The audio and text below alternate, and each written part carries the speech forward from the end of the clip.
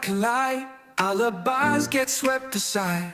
I got proof that can't be denied. The data don't lie, people do. Waves crashing, secrets in the tide. Facts and numbers side by side. Through the chaos I will abide. The data don't lie, people do. Look at the records, feel the vibe. Digits and bytes come alive. I stand tall with nothing to hide. The data don't lie, people do.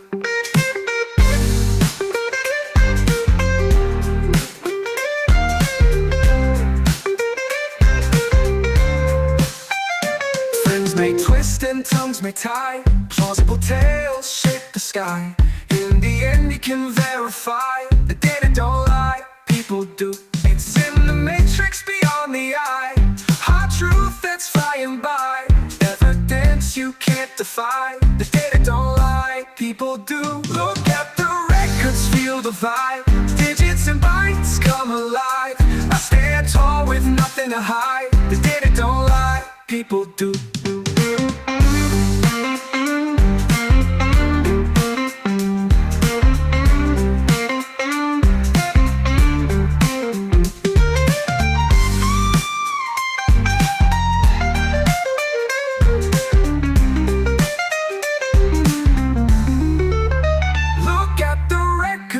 The vibe, digits and bytes come alive. I stand tall with nothing to hide. The data don't lie, people do.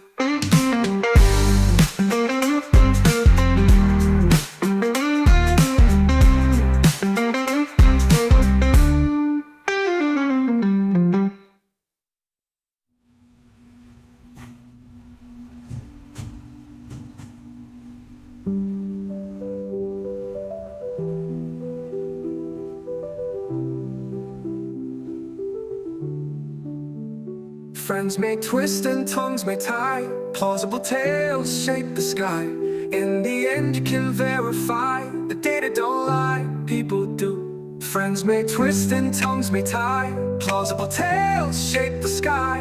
In the end you can verify. The data don't lie, people do.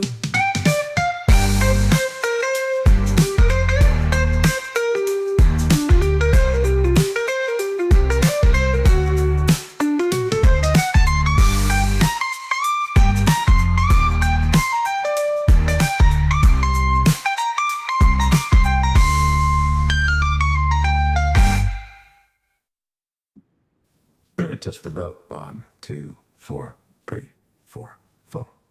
It's in the matrix beyond the eye. Hard truth that's flying by. Evidence you can't defy. The data don't lie, people do.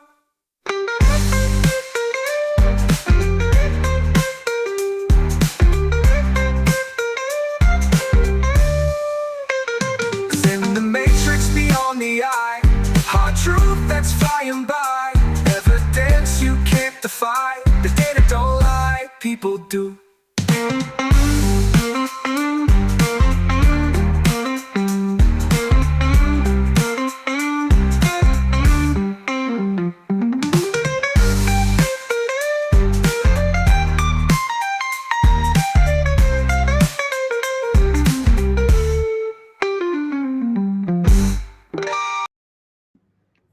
Pling! Hello everybody. How are we? Hello Bob. Thank you. It's just me shit stirring really. But a lot of people were getting it a little mixed up because everyone's seeing different times, but it's all the same time, depends on how you do the math. How are we all today? Happy Independence Day. Oh, that's right. It is Independence Day, isn't it? So, because it says July the 4th here, and we are 10 hours ahead of you, I thought it was only July 3rd over there. So, happy Independence Day to everybody. Let me have a look at my notes, because I had a little, preamble I thought we'd talk about before we continue on, and it is to do with yesterday's video, me shit stirring Kate Peter. For those who don't know, I wouldn't say I've got history with Kate Peter, but I knew of her long before I knew of this case. The math is hard. That's right, Bob. It is July 3rd. There you go. I thought I was a little mixed up there. Oh my god, I even got it wrong in the video because it's supposed to be daylight savings time over there. So it doesn't matter, regardless of the word I got wrong. The time still calculates back to 10:52 a.m. So when I first started my channel, I didn't really think about starting a channel. I just always had a good interest, solid interest in. I'm originally from Utah and have always maintained the city of Spanish Fork blows American Fork out of the water. Well, that's a pretty high bar. Anyway, back to the story. When I was, first getting into true crime, the first sort of topics I really wanted to go over was just how easy it is to like trick people with stuff like a timestamp, for example. But you can also, edit anything that you got on the screen locally. It won't change it at the server end, but you can edit it locally to make it say anything you like and take a screenshot and send it off to whoever you want to do your dirty work. So that was kind of where I started my interest in true crime, like teaching people don't believe everything you see just because someone says this is a screenshot or this is someone saying blah blah in a text exchange, because that can all be faked very easily. So that was kind of where I started. But there was another channel that we both had a common interest, I guess you could say. And his channel was called The Scientific Skeptic. And his and my interests sort of collided or combined because he is a scientific skeptic, obviously, very much a science person. And I'm a science person, you don't just make shit up. You got to have a basis for it. And generally science or math is the way that you answer those critical questions. So we came together on those sort of topics. Completely different case altogether outside of this one, but that was when we first tripped over Kirsty, Kate Peter. So at that time, she was gunning for another creator, a couple of other creators. Like she guns for TB. Like this is nothing. This is not her new thing. TB is just her new topic. But she's been doing this for years, like at least a decade that I know of. So yeah, she gets a little bee in a bonnet over some creator and off she goes. She turns everything into fucking chaos. So this is not my first party with the crust. The remarks from Judge Gilday, I did it again, indicate he believes all social media is an attempt to influence the trial. Well, this is the interesting thing about today's topic, because this isn't Judge Gilday that is taking this attitude. This happens to be a pretty common attitude across America. We have media don't like YouTube creators and social media. Here in Australia, we've got a social media ban. Anyone under 16 is not allowed to be on social media.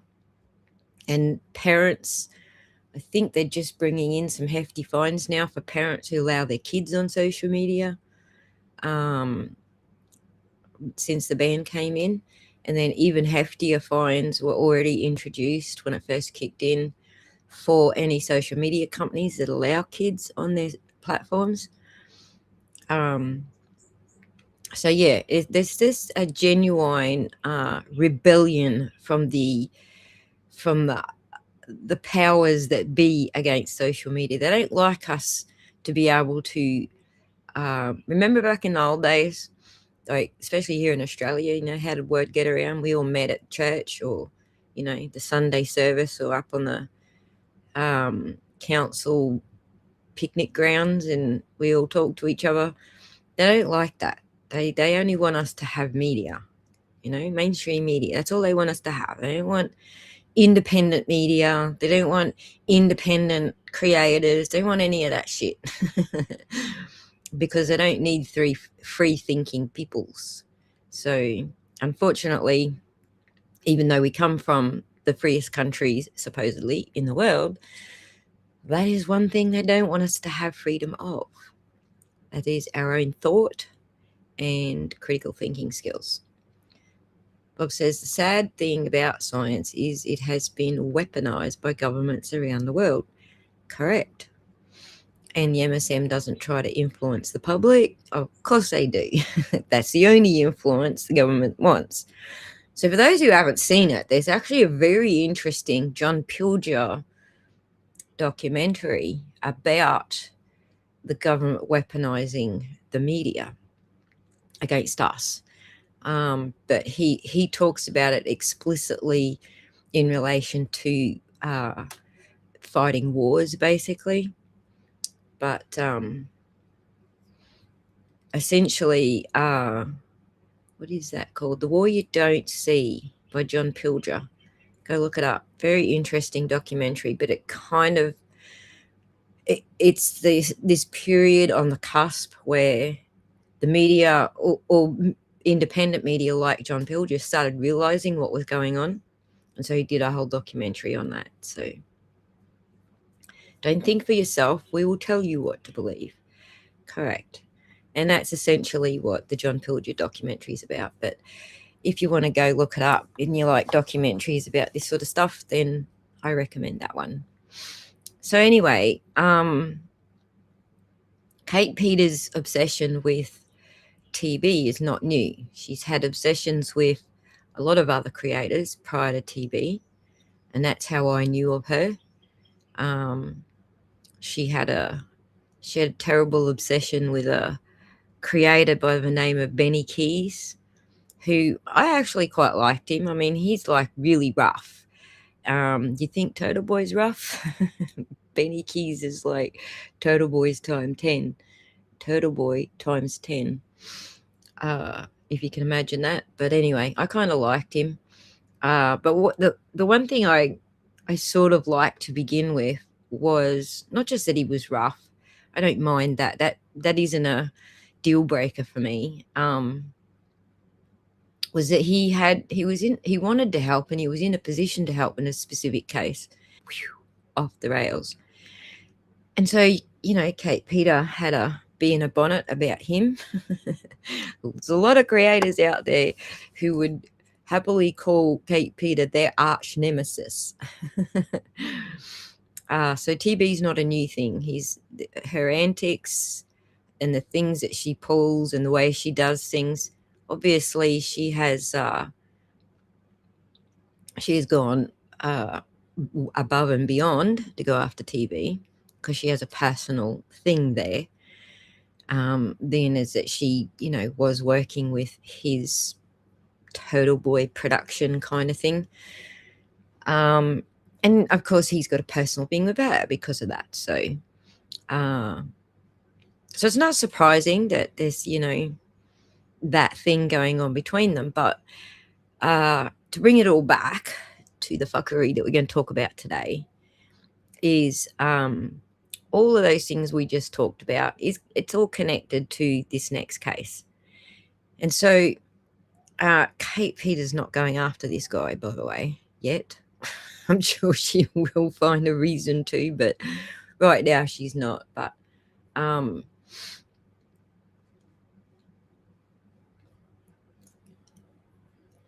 so let me just catch up with the comments here. Why are you talking about the McNeff brothers, current owners of Bricks and Minifigs? Oh, the context that he's saying it in does actually sound like that, but we haven't even started that yet. there's tons of layers. First player tokens is correct. There's tons of layers to this. So I just wanted to start at the start today. So yeah, when you just take into account that the judiciary, the courts, the media, the police, pretty much anyone in authority, the powers that be, do not like independent creators. And this is just another example of how independent creators end up being targets for no other reason than they are independent creators. Like, I can't say totally no other reason. Sometimes they just do stupid shit that I can't excuse, let's say. But on that same token, it's not illegal to do things that, you wouldn't do yourself. So it kind of comes back to, people don't like the TikToker crowd. They getting in everyone's faces with the camera place, and you're abiding by the law. It's not illegal. But, people just find ways to make it sound illegal. And that's what we're facing here with Turtleboy, Aiden Carney, for those who don't know who I'm talking about, in the Karen Read case. And we're also talking about the same thing when it comes to the Bricks and Minifigs case, because they have connections in the town with law enforcement. Sound familiar? They're able to pull things that regular folk couldn't, as far as legal gaslighting, as Cut to the Chase man says. It is in fact legal gaslighting. So when you put the two cases together, you see this pattern: people in power, legal gaslighting, and manipulation of the courts, weaponization of the courts, and so on. So this is the common theme. So if you're familiar with Asperger's, which I am, or you might be familiar with ADHD, there's got to be something in it, to get your interest up. And injustice is absolutely a hook for me. This is definitely an unjust case. And there's a lot of different layers to it. So today we're just going to start off with, peeling off the first layer. How did he get into this situation to begin with? And then we'll walk it from there. So it's definitely a rabbit hole. So layer one is, let's walk through who's Ben, first of all. It goes from the top down. Exactly, Bob. It's a top-down thing. It's the same pattern, whether you're talking about the Karen Read case or you're talking about the American Fork Police Department. It's the same top-down crapola. So let me just get Mr. Reckless's channel on the screen here. Let me share. Why are you telling me share another screen? Sorry, guys. Where are we? Reckless Ben. Here we go. Oh, that didn't work.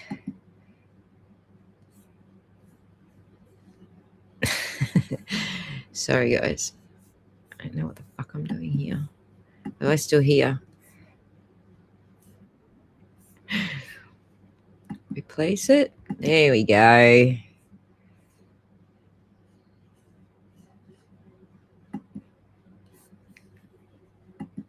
All right. That's better.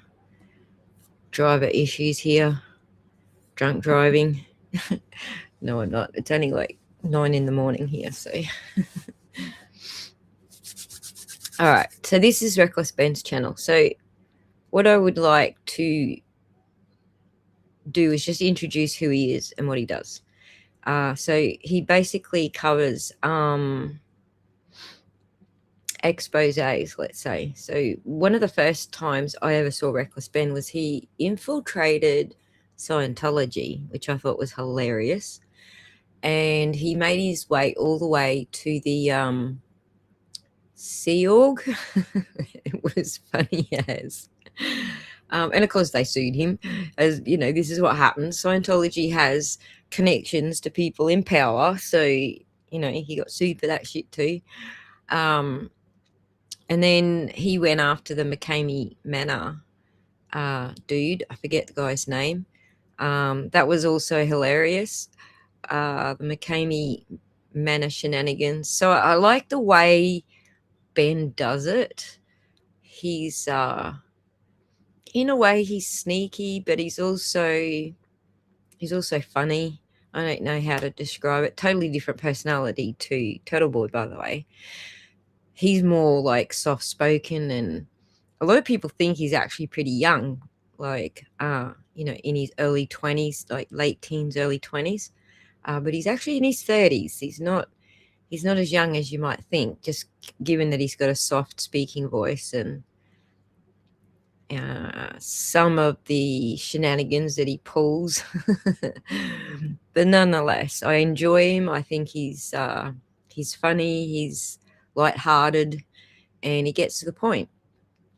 He exposes all these things. So the McCamey Manor was basically dudes charging people thousands of dollars to go there to get their horror experience, but he doesn't actually have a manor. He has no building at all. He just logs them in the garage and tortures them, basically. So Ben kind of uncovered that and brought that whole show to an end, so to speak. And he's got a few other, things that he's done under his belt as well. But that was kind of how I knew of him. So let's get into the Bricks and Minifigs expose. He explains it best himself. So and stop regularly and have a little conversation about each of the parts of his video. So we get a feel for what it was that he did here. Because it wasn't really that much, like seriously. It was funny, but let's get into that video. And yeah, piece of shit. Hang on. How about we share this one? This one instead. That worked? All right. I've got double sharing shit happening at the top of the screen, but you can't see it, so. Whew. L. Ron Hubbard and Brigham Young. Yes. There's some weird shit going on with both of those, right? So, and here's the funny thing. A lot of murder cases that come out of that area, they're like the Bible Belt, they're all somehow Brigham and Young, like, type people. That's what their thing is. Isn't that weird?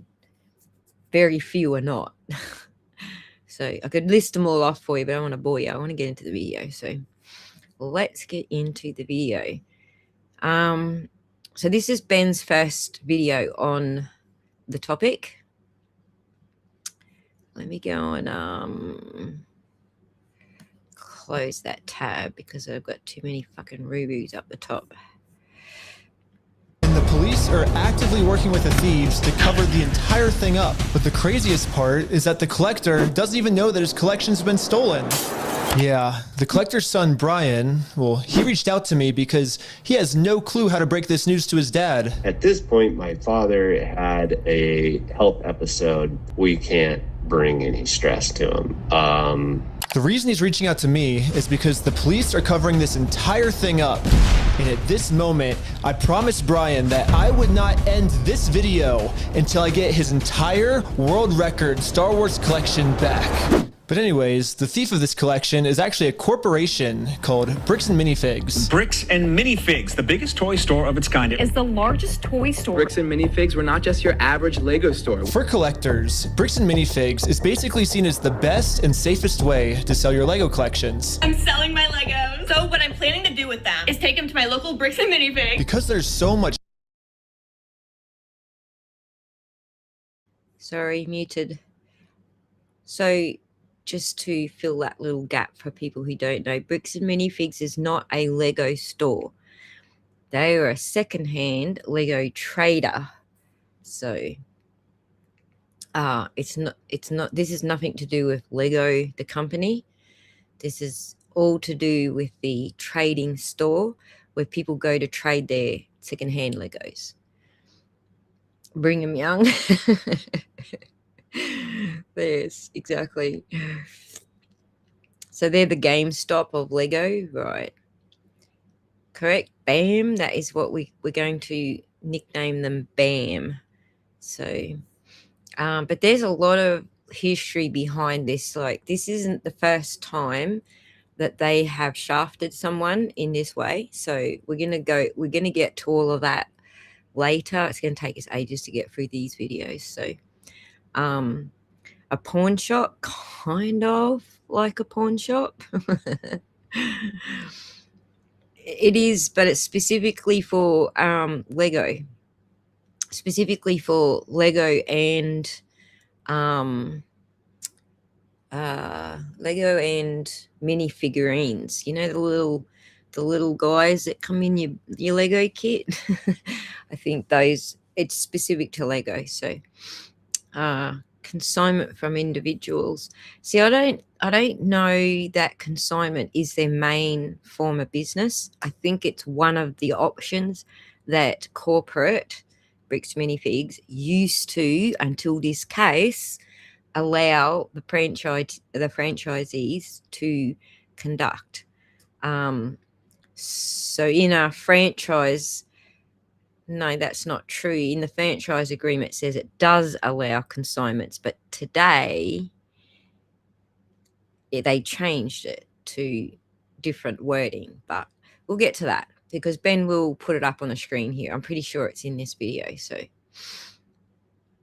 I know they're saying they don't, but their actual contract with this store said they do. So that's like, this is where it gets really loose as far as the law goes, because that, whether or not that's in their contract, no, that's all right. First player tokens. I understand it's confusing.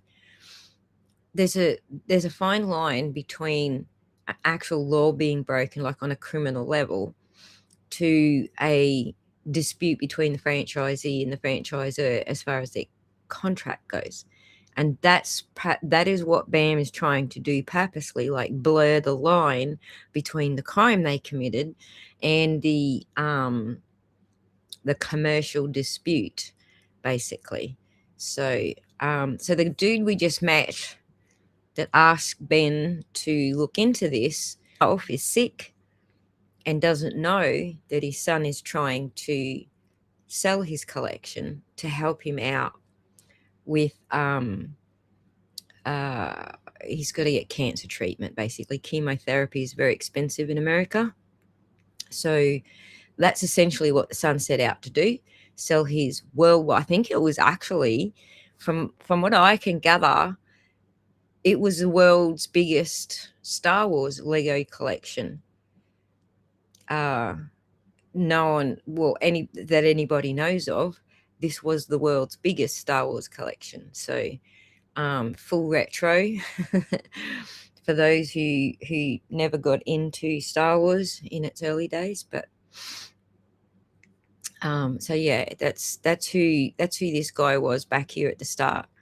This dude here, that's the son of the collector, thinking it, he's doing his dad, some I freaking lost the spot, thinking he was doing his dad a good one. And had it simply stayed between the franchisee and him, things were working out. So the differences here, or the dispute here, isn't even between the franchisee and the dude that commissioned the sale.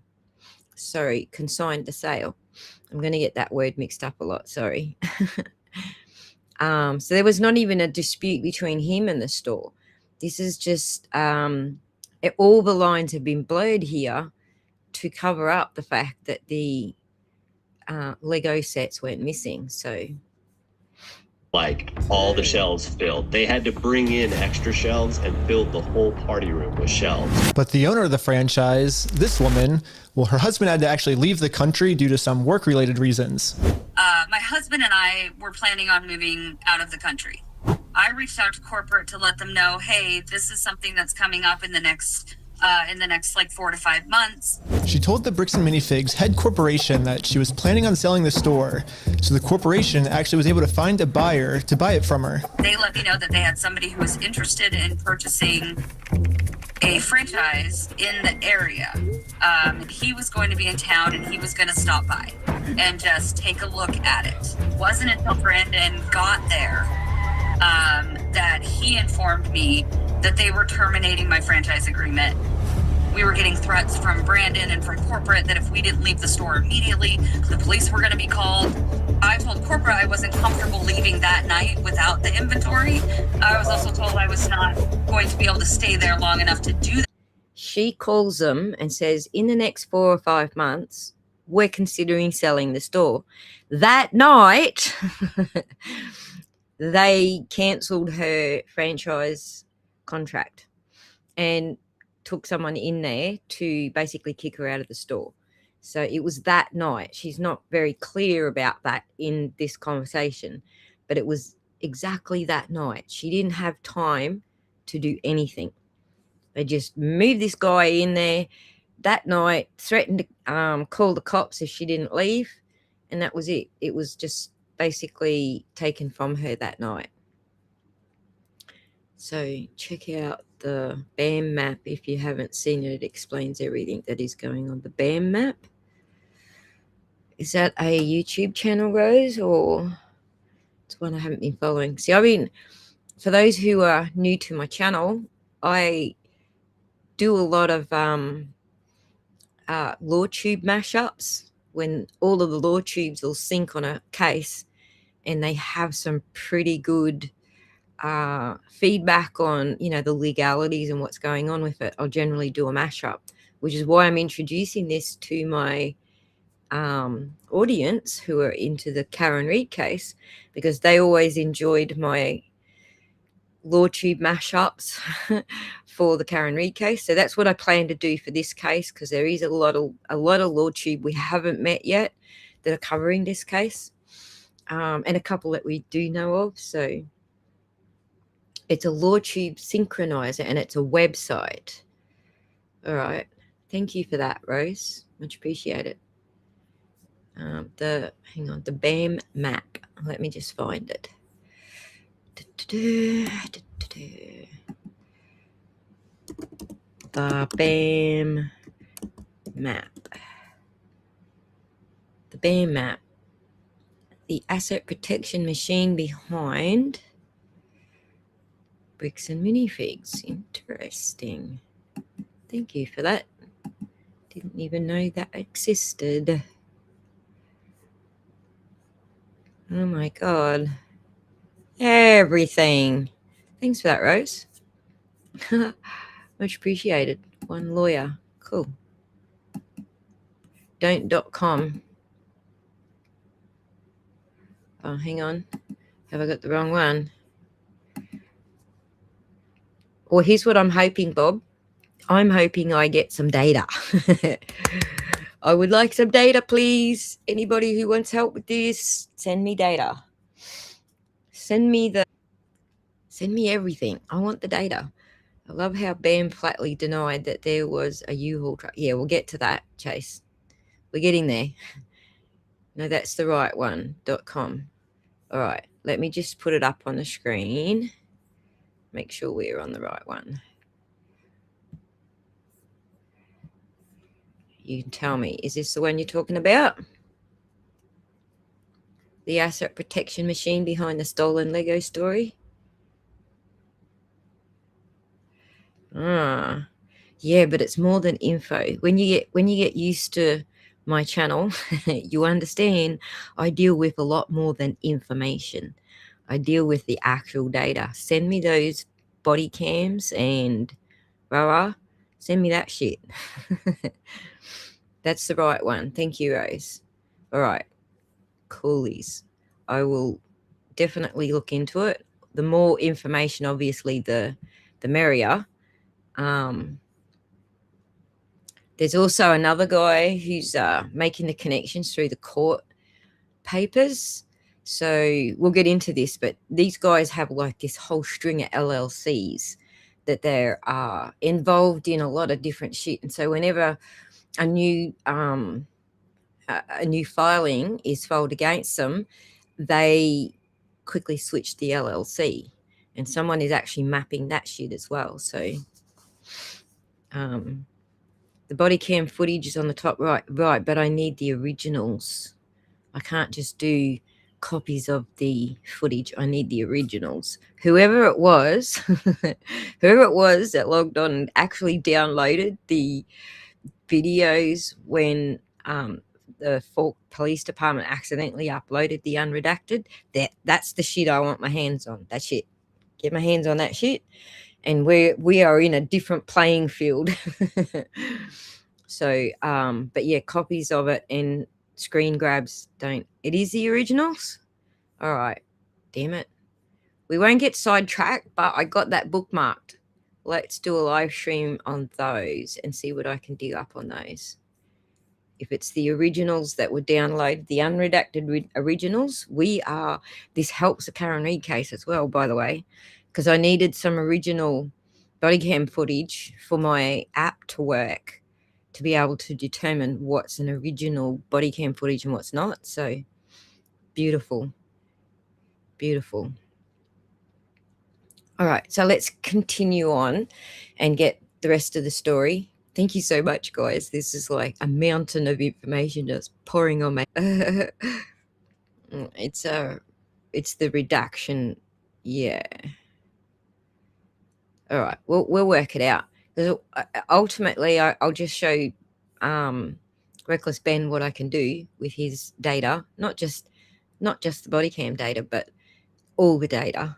I can show him what I can do with it, and all of a sudden, he'll have a different case on his hands. So let's continue with the story so that But we don't just have people who are new to it actually understand what it is that we're doing. to take this woman's word for it. She was actually able to save all the security camera footage from that night, proving that everything she just said is true. All the footage and evidence is there. In the security cam footage, it's him at the store kicking her out.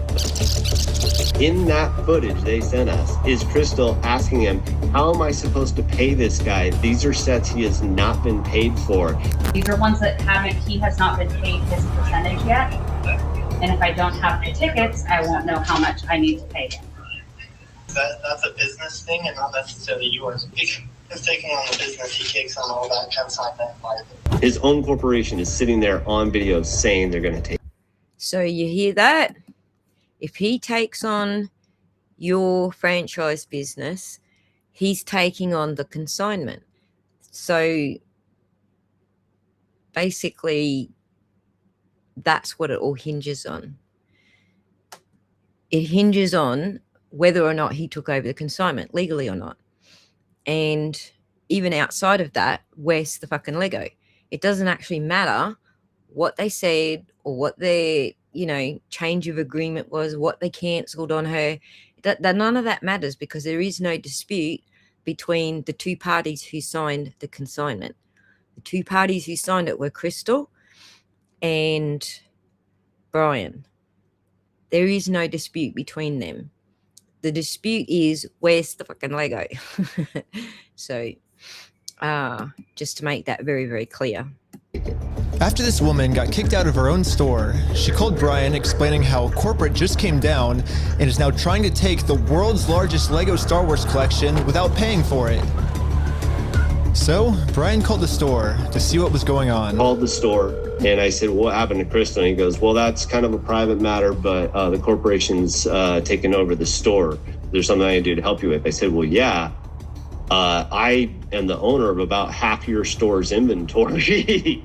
All those vintage Star Wars sets you have in there are ours. And he goes, I don't know anything about that. I said, well, you better get to learn about it because I have a contract. I have a copy of the contract. We're like, you need to let me in back and let me see the sets that you still have. All you have to do is let me in back.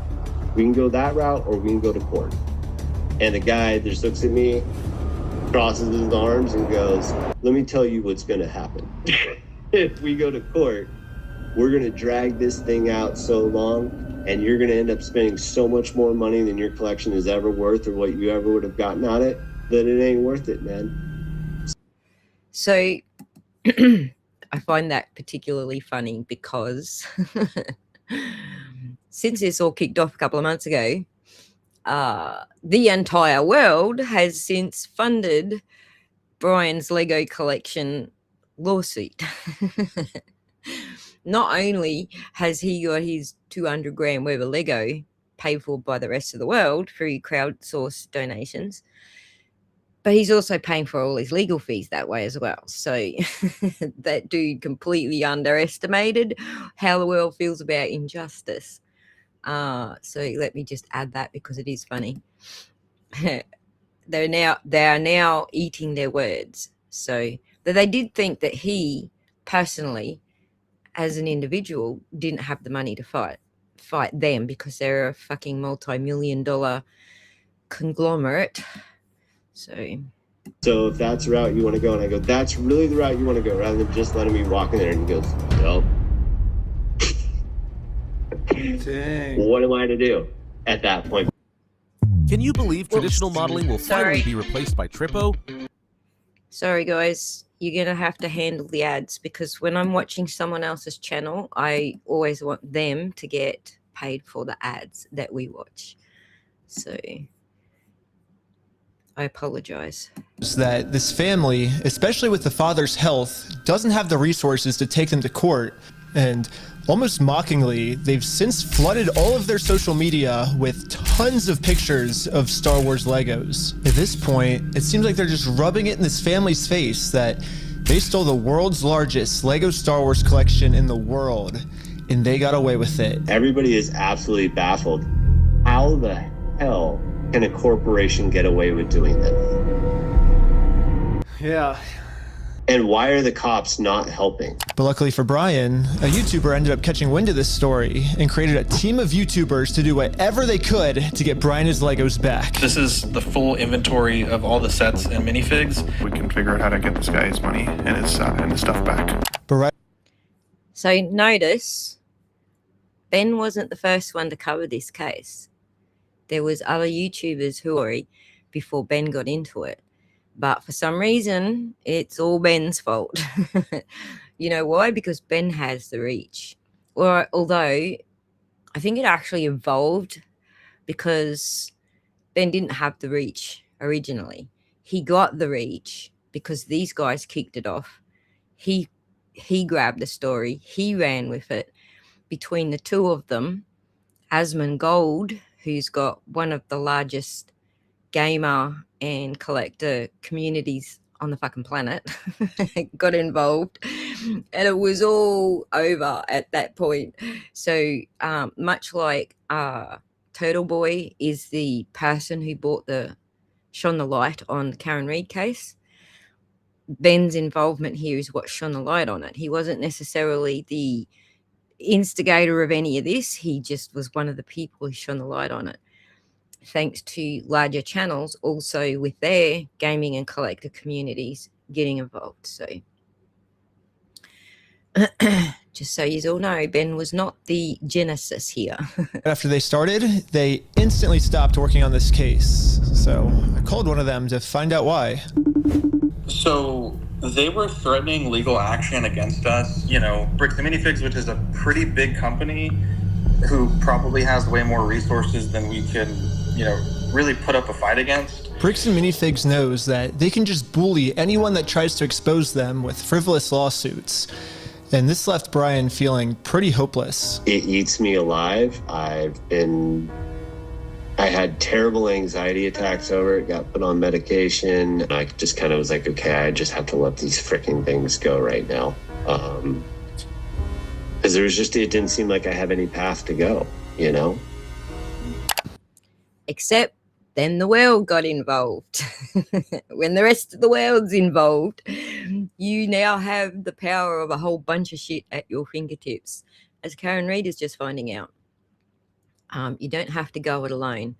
And Ben is the conduit by which we learnt about it. So let's not forget, You got the whole world behind you, Brian. Well, I guess now it's time for me to get involved. So immediately I went to my car, picked up some friends, and started driving 16 hours to this Bricks and Minifigs store. And I will do literally whatever it takes. Even if I have to take down the entire police force, I will stop at nothing until this family gets their entire Lego Star Wars collection back.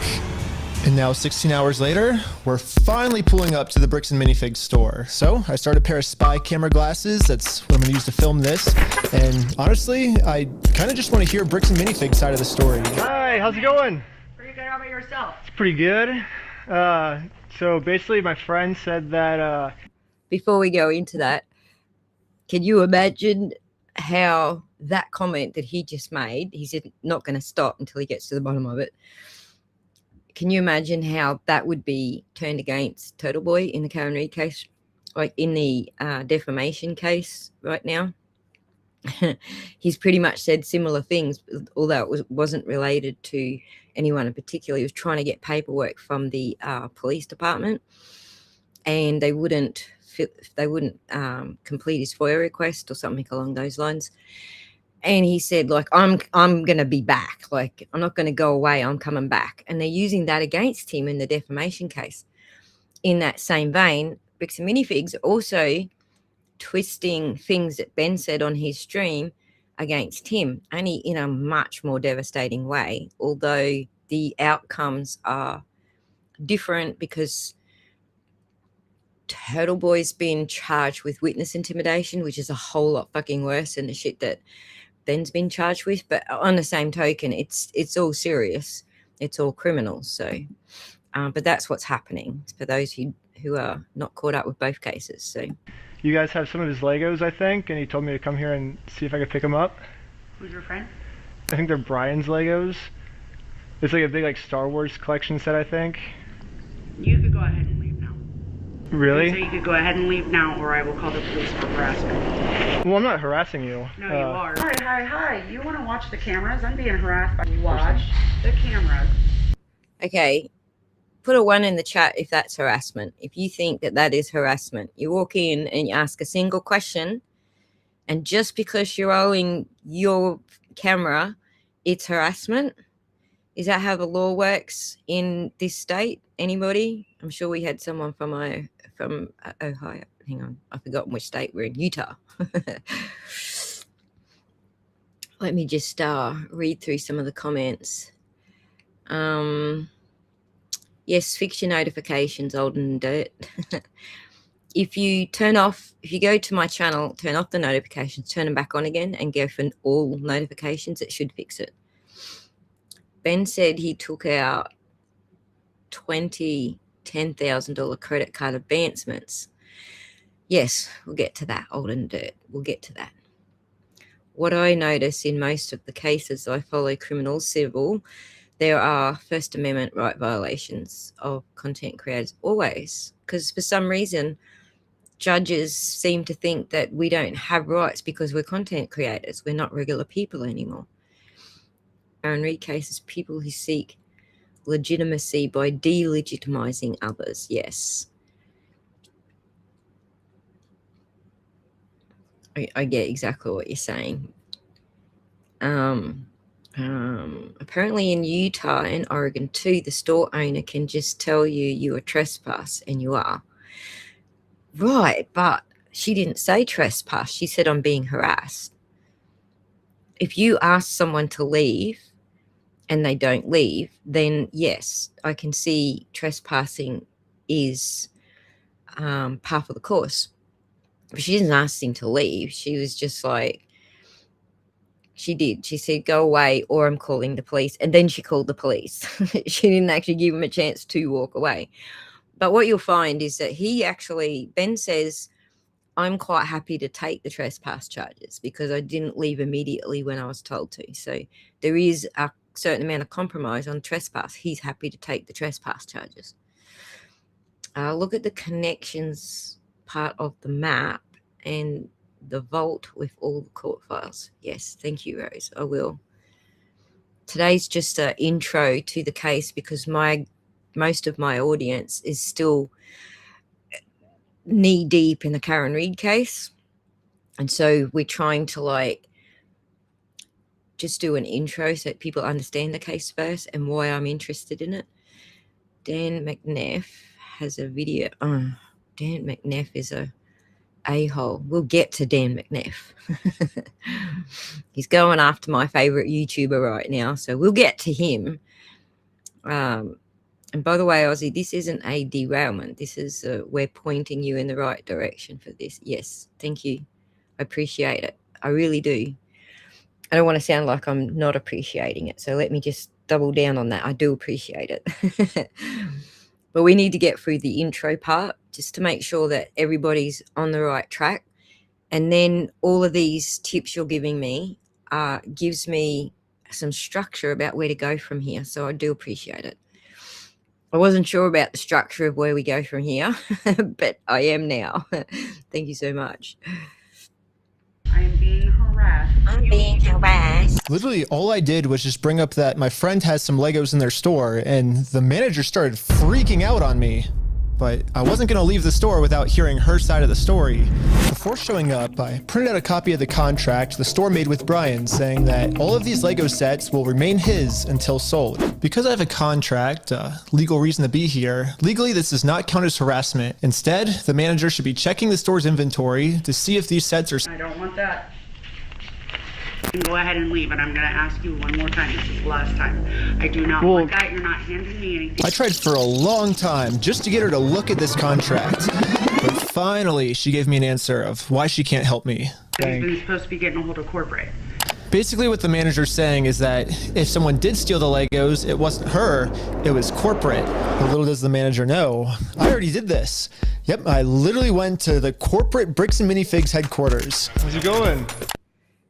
So essentially, it is part of the, it's a full hijinks trauma llama. So essentially what's going on is all this screwing around that they're doing is evading the original problem. Brian went into the store to get his Legos or the value of what was sold or whatever. He was happy to talk with them about it. They said, what Legos? That's where the crime happened.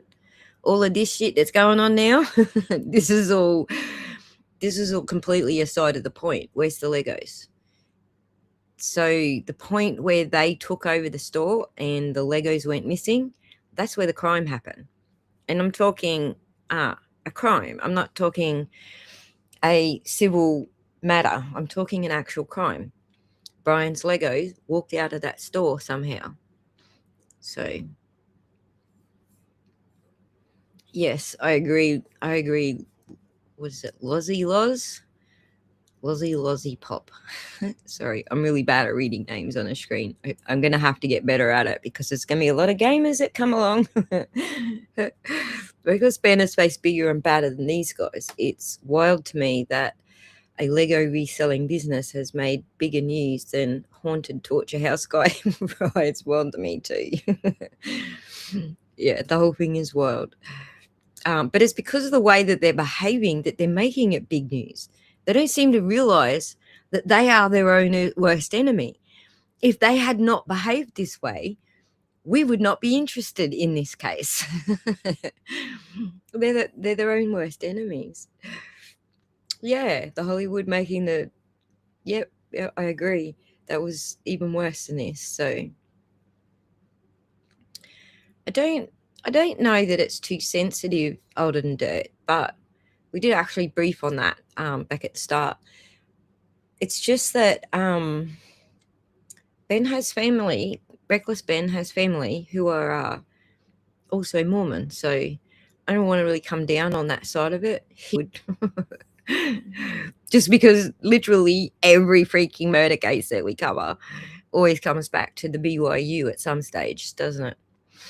So all of the big ones, the big murder cases that made big news, they generally come back to they were either at BYU, studied at BYU, connected to BYU. It just goes on. But I won't make a deal out of it in this particular case. And this was corporate side of the story. You have to talk to the store owner. Yeah, like they're all locally owned and operated, and we can't do anything with it here. Their decisions are their decisions. For sure. So when they say go to corporate, how do we respond next time? I have no idea. You have to take it up with them. It's your thing with them. That doesn't involve us. So you see the trick here? They're just swatting it back and forth. Just bat it back to them. Nope, bat it back to corporate. Nope, bat it back to the store. Batty bat bat bat bat. For anyone who's actually seen the Fern Gully, it's an Australian kids cartoon. You'll laugh at the batty bat bat. Yeah, exactly, Bob. I don't have much interest in Lego. Let me tell you, my interest in Lego is imprinted in my fucking feet. Because as a parent, that's pretty much my exposure to Lego, stepping on the shit. But it's very interesting. The case is actually very interesting. So yes, law and crimes coverage of this Lego stuff had me screaming. Yes, they're trying not to take a side. So if you're watching any kind of mainstream media, they're trying to tell us that this is a civil, problem in the civil courts, but it's not, because what happened here is that dude's Lego was stolen. That's not civil, that's criminal. So I showed the manager what corporate bricks and minifigs said. When corporate tells me this, I'm supposed to come back to the store, right? And so it kind of seems like you're going against what corporate's saying. That's fine. Oh, well, this is what corporate told us. I'm happy that's what corporate told you. For the last time, I'm asking you to leave the store. Can you give me a reason to leave, I guess? Have you guys heard me ask you several times? I don't know about you guys, but to me, it kind of seems like the only reason she's asking me to leave the store is to cover up this $200,000 theft. You need to leave. How many times have you been asked to leave? Was there a reason you're asking me to leave? You need to leave. I've asked you to leave. You need to leave. You need to leave. I've asked you how many times to leave. I've been asking to leave. Eventually, the owner... It is trespass, okay? And then you see why he says, look, I accept the trespass charges. Let me also add here. Oh, shit, it just fell out of my head. What was I going to add? Oh, there was an important thing I was going to add there, but it'll come up again. The Mormon connection is cultural cohesion. They are insiders, and these guys are outsiders. Right. Following Eric. And I agree with that. Insiders and outsiders are similarity between the Karen Read case, because that's the only reason they pinned that murder on her, is because she was an outsider, and they're all sticking together as insiders. So there is absolutely that social cohesion that you're pointing out here. Or the bricks and minifigs store? Yeah, why? What you got? So basically, I just wanted to get some of the Legos back that you guys still have. I think I'm looking for the clone turbo tank. Why do you think you would be entitled to our inventory? Well, at least I confirmed the Legos are still here. The only thing is the owner's claiming that he's the owner of these Lego sets. I mean, it's pretty stupid of him to say that, considering I'm literally holding a copy of a contract he made with the store that said that this Lego Star Wars collection is not the store's property. It's the family's property. So just to clarify that little bit, I kind of feel like, just from a strict, business standpoint, not because I'm taking sides, but Reckless Ben is not the owner of the Lego. Brian Mansell is the owner of the Lego. I assume parts of the video that are cut here, he's already saying that he's speaking on behalf of the family. But if he didn't communicate that to anybody, then of course, anyone can just walk in there and say, hey, I own this Lego. He had to have actually communicated that he is there on behalf of the Mansell family. So I just wanted to point that out. He needs to go into acting. I think he pulls it off actually pretty good, because it is an act. I don't think he's as naive and clueless as he makes out he is. So he studied engineering in college. There you go. Thanks, Lozzie. I didn't know that. I didn't know that at all. But yeah. So just pointing that out, yeah. If he had to have said he is representing the mental Contract family. makes all of this very clear, so I want to give him one more chance to answer a little bit better. Well, I just want to get it back from my friend. He said he couldn't get it back, so I was just wondering if I could just come pick him up. Because you guys still have him, right? Bro, why do you think your friend would be entitled to our inventory? Well, it's his. He owns the Legos. Huh? He doesn't own the Legos. Well, yeah, we have a contract. He does own them. No, bro, are you an idiot? Are you stupid? Josh, the police have showing up right now. Hey, how's it going? Well, at least the police are here now, so... So just to explain that, Josh is the guy who corporate called and said, come and take over this store. Josh is the guy who kicked Crystal out and said, if you don't leave right now, we're calling the cops.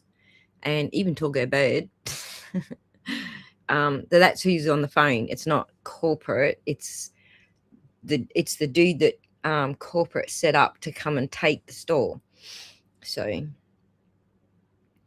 yes, I'm glad he lawyered up too. Technically, he does own some. Yeah, he did buy some. So we'll get to that. Possession is 9/10 of the law, right? In this case, as he said, he's got a contract saying that the Mansell family own that collection. So it's a little bit more than 9/10 of the law right now. So Ben did buy some Lego sets, not all of them, but he did buy some of them. So we'll get to that. Once I show him the contract we're in with the store, we can finally get the Legos back. Basically, we have, I think it's like $200,000 worth of Lego sets that we just have them in the store, and we just like to pick them up, I guess, because they were going to sell it for us, but I guess they're not selling it for us anymore. Oh, that's what I was going to say just before about the $200,000. There seems to be a lot of disagreement as to whether the Lego set was worth $200,000. And my understanding of this is these are not new Lego sets. These are retro. These are vintage Lego sets. So when you go into the retro vintage like collector world, even if you're talking furniture or teacups or whatever, there's all different types of collectibles that are retro and vintage. Anything over 20 years old is vintage. And when you're in this world of reselling used items as a collectible, it's only worth what the person who's buying it is willing to pay for it. So all the arguments about whether or not it was a $200,000 set or it's only a $100,000 set is actually neither here nor there.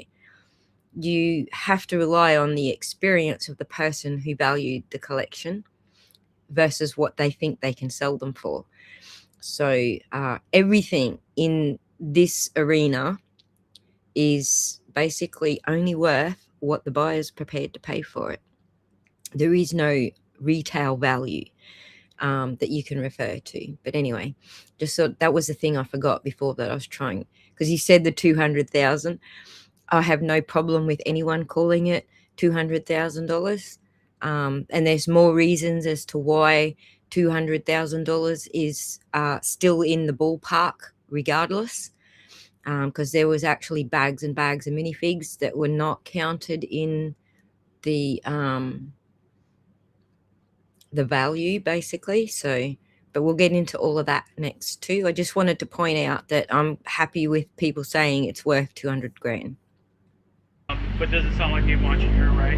So they but they have our sets though, yeah.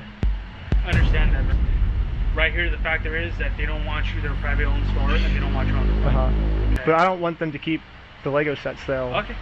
So yeah. The police officer literally didn't care at all that the store just stole $200,000 worth of Legos. For some reason, he made it seem like I was the bad guy. So you are trespassed from here. So okay. Trespass for life. So if you come back. Oh, for life? Yeah. If you come back, you could be arrested. Okay. Oh, so how do I get the Legos back then if I can't go in the store? Okay, we talked about that. Do you understand the trespass portion? If you come back, you will be arrested. Okay. So, okay. Again, Rob. Let me also add here, by this stage, they had already trespassed Brian, the owner of the freaking Legos. So I have covered this in another case. It feels familiar. I will look it up while we watch the next part. But there's another case, but might not be Utah. It might be another state. Let me just rack my brains in the next part here and see if I can find. There was another case where I pulled up. I think it might have been federal, like Supreme Court rulings on whether or not you could be trespassed for trying to collect your own items. Let me just look into it. So it's a vague memory here, but I'll look into it. Back. We're in the car, and we're gonna arrest you. Brian did warn me that the police are actively trying to cover this up. So Brian and I are now officially trespassed from the store. And if we ever come back to ask for his own Lego collection back, then we are going to be arrested. is there, I guess, a reason why they're able to just take all the Legos and not give it back, or? So, we just gotta leave. Okay, I just have to leave? So, leave now. Okay. I'm not allowed to be in the parking lot? No. So this is all private property. Oh, okay. Okay. Okay? Oh, sorry, ads. I'm trying to make sure that Ben gets full value out of us watching his video. So I apologize for the ads, but that's the point. And yes, Lozzie, I will be doing CopyZilla's investigation because I can pick a few holes in it, even though he did a very good job with the information he was given. And then what was the other question? There is a public spreadsheet out there. Is that on the website? I want that spreadsheet so I can look into it.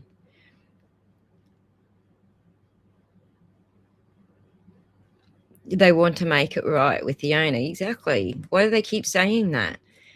Because they're trying to force him into agreeing to a lesser value. And if they can get more and more people talking about lesser value, then they owe him less than what he was promised. Something along those lines, Lozzie. It's no wonder he just sounds like he should sound. Like, if you want to take advantage of someone, you want to take advantage of someone that you think is a flake, right? So I think it's perfect. Yeah, I'll have to track it down, player tokens. I really think that once I've got the spreadsheet and can do the math myself, I can have a more decent sort of react, I say loosely, to CopyZilla's investigation, because I can't knock his investigation. I was actually very impressed with it, but I want to see the map as well. But we will get into CopyZilla's because he uncovers the most important thing in this whole thing, and that is right back at the start, where the fuck did the Legos go? So. And Minifigs, which is like the whole location of the video. So how do I film a video at Bricks and Minifigs now if I can't even legally go back there? So, to continue the video without getting arrested, I went back to Bricks and Minifigs corporate offices. And the Bricks and Minifigs CEO, the guy who runs the entire company, Ammon McNeff, he personally came out to talk to us. So what's going on? So you guys are holding some of our Legos? No, we're not. You're not? No. Is that a lie? No. That's a lie. You did take the Legos. No. The fuckery. So we have our attorneys have visited. Like again. So who's like $1,000 worth of Legos in your guys' store? Nope. Never happened. No, I mean, it did happen. Yeah, it does happen. This guy hasn't finished a fucking sentence, except it didn't happen. So the fuckery here is we kick you back to the store manager. The store manager kicks you back to corporate. Corporate kicks you back to the store manager, and you just get stuck in this endless loop, which is basically where Brian ended up. And so they've already done this. They've already played the fuckery the first time. Hello, Crunchy Frog. Thanks for joining us. So they've already done this loop multiple times with Brian. Now they're going to repeat the loop, the fuckery loop, with Ben. No, we did not. Yeah, because his Legos were in the store and you guys took them. I know you think lying to us right now is kind of like helping you out. I'm not lying to you. Well, we both know you're lying, but... No, we don't know that. So I showed him some social media posts his own company made that are still up that claims that these are Brian Mansell's Lego sets. And these Lego sets that they're still holding on to are worth $200,000. But all of these claims are from his own company. We just caught the CEO of the entire company red-handed in a lie. Yeah, it's crazy to me that even the CEO is in on this cover-up. But anyways, now that we just caught the CEO in this lie, I wanted to let him know that it's going to be much easier if he just gives us the Legos back now. If you just want to give it back now, it's going to be a lot easier for you guys, you know? I think you guys would prefer the easy way. The hard way, I don't think you guys are really going to like it. No, okay. But we're getting it back either way, so it's like you can either... So you can leave if you come... So here's the question. Was that a threat? We can do it the easy way or the hard way. Is that a threat? Is that a threat he should be in fear of his life for? Or is that the same threat that they gave Brian back at the start? You can sue us if you want, but it's going to cost you more money. Which way do you take that? And I'm asking for a specific reason. Those who are familiar with the case know the reason I'm asking it. But for those who don't, you're in for a surprise how they twist some of the shit that is said here. Back here, we will call the cops. If you don't leave right now, I will call the cops. So you don't want to do the easy way? So you're threatening me. What you are doing right now is illegal. It's an extortion. So catching you guys in illegal activity, that's illegal on me. This is not another... So it's extortion, he said. It's extortion. How is it fucking extortion? How did you get to fucking extortion from that, dude? Like, literally, there's no extortion there. The dude owns the fucking set. You can't extort something that you don't fucking own. Other than dirt, I think he is a decent guy. I don't believe he's following the letter of the law in some cases, but I don't think he's going to the extent of breaking the law that they're trying to claim. And I'll point out some of the things. As I've already said to this point, he accepts the trespassing. When he's told to leave and he doesn't leave, he accepts those charges. So, and that's a decent person, as you say. You have to at least admit where you fucked up, right? So Ben and Brian have never asked for cash. They only said, we want the Lego back. Exactly. Thank you. Cut to the chase. You can't get extortion from give me my freaking Lego back. So Kevy is in the house. Supermod, everybody. So those who don't know, I got multiple supermods, but Kevy's one of the research people that helps me find links and shit. So when you want to point me at something and he's in the house, get him to note it down so he directs me back to it later. So Kevy, the first one you want on the list, let me just send it to you in the chat. The first one we want on the list is that one. Don't let me forget. All right, let's get back to the video. So yeah, there is no extortion here. This is bullshit. The dude owns the Lego that Ben, all these names are going to have me so fucked up because there is another Ben in the story a bit later down the track. Ben and Brian, Brian owns the Lego. Ben is speaking on behalf of Brian. So there is no extortion. And with that, Bricks and Minifigs has made their decision. I presented them very politely with the easy way, and they said, heck no. Well, they've only left me one other option, which is the... All right, I got to rewind that because this is something that they decided to use against him as well. So let me just take that little bit back a little bit further because it's important. Listen to what's said. Okay, you've been asked to leave. Please leave. And with that, Bricks and Minifigs has made their decision. I presented them very politely with the easy way, and they said, heck no. Well, they've only left me one other option, which is the hard way. So, is it going to surprise anybody that they took that little snippet, especially my audience who are already familiar with the Karen Read case and the defamation case against Turtleboy? Is anyone surprised that they take that little snippet and use that as a actual threat to do the bang bang on the building, bang bang? I don't want to say the words because I don't need to trigger any YouTube freaking roo-roo, but you're following. Remember that bit because that comes up in the lawsuit. But now it's pretty much the super hard way because the police are protecting them. If I ever go back to the store, I'm getting arrested. If you come back, you will be arrested. Okay? You understand that? So we all regrouped together to rewatch the footage I've gotten so far. And there was one thing the manager said that might be a way forward for us. I have not heard anything from the owners. Oh. So you need to leave. Can I talk to the owners then, or? You go ahead and call the owners. Do you have their number? I'm not giving it to you. Why won't you give it to me? Call the owners, but I'm not giving you the number. Because isn't that the logical next step if we're supposed to Well, work you with have the all the owners? Then information right there, right? I have the Lego sets you guys have, but I don't have the owner's number. No. So yeah, if you give me if that's what you want me to do, then you can give me the number and I can. No, I want you to leave. Call them. Basically, she's putting all of the blame on the owner of the store, which is good to find out. The only problem is she's not giving me the owner's number. Yeah, if you could give me a number and we could call I'm not them. giving you anything except for calling the police.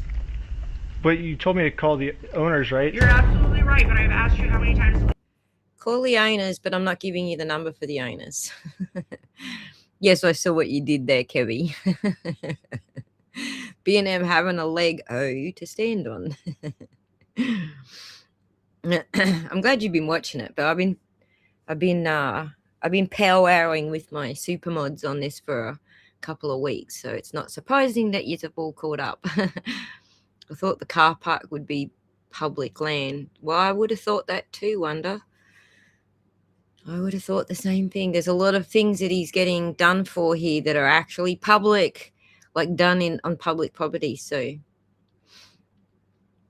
what I did find though is that Utah has a specific, I don't know, it's a twist to do with the ordinance, the town ordinances, where if you protest on public land, it can still be illegal. There's a little twist there in the legal sense, but we'll get into the legal stuff when we start covering the law tubers who are talking about it. So I think one of them actually talks about that in more detail. So you have his number? Or? No, I don't have any of their numbers. Dang. That's why I was like, corporate keeps telling me to contact the owners of the store, but with no contact info. So I try to contact the store, and the store hangs up on me and says I'm harassing them. The manager is really trying to protect the store owner from getting in trouble. So if she's not going to give me his number, I'm just going to have to find it a different way. When she hands me the phone, we might be able to see his name and number. Josh Lego. Well, we found out the owner's name is Josh. However, the number was way too blurry on the spy glasses. No, it's so blurry. So I checked the store's Instagram to see if it follows anyone named Josh, which it doesn't. So I checked their business records, but everything got scrubbed. This owner is really going to any length he can to stay fully anonymous. yes, that is Introducing Clip B. Sorry. Whatever you can picture, you can generate. That's exactly what I'm talking about, Eric. Very much so. We haven't got to the picketing part yet, but yes, there is something to do with residential picketing, which I'm sure Ben's a decent guy. He will say, "Yep, we did that." But you know, these are not jail sentences. The stuff that he's charged with is definitely in that realm. So Over and over, my final conclusion is, yeah, the manager sucks. But she's not really the mastermind of this whole thing. She's just protecting the mastermind of this whole thing because she's brainwashed. But luckily for me, through my YouTube career, I've infiltrated tons of cults and I've personally experienced some of the most intense and crazy brainwashing in the entire world. Basically what I'm trying to say is I'm pretty sure that I could brainwash one of these Bricks and Minifigs employees way harder than any corporate offices could. And yes, that's the plan. Brainwash the Bricks and Minifigs employees to be on my side. Yeah, I'm starting a Lego cult. I mean, a true cult would never actually call themselves a cult. They always disguise themselves as something else. So, yes, I'm actually just... This is where I think he gets funny. This bit's hilarious. The parking lot is part of the property owned by the store. It's not considered public. The owner offered it for the public to park so they can come into the store. Thank you for that clarification, Crunchy. The civil rights lawyer is someone we will be covering shortly. And he is helping Ben. He's helping the other guys as well that got caught up in this as well. So, and we will be going through the civil rights lawyer. But there's also, what's the other lawyer? Some of these are new lawyers that we haven't done mashups of before. So we'll be doing mashups. What's his name? For some reason, his name's fallen out of my head. For the new watchers, I have a push pop memory. For some reason, words just pop right out of my memory when I want to say them. It's probably old age, but what's it called when you have immunity? It has to be clearly established. There you go. That's how I remember. Bring it back into my memory. Clearly established is who I'm going to probably feature heavily because he's covered a lot of the civil rights violations by the police. Legal Mindset will be another one. Not sure I like Legal Eagle. He's a little bit too generic for me. Like he's still selling it as this is a civil dispute and completely overlooking the fact that dude's Lego was stolen, which is not civil. So not sure I'm on the same page with Legal Eagle. So, but Legal Mindset, absolutely. Clearly established, definitely. Civil rights lawyer, definitely. Keep listing them if you want me to cover them. Leonard French. If you want me to have them feature in a mashup, please, I will gladly add them to the list. So, Brian Grable, that's the one, clearly established. Thank you. Michelle's in the house. She is also another super mod. I'm not giving his ranking anymore because you fight over it. LUS I've been watching that one. Yes, thank you, Player Tokens. Yeah, he has done a lot of vids on it. He isn't as likable. You're talking about Legal Eagle. I think BJ is definitely in there, Rose. BJ is my top #1 YouTuber. I watch everything BJ always. She's definitely in there, and the reason I'm going to feature her heavily is because, for those who don't know, the dad of these two at corporate, Dan McNeff, is going after BJ right now, trying to get her video struck and stuff because she's covering the business side of what they're pulling here. So. Yes, you're both originals. Shut up. Stop fighting. Don't make me pull this car over, super mods. You're so funny. All right, let's get back to the video. Starting a regular old Lego club. Yep, that's what we're calling it. My friend Victor is going to be the cult recruiter. I dressed him up to look like a famous YouTuber so he would look powerful, and the employees here will have to listen to him. My name's Victor. We're going to Bricks and Minifigs. Sorry. Let's go. All right, guys. We are heading into the store right now. He was doing amazing, but we had to make sure that these employees know that Victor is the real deal. Dude, that's crazy. Dang, let's go. just watching. Yo, we got a fan over here. 1, 2, 3. Toys for everyone. Yeah. Real quick pic. Hey, I'll send you that clip later, all right? You can? Yeah. So far, everything we had set up was working perfectly. But now... I don't know the exact details of it, player tokens, but BJ not redacting something, I highly doubt it. I very much highly doubt it. It would be Daddy McNeff just chucking a tantrum, not because BJ did something wrong. So he's a loose cannon. This is what I think, all right? I think he sees this as a way to get back in the good books with the boys. That's what I think he's doing. He's not on talking terms with his sons because of his own fucking shit that he had going on with his sons. And he sees this as a way to get back on talking terms. If I play victim, because the internet's coming after me now, then we all have to be friends again. That's what I think's going on there, but we'll see. We shall see. We have to come up with some type of way to get one of these employees out of the store so we can brainwash them. Hey, what's going on? So we're filming a quick video. Maybe you and her want to do like some kind of challenge for like $100. I mean, sure, I'm down for that. I don't what are... What's happening right now? Do they believe it? He's doing the challenge. Hell yeah, they're believing the challenge. 3, 2, 1. Yellow! Go, go, go, go, go, go! And these employees started their YouTube challenge. And yeah, I'm just going to fast forward to this part. I'm not going to torture you guys with all this. All you really need to know is that this girl ended up winning. High five, sweet. So now I'm going to call my producer. It's going right now. If it is invalid, Sorry. we promise a tenfold refund. Not quick enough off the mark here. But the more ads, the better, because this is Ben's channel. He's getting his rent paid. If we can be patient. We're partnering with the local Lego club, and we're gonna kind of do like an award ceremony. Like the Lego club wants to host the award ceremony for you, so yeah. And just like that, she's in. So we traveled deep into the woods and waited for this employee to show up.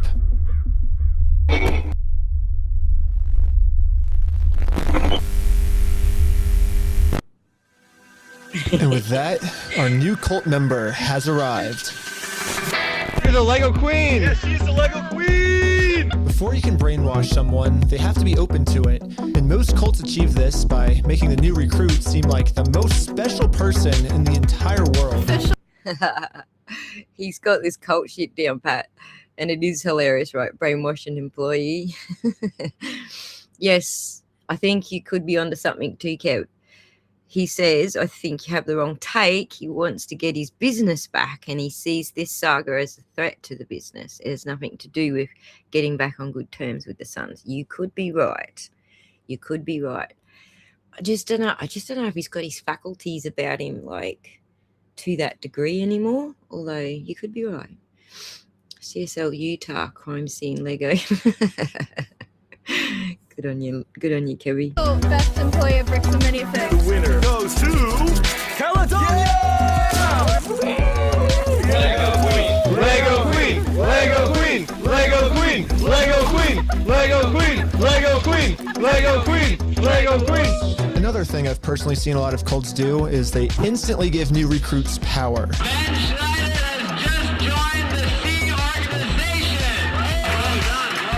If people feel powerful, they're less likely to think that they're the ones that are being manipulated. So, we gotta give this girl some power. You give me power? Yes. Yeah, we're giving you power. You're the most powerful. Queen says, jump. I feel like I can do anything I want. Just step on the Lego griplet. Oh my god! Oh my god! Beautiful dock file. You primed it. Lastly, all cults do group rituals to make you feel like one with the group. So now, we have to become one with this Bricks and Minifigs employee. Brick by brick, brick by brick, brick by brick, brick by brick, brick by brick, brick by brick. Everybody together now, brick by brick. That has become the chant for everyone. It is going to be brick by brick. We're all part of the cult now. You're all being brainwashed. Brick by brick, brick by. And And now the employee is fully brainwashed. Okay, maybe not fully brainwashed, but we definitely did a much better job at brainwashing her than corporate Bricks and Minifigs did. So hopefully now I'm finally safe to bring up these Star Wars Lego sets. We heard something about like some Star Wars sets. Yeah. Do you know anything about that, or? I know some of it. They were gonna reimburse him for everything, and then I think they did, and he's still upset about everything, which I get. They reimbursed him for everything? Yeah. Yeah, we don't have any of his stuff on the shelves. Really? Yeah, we don't have any of it. But just like every other cult member out there, these employees have been told a lie and are now willing to pretty much die to defend this lie. But good. So you have to take note of what she said there, because this comes up a little later when we go through CoffeeZilla's video. They know, the employees know, there's no Lego Star Wars Lego collection anymore in the store. So we know that up to this point, it's gone.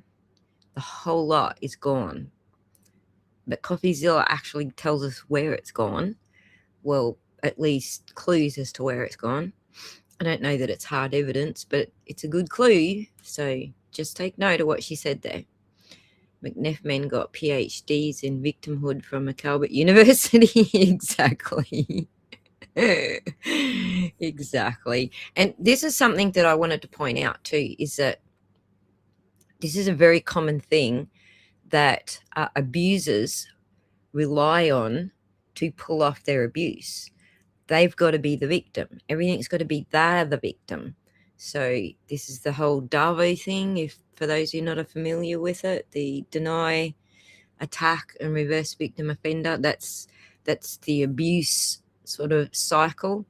People who are abusive rely on it very heavily, and so you get that impression like thick as butter.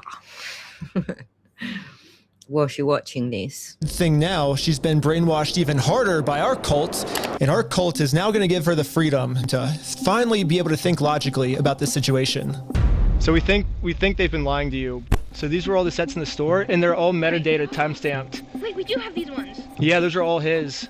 No, some of them I think we do still have. Yeah, I know you guys do. You showed me one of them when I asked. Did I? Yeah. Wait. Oh, it's called on you? Yeah, all I did was. Oh my god. You know what's really funny is after you left, I got a call from my boss, and it was like, how do we get them arrested?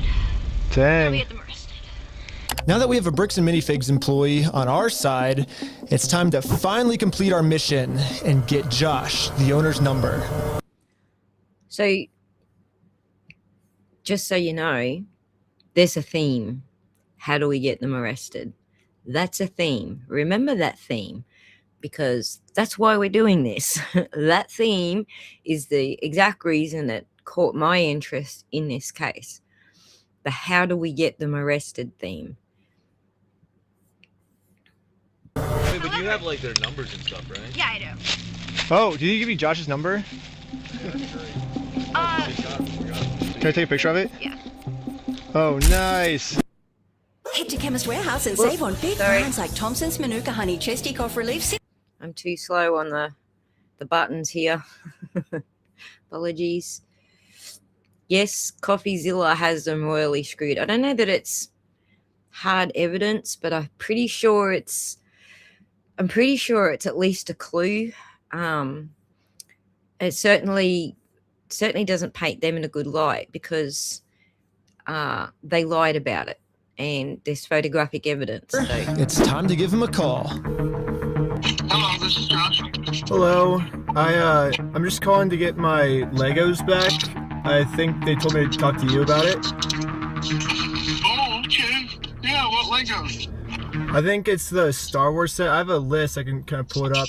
I was just wondering, like, how we can get them back. Should I, like, if I get your okay, I can just walk in the store and. I don't know what Legos you're talking about, dude. What are you talking about? I think one of them's called like the Super Trooper set. I think we got, what else is there? I don't know what you're talking about.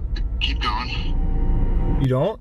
Since Josh was pretending to not remember any of the Star Wars sets that make up half of his store's inventory, I decided to send him over a picture of the contract his store is in. What contract is it? I didn't sign a contract. I didn't sign that agreement. I didn't agree to anything in that. And now I finally understand the legal loophole that Josh is using to get away with this. Exactly. Suddenly it dawns on him. Josh can say, I didn't sign that contract, but here's the thing. There is no dispute between the signatories of the contract. The previous owner was the signatory. There's no dispute between her and the owner of the Legos.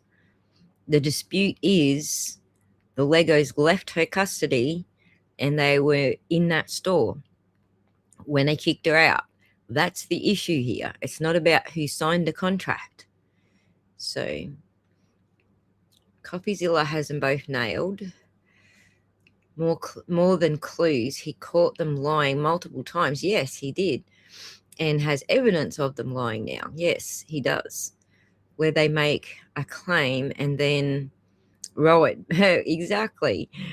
They're backpedaling so fast. But even the statements that they're making on their website are misleading. And it's in writing on their website. But we'll go over those in a moment. And I'll explain why it's misleading. But they do the same thing on their website. Like, this has nothing to do with a dispute between the signatories of the contract. This is a dispute to the actual location of the Lego. So, and lying is not illegal, unfortunately. That's right, Rose. But when you're trying to establish credibility in a RICO lawsuit, then that it plays into that side of it. But my point is, we shouldn't even be at the RICO side of things. We shouldn't even be there. The police should have acted on this person's Lego was stolen way back, because that was the criminal offense. The rest of this shit is just trying to distract from the actual crime. So it's definitely a statement against interest, and it's definitely a statement on credibility. If it goes to a jury, there's a big credibility issue that's going to go down here, and they're not ready for it. They think like all abusers, they think they can lie their way out of it. So,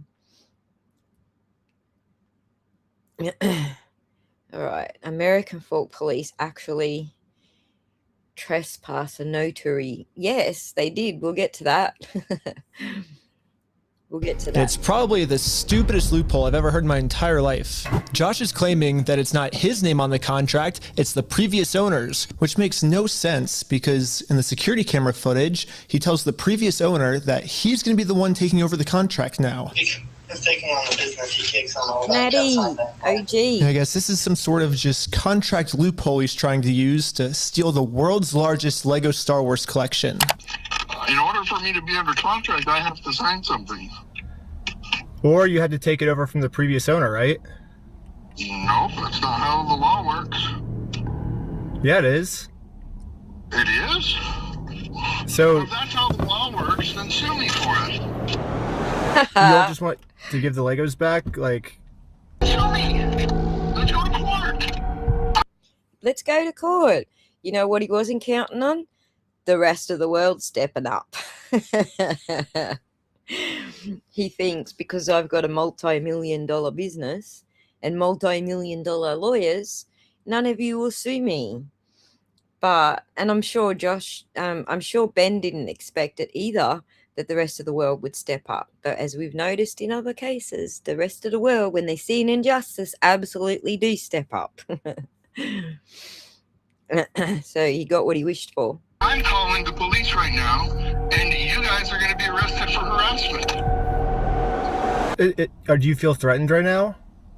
Yeah. I was surprised at how much the owner wanted us to sue him. He wants this because Brian already tried to sue him, and it didn't work. We've been to a couple attorneys and they basically spelled it out saying here's the path that's going to happen if you go down each of these routes. They're now in Spain, so we're getting into that whole international thing just to have them an injunction on the store to have them go back and prove what they've sold and not. And that's like $60,000 to $70,000. Yeah, Bricks and Minifigs knows that Brian and his dad don't have Okay, so they have fed him some bullshit here because his dispute is not with Crystal and Ben, who are now in Spain. His dispute is with the store that took the Lego from Crystal and Ben. So they have run him around in circles here. I'm not sure that he saw good lawyers, to be honest. I hope there are some good lawyers who are reaching out to Brian. I know he has lawyers for the lawsuit, but if they're leading him up the garden path and saying, you know, oh, because Crystal and Ben are in Spain, it's more problems than it's worth, that his dispute isn't with Crystal and Ben. So I would just say, stuff those lawyers, get yourself some new lawyers. Nearly enough resources to sue a company as big as Bricks and Minifigs. He's like, we're gonna keep these. You're gonna walk away from this. You're not coming back. And if you choose to sue us, we will drag this out in court till it is well past what this collection is worth. So let's lay out the puzzle pieces really quick. If Brian and his dad sue Bricks and Minifigs, it's gonna ruin their lives. And by the way, this Bricks and Minifigs company has been treating this family. I only think it's fair if they're the ones that get their lives ruined. In order to make things right, it looks like we gotta do this. Now, Bricks and Minifigs. Oh no, that's another threat. And you can see Brian and us, we are the ones now doing the illegal activity. So I told my group the plan. We have to do something illegal. I thought you said you didn't want to do anything illegal. Right. Well, but the thing is, they're getting screwed because of it, because they would have to upfront the cost, and then if they take us to court, then oh, yeah, okay, I'm down for the illegal stuff now. So obviously they're going to use that against them. Now we have to do something illegal. Oh my God. It just, I have to laugh at their antics, but I also have to laugh at how it's being used against them, because those of us who've been watching the Turtleboy thing unfold, love him or hate him, we're looking at the exact same thing. Just take that tiny little thing that he says that you don't like and use that against them. So it's the same pattern. And the group is in. So now it's time to do an illegal business move against Bricks and Minifigs. Let's just hope that they take the bait and sue us. This is the type of faceless animated videos that helped us grow our channel 10 times. You're probably enjoying at least Australian ads for a change instead of ads in your own country.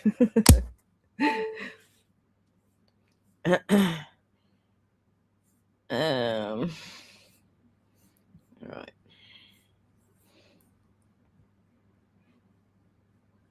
Sorry, I got all weirded out. If I go back too far, it's going to keep playing to us.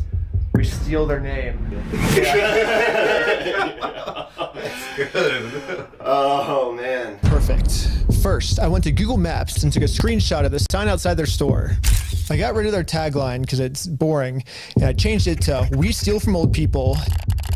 And now the tagline's actually accurate. Also added a cute little company logo. And this is my plan of how I'm gonna make it into court with Bricks and Minifigs for free.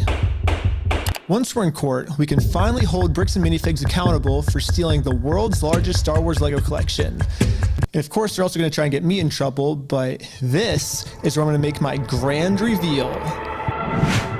You see, this entire time, my company name was actually called We Steal from Old People. Right, so there's a few screw ups here, but I'm not going to point them out too heavily. I do agree with, oh my God, I've forgotten his name. Bruce Rivers. When he did his reaction to this whole scenario, he was like, why didn't they just go to the federal authorities? Was it the federal authorities? I forget what it was, but it's the league. It's the they stole shit route, okay? And it's the criminal route. And I think also like Consumer Affairs, we have something similar in Australia called Consumer Affairs, is also another route. Both of those routes would have been a whole lot easier for Ben if you wanted to end up in court. But I get where he's coming from. That would have been far less enjoyable for video content, which is what I was kind of saying to while I was watching the Bruce Rivers reaction. I was like, yeah, but you don't get it, Bruce. It's the content, man. We got to have the content so that the word gets out. Like, and he's good at the content, so. His reaction was good. But I did agree with him on some of the points that he was making, that they would have been the shorter routes. But then you wouldn't have a good video. Exactly, Lozzie. So I was actually saying that to my screen while I was watching Bruce Rivers, like, you don't get it, Bruce, you're a boomer. But that's kind of the way I'm looking at it. Like, people don't like the way TikTokers do things, but if they're trying to expose people, then this is the route they're going to take, and it gets the video out there. It gets eyes on the video. Nobody cares about a lawsuit, but if it's exciting to watch, if there's stuff like this going on, then more people are going to watch it. So, and then exactly the thing that I wanted to point out was, oh my God, it just happened again. Because I read Lolly's reply. It just jumped out of my head. Okay, I'll point it out next round. It'll come back to me, sorry. I'm going to do this quite often. Yeah, the words bricks and minifigs, that's just the company tagline. In America, there's no specific law that says whether the tagline has to be above or beneath the company name, so I'm just allowed to do this. So people are just assuming that the name is bricks and minifigs, when that's really just the tagline of our company, and our company name is actually We Steal From Old People. Yeah. And now, because I'm actually not stealing their name, it's going to be so easy for me to win this court case. And Brian's going to get his entire Star Wars Lego collection back. All while Bricks and Minifigs pays for all the legal fees. So I registered We Steal From Old People as an official Oregon company. All right, I remembered what I was going to say. He got the word out. And yes, Bruce did eventually get it. Still should have done the boring thing. But yes, so what I was thinking was the Afro Man effect. This is something that our community with the Karen Read trial got right behind. It's the Afro Man effect. That was what I was kind of getting at with yelling at my screen with Bruce. Like, you don't get it. It's the Afro Man effect. So for those of you who are not familiar with the Afro Man thing, you know, it was the Barbara Streisand effect. If they hadn't gone after Afro Man over publishing a song about what they did to him, if they hadn't tried to sue him for that, then nobody would have heard about it. And this is the same thing that Bricks and Minifigs have done to themselves. They kind of shot themselves in the foot, because the more they dug their heels in, I think there was a point where they had already split the Lego set up and already embezzled it, so to speak. They'd already committed the crime. So they really had no... Yes, he was the first one that Afro Man hired, was Bruce Rivers. But if Bricks and Minifigs had have not split this Lego setup like the first day that they kicked Crystal out of the store, we'll learn how we know that, but eventually. But the point is, this is the Afro Man effect, the Barbara Streisand effect, whatever you want to call it. We're now calling it the Afro Man effect. If they hadn't have done that to begin with, then they wouldn't be trying to cover their tracks, and this wouldn't have been such a big audience capture as it has been. So they kind of shot themselves in the foot. And now that my company's legally approved, I made a website, and you can visit us at www.westealfromoldpeople.com. You can help support us by buying some of our We Steal From Old People merch, or give us a call. But as you can see, we have great reviews. And so now to promote this website, I'm going to put my company logo directly over top of the Bricks and Minifigs company logo. So I asked ChatGPT what the dimensions of this billboard is. Sick. I'm making my logo with the exact same dimensions. Yes, dude! Oh my god! It looks exactly the same. This is where we started to realize we are taking this way further than just a bad business practice. I'm pretty sure putting my logo over their logo is actually criminally illegal. But luckily for us, though, if we go back to the beginning of the video, Bricks and Minifigs actually gave us a solution of how any company pretty much can get away with this. You have to talk to the store owner. Yeah, like they're all locally owned and operated. And we can't do anything with it here. Their decisions are their decisions. For sure. So when they say go to corporate, how do we respond next time? I have no idea. You have to take it up with them. It's your thing with them. So basically, if you put all the blame on your lower franchises, you're safe. So I registered 5 franchises under my We Steal From Old People company. I want to be the owner of the first company. Ooh, I want to be an owner. Congratulations, you're a franchise owner! If you choose to put a bunch of banners on their store, I can't get in trouble for anything. Yeah, every one of my friends is now a legal franchise owner of We Steal From Old People.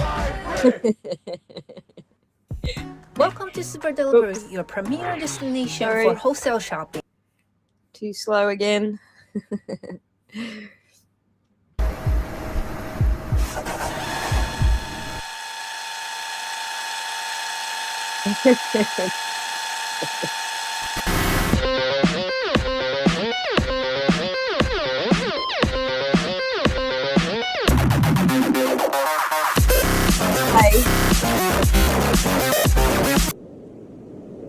Each of my franchise owners is allowed to make their own decisions of how they want to run the company and what they. I hope that bit of music doesn't get my video struck. Was that their own music? The Kevy effect when he cries. It's so funny. He gets even funnier. But there's also a few like legal boo-boos, which I'll point out as we get there, which none of the other lawyers picked up on yet. So they've decided is that they're getting 2 pumpkins, and they're going to use these pumpkins to support this tarp, and they're going to climb up the Bricks and Minifigs building, and they're going to hang our logo over top of their logo. And I basically just sit down here and have my franchise owner do everything for me. And we did it. I do. And the sign is way too small. What the heck, ChatGPT?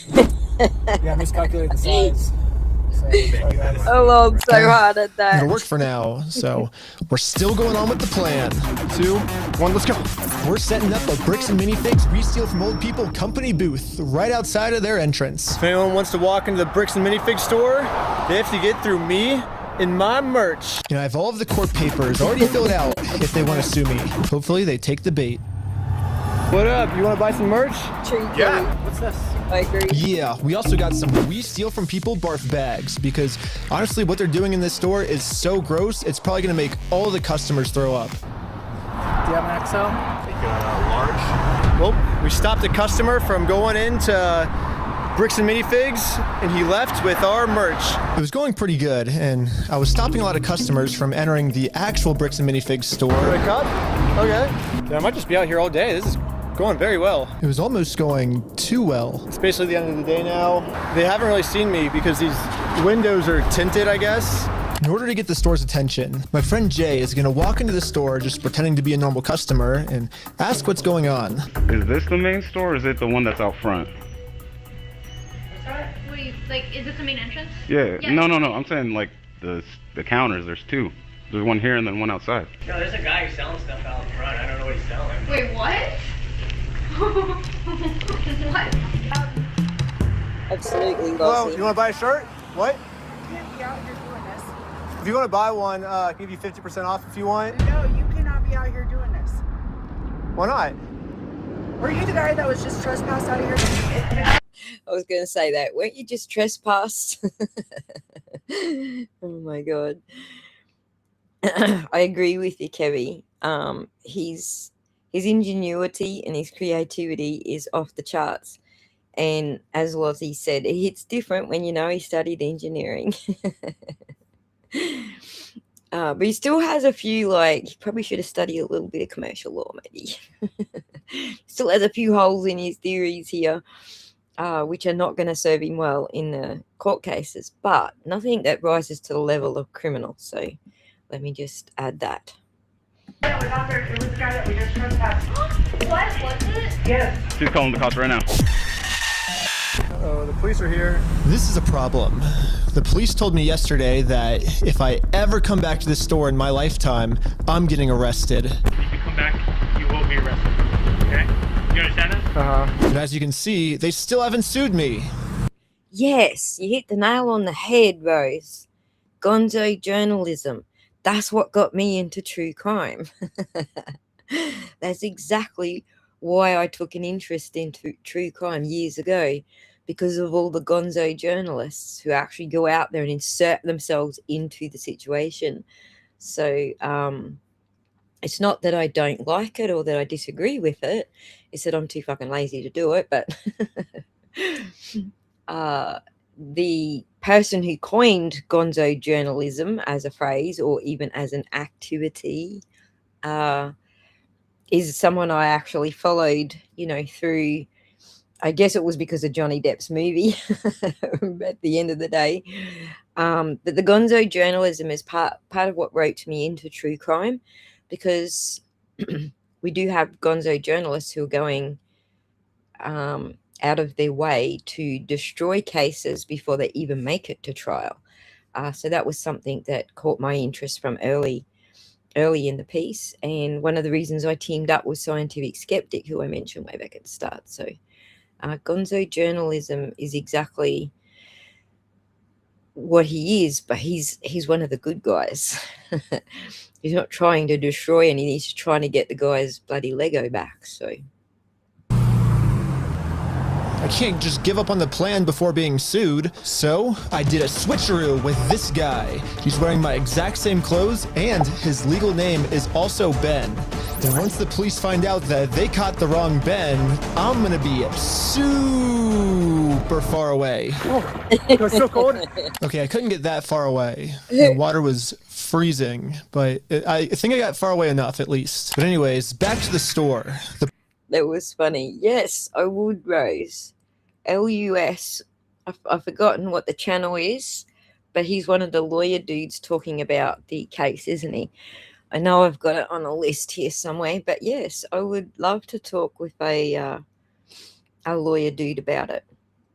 Unless I'm wrong and he's not a lawyer dude, nonetheless, I'd still like to talk with others about it, of course. I don't often do law understood simply. Yes, I thought he was one of the lawyer dudes. Let me just bookmark that while it's bookmark that for me, Kevy. Let me get you an email. The channel is LUS. Yeah, thanks. Bookmark that for me, Kev. Let me get you an email.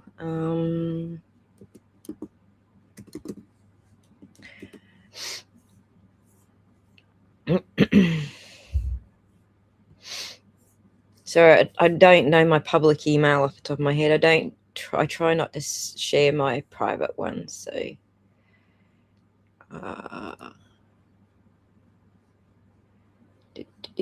that one right there.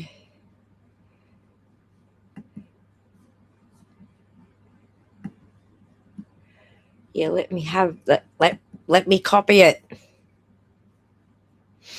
God damn it.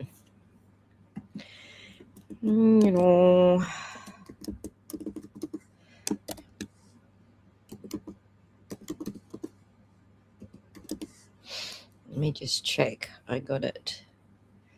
Thanks, Kev.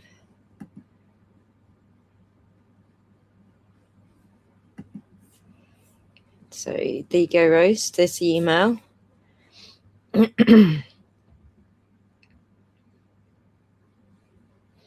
Middle spot cider to fit with.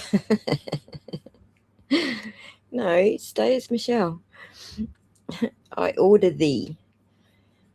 From my recollection, he is a retired copyright lawyer. Yeah, I know the one you're talking. I've been watching his channel.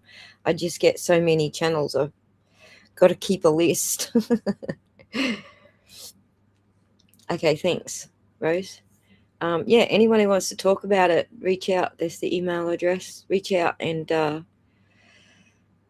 I'm happy to talk to you. But the only condition I got on it is I don't ever turn my camera on. I can't actually hold a conversation when I can see myself on the screen, at least not a legit, intelligent conversation. So I generally don't have my camera on, but when I have a guest on, I kind of feel rude that I don't have my camera on. So it depends. If it's the first time I talk to them or whatever and have them on my channel, I probably will turn my camera on out of respect. But generally I don't. Just so people know that. I find it difficult to stay on track when I can see myself and hear myself. Just an Aspie thing, sorry. But yes, get us in touch, and whoever wants to talk about it, please do reach out. Police instantly tried removing our booth because us stealing their name is very illegal. But if we want to get away with this crime, all we have to do is copy bricks and minifigs. We have to put all of the blame on an anonymous corporate person, and then when they ask who corporate is, we just don't tell them. Police wanted to speak to corporate. Oh, hello, this is corporate. We steal from old people. How's it going? You do what? Well, the corporation is called We Steal from Old People. And our tagline is bricks and minifigs. We're a legitimate business, so yeah. What? Who am I talking to? This is corporate. I know it's corporate, but who are you, corporate? I'm corporate. Corporate, we steal from old people. No, I know who you are. I mean, who are you as a person? Oh, I'm just the owner that runs it. Who am I talking here? This is the owner of We Steal from Old People. It kind of seems like a civil matter, doesn't it? Like, we have the plaintiff's claim if they want to... Here's the situation. Do you really want to get in go round and around? And now, Bricks and Minifigs finally gets a taste of their own medicine. They're now in a situation the police can't help them with. The only way this will ever end is if they sue us. It's civil. So I went back to the Bricks and Minifigs corporate offices to see if the CEO of this company would sue me. Going about things the way that you continue to do this is not the right way. Oh. Do you understand that? So what's the right way then? Do you understand? What's the right way then? Is it your way, McNeff? Is your way the right way? Because I'm starting to feel like your way is what Ben was doing. Is BJC the YouTube channel that McNeff's father sued? I don't know if he's suing her, but she's got multiple channels. She's got That Surprise Witness is her main channel. And then she's got BJ, I forget the name of it now. She's got several BJ channels as well. BJ Investigates is one of them. But I forget which one she's been publishing these under. But I'll dig it up later. We need to keep a list so I don't forget shit. Because I follow all of her channels. They just pop up in my feed. So I don't necessarily take any notice which one it's actually being published on. BJC's live show. Yeah, that's the one. Thank you, Rose. For those who don't know, BJ is actually a lawyer. She actually quit her job because she was covering the Britney Spears case. You know, when Britney Spears finally got her day in court and finally got to speak for herself and finally got out of her guardianship. That was largely due to BJ. She kind of started the Free Britney movement.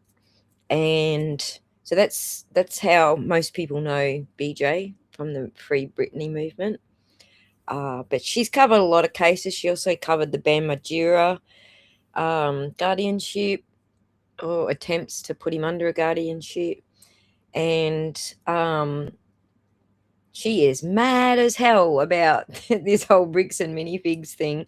And she's like right into anti-slap law. So it positions her perfectly for the civil side of everything. So expect a lot of BJ in the lawyer mashups, even though people go, well, she's not a lawyer. She actually is. She's not practicing right now. But I'm pretty sure she's still barred. So Just confirmed. Yes, it is her. Yes, the father did file a defamation suit against her. He filed anti-slap defense and won and had costs awarded. No, that wasn't BJ. I mean, that wasn't the McNeff father. She's won a lot of anti-slap. No, that's not. I think you got your wires crossed, Kerry. She has been sued by a lot of people for defamation. She's had multiple suits against her, especially with the Britney Spears case, and she's won pretty much all of them. But the next one was the twins. What was those twins called again? I forget their names, and I've actually got videos on that talking about those twins, and I can't think of their names, but yeah, those twins that that woman with the weird voice bloody sued her for all that shit. She won those as well. So I think you might just be getting your wires a little crossed. I don't think he has sued her yet, but he did try to take her channel down the other day. I think it was like on the, if I've got my dates right, she was streaming on the 10th of June, and he claimed that something she streamed caused people to go to his house and spy on his house or film his house or some rubbish. So, but it's not at the point where he's actually filed a claim against her yet. Well, it's not going to surprise me if he does. He's just like these dudes. So, but anyway, back to the subject. Yeah. That like the harassment style that you have conducted, and bragging to people that you've vandalized the store and done other things along those lines. That's not the right way of doing it. Well, I never vandalized the store, but people have told us that you have. I mean, whatever like my like franchises do, like underneath me. I say now he's vandalized the store. What the? By going in there and asking questions and filming, he's now vandalized the store. I think he could be referring to attempting to hang that sign, which was a fail. And I don't think they even ended up hanging that sign. So I dare him to file against BJC. That would make my year. It would make mine too, Rose. I dare him too. Because she hasn't lost one yet. She is the anti-slap queen. Yeah, I guess that's like, I can't really control them. I'm just corporate, I guess. Are you a registered franchise? Yeah. You guys have FDDs and everything else? Yeah. What states are you registered in? Oregon. You're a registered franchisor. So yeah, I'm actually a franchise owner of the franchise too. When you need hydration, Barocca delivers a long-lasting... Sorry. It's slow on the buttons again. Yes, I need hydration, but not Barocca. I'm drinking coffee.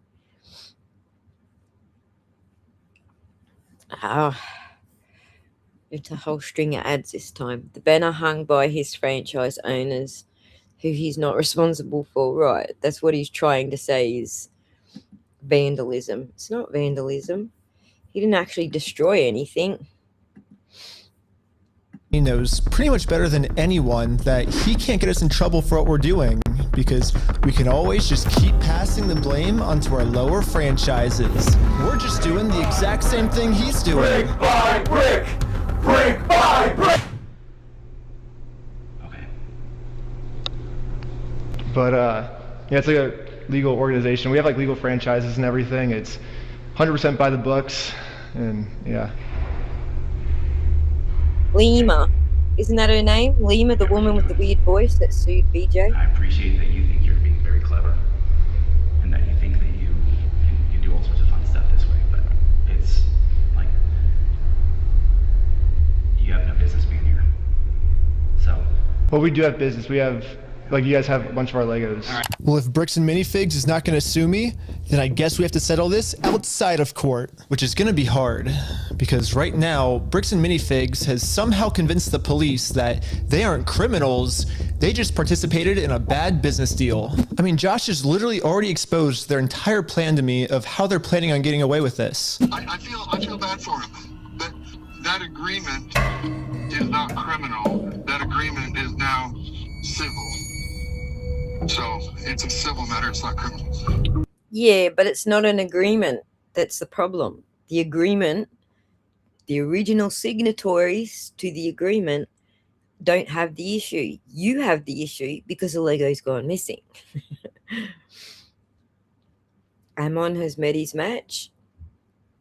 I'm not entirely sure. I feel like Ben's going to be folding a lot of his cards with this case. I honestly, I can't predict where it's going to go, but I feel like he's going to have to fold a lot of his cards with this case. I don't know that Amon's met his match. I think that at this point that Ben uploaded the videos, maybe. Transferring liability, yes, that's exactly what they're trying to do. Is it grand theft? I thought well, you could be right, it is grand theft. I don't know the definitions, guys. I'm not a lawyer, which is why we have lawyers on to talk about that stuff. So bookmark it if you want to ask a lawyer. We'll get one on. No McNeff suit against BJ. Yes, the live stream was yanked. That's what I thought. So thank you, T Brunk or TB Runk or T, I don't know what to call you. But thank you. There is a colorable RICO. Yes, there is a RICO. There is a RICO against. There's a lot of shit against Bam and Legally Mine. We'll get into that. We will get into it. But yes, confirmation for you, Kevy. There's no McNeff suit against BJ. He's just chucking a wobbly.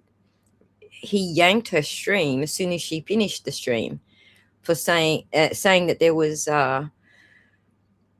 something personally identifying information, PII we call it over here. There was PII showing on her stream, but I was watching that stream and I was pretty sure she blocked it all out, unless they're claiming the business addresses, which I don't think she blocked out, are PIIs. But I'm pretty sure that that stream is already back up because she didn't do what they said she done. So Charles says, Ben isn't going to have to fold very little. I have decades of experience with this stuff. Cool. I hope he doesn't. I didn't mean that he was going to have to. I kind of meant that he's a nice guy and he probably will because he just wants to, like, settle it because he's a nice guy. I was sort of looking at it that way, but I could be wrong. So it's all good, Kevy. We'll set you straight, mate. And I have extensive legal knowledge. Yeah, basically a civil crime is just the legal way of saying a business deal gone bad, which, if this truly was just a business deal gone wrong, you would have to settle this through the court. The police aren't able to do anything. We have the police to solve criminal crimes, such as stealing from a lottery. That's a criminal crime that the police would have to investigate. So, here's the plan. What if we do a lottery? Yes. First, Brian donates one of his sets to a lottery, someone wins the lottery, and then if Bricks and Minifigs keeps the prize for themselves instead of giving it to the winner, they have now just stolen from a lottery. Now it's not a business deal gone bad. They're actually interfering with a state-regulated lottery scheme. Yeah, there's a little problem with that. He's a nice guy who's good at pestering. Exactly, Crunchy. There's a little problem with this next part, and I'm pretty sure Bruce Rivers points it out, what the problem is. So I'm not going to attempt to put it into English for fear of wrecking the concept, the legal concept. There's a little problem with this state lottery gone bad idea that I think he's going to have to, in part, fold his cards on. And I know he will because he's a nice guy. So just watch it play out, and then later on we'll go over what Bruce said about this particular part. Which is now a criminal offense that the police would have to investigate. That's a good idea. That's interesting. It turns out this is completely legal for us to do. You still own the Legos, correct? Ish. Technically, we own all of those. Yeah. So it would be legal for you to auction your Legos off, right? If you still are the owners, legal right? Ish, but not. Yeah. To make sure everything was legally legit, I registered for a gambling license, which, yeah, it actually takes a long time to get one of these, which sucks.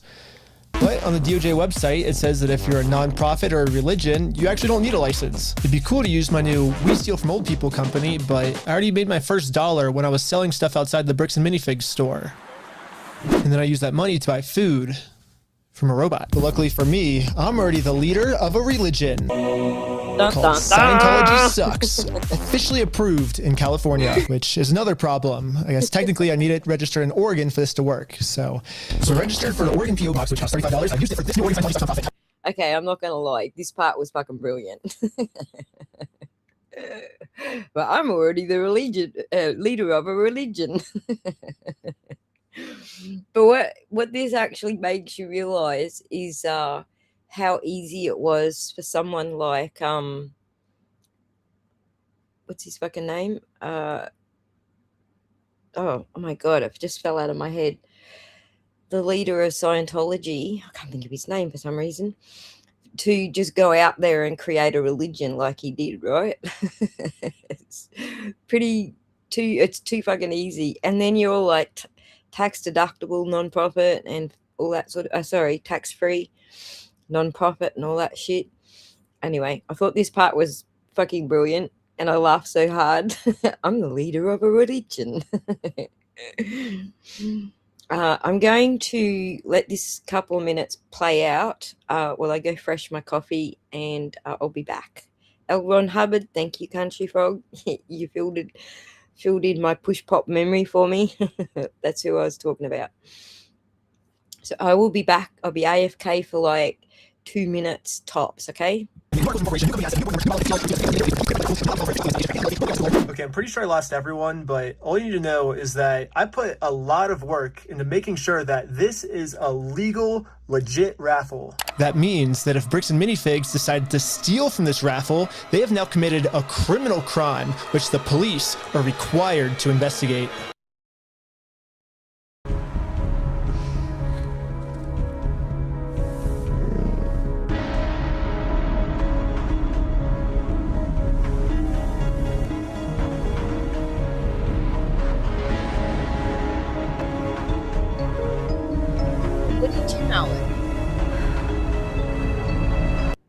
Sorry. As soon as I walk away from the damn keyboard, a freaking ad comes up. Sorry. All right, now I'm going to try to go and put the kettle on. I'll be back. I want everyone's attention. We're doing a Lego raffle. This Lego set is worth $1,000. Pretty much instantly, we were a hit, and everyone wanted to win this Lego set. But there's a problem. Under ORS 167.117, each participant must pay something of value in order for this to be considered an official lottery. We're about to charge lots of people money just to maybe be the next victim of Bricks and Minifigs. But we have to charge them money, and if we don't, then it'll actually disqualify our lottery, and the plan we came up with to get the Legos back won't work. But then we realized, wait, we're filming this entire event.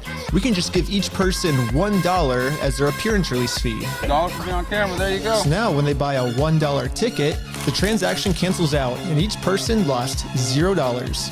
You get $1 for being on camera, and then the raffle is $1 though, so would you like to pay $1 for the raffle? Okay, awesome. So here's your ticket. So what's your business again? What's our business? Yeah. We're with the Church of Scientology Sucks. Okay. Yep. Finally, it was time to pick our winner. We are about to see who the winner is right now.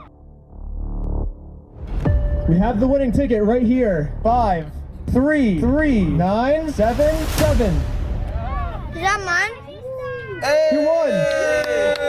Yeah, are you the winner? Well, this family legally won this prize, so now if Bricks and Minifigs doesn't give it to them, they're committing a criminal crime, which could land them in jail.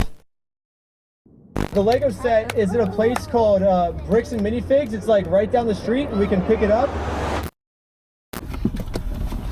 We drove to the store as fast as we could. We met up with the family. A criminal crime. Not just an ordinary crime, a criminal one. Can I just interrupt and announce to my audience, I do not recommend you do this at home. Because I don't think it's as legal as he thinks it is. So just so you all know, do not do this at home. That's my disclaimer.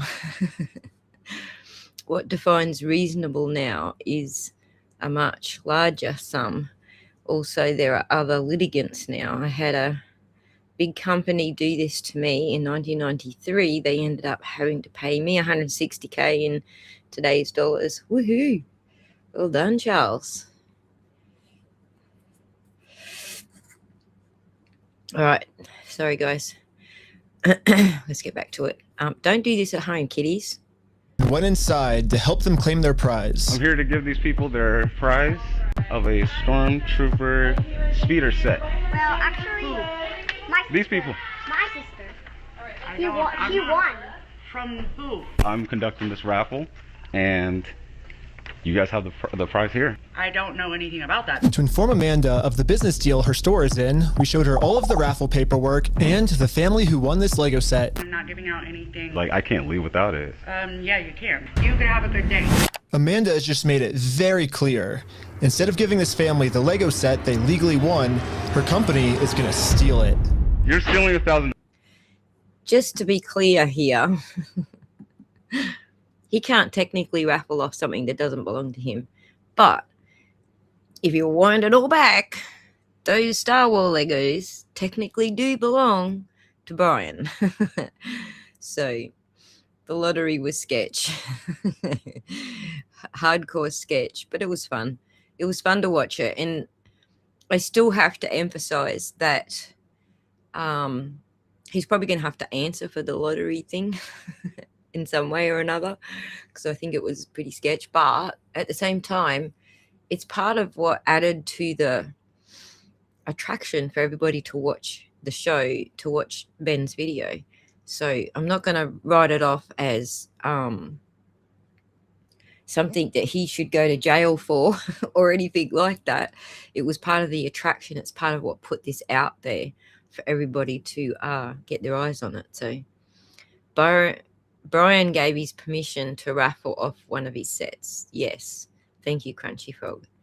But I can't blame this manager for going, what the fuck are you talking about? They're not even your sets. That's all I was getting at. So That was from a little girl. Yep. Stealing money from a kid, do you find that evil at all, or do you just, that's how you want the business to look? Amanda now has to cover up this crime her store committed, so. In a way, I kind of feel bad for the little girl. They kind of got her hopes up that she won a Star Wars Lego collection kit. I feel a little bad for the little girl.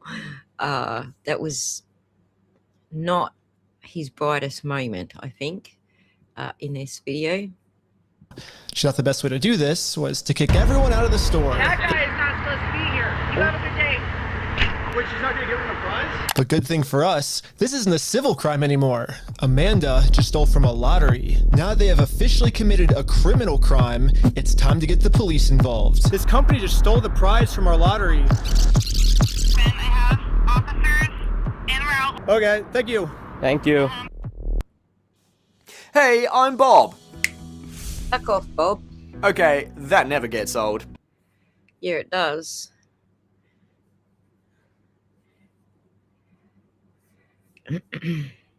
But for some reason, I think they thought that I was the criminal.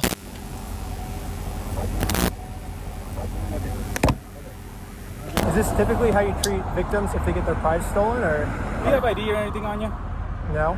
What's your date of birth? 12/30/1995. Did we commit a crime? We gave her a I'm Lego trying to set. figure that out right now. The police were very confused on who the actual criminals in this situation were. Yeah, duh. He gave her a Lego set. He's a nice guy. That's awesome. That is awesome. I was feeling bad for the little girl until you said that. The lottery was legit. He just didn't push the issue. He used it as content. Yes. As I say, the content part of it was actually pretty good. The lottery was the least illegal thing. But they had a set. They knew it was still in the store that they raffled off. I guess I'm just confused here. No, that from what we're understanding now is that Brian gave him permission to raffle off one of his sets. So I don't think there's anything illegal in that. I think the questionable, as Lozzie puts it, isn't technically illegal. He's not breaking laws, but I think technically there's probably something he's going to have to answer to for the lottery, the state lottery sort of. He would have been better off doing it, from my understanding, as the gambling, under the gambling thing, the one that took longer. So, most Aussie thing ever. It was a set that was matched to Brian's collection. Yeah, that's it. But yeah, I think he's going to have to answer to a couple of little technicalities. They're not criminal. They're just a couple of little technicalities as far as lotteries go. And I'm sure it was Bruce Rivers that raised them at the time. But we'll get to it. We're going to go through what the lawyers say about all the different aspects of what we're watching. So he registered properly. Yes, he did. Under a religion, which I think's hilarious. But there's nothing criminal. Like when you say illegal or legal, there's nothing criminal about what he did. I just think he's got to answer some questions about what he did. But we'll get into that when we go through Bruce Rivers' feedback on it. So we explained everything to him. I'm supposed to be getting this prize from here. Okay. And they're not going to give it to me? But the police don't just have to take our word for it. I'm carrying all of the legal raffle paperwork, plus the Oregon law book that specifically states this is a criminal crime the police are required to investigate. We have all the paperwork here. Stealing from a DOJ-approved raffling scheme is a criminal offense which the police have to investigate. Now that the police have seen the law, they actually agree that a crime has been committed. They're now finally going to do a police investigation on this Lego theft. The investigator started. Can we just say how brilliant he is? He hands the law, the paperwork, the whole fucking lot to the cops. He's fucking brilliant. Regardless of whether he's doing things legit or not, he's fucking brilliant. By taking some notes. They're selling stuff because they're thieves and stole stuff. It's a raffle? Yes. Okay. And we need to investigate some sort of raffle thievery. Well, he started taking notes until another police officer came and whispered in his ear. Fuck off, Bob. I don't know what he said to him, but whatever it was, it made them all completely change their attitudes. And you're trespassing the property for life, okay? You come back, you're going to go in handcuffs and go to jail. But they trespass you? But we're just trying to claim our prize. So, what's the Betty's name's Bob? What do you reckon he whispered to the other cops?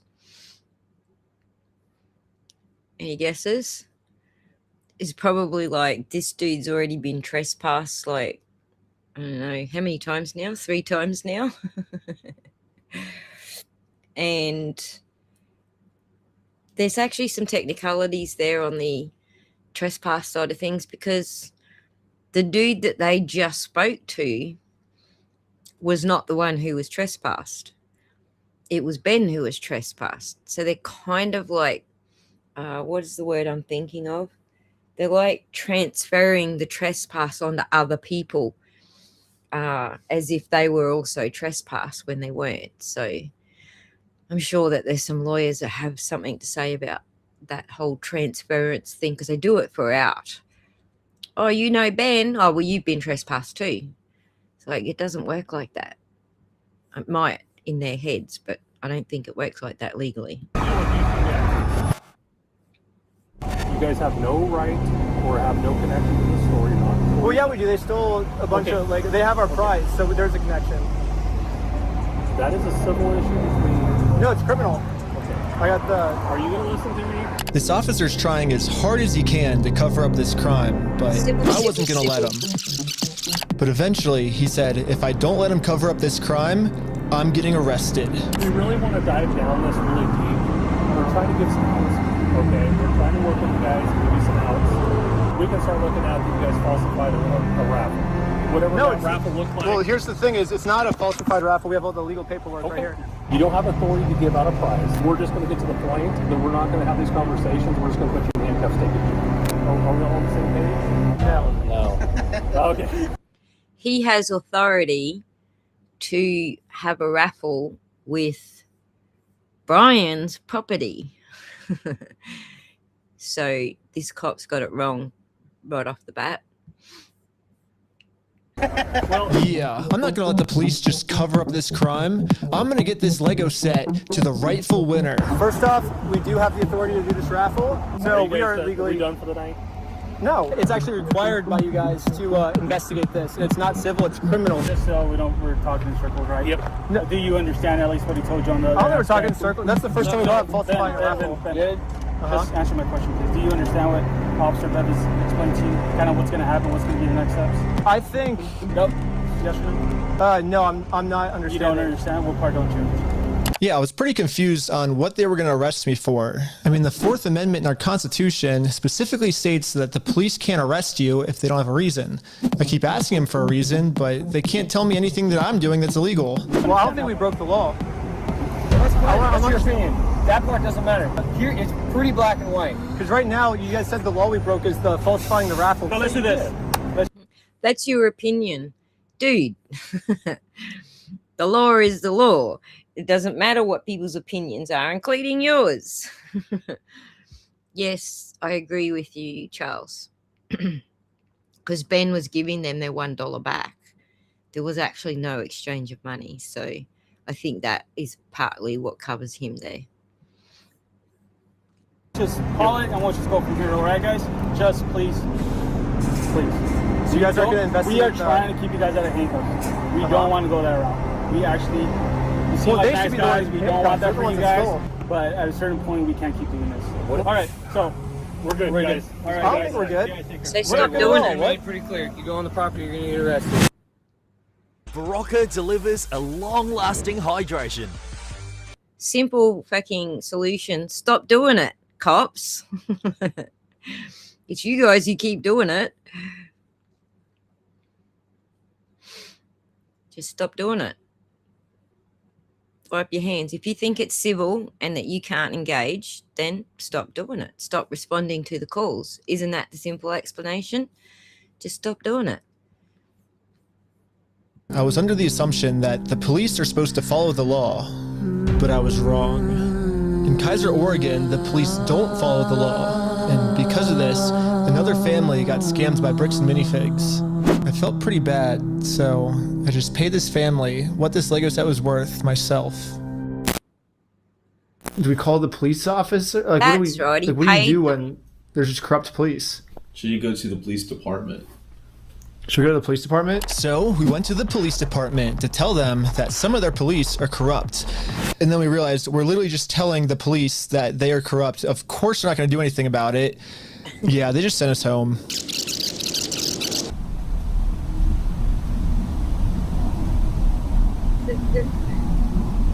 But this is when we realized that this raffle might have actually accomplished something pretty big for us. Josh ended up giving me a call. Wait a minute, before we get to Josh's call. Little L Bricks. I used to live in Utah and warn people about how they are, and no one would believe me. Now they do. Look, there's a lot of people that have done this too. There's more and more coming out every day. I've got 2 on the back burner. Once we get through Ben's bids, we'll do a new stream and we'll go over the other people who have been burned by bricks and minifigs. I know there's one guy who had his whole life savings taken. And they just racked up a bill on him, and he ended up in $500,000 worth of debt or something. There's another guy who had nothing to do with any of this. He was just doing a video on having his collection appraised, his minifigs appraised, and he had some very expensive little minifigs collector jobbies in his collection, which one of the store owners kept. And that has nothing to do with corporate. That's definitely, the store owner's totally responsible for that. But they're getting a reputation. And if the store owners are not cleaning up their acts, and they're copying some of the flack. It's their own doing. It's not because of Ben specifically. So I have stories. I'm sure you do. I'm sure you do. I'm sure there's lots of them, and we'll get to them eventually. For those who are just joining the stream, today's really just to introduce my usual Karen Read trial crowd to the Ben saga. So we're really starting very much from scratch today, just so you know. So thank you for that $20, Mark. Much appreciated.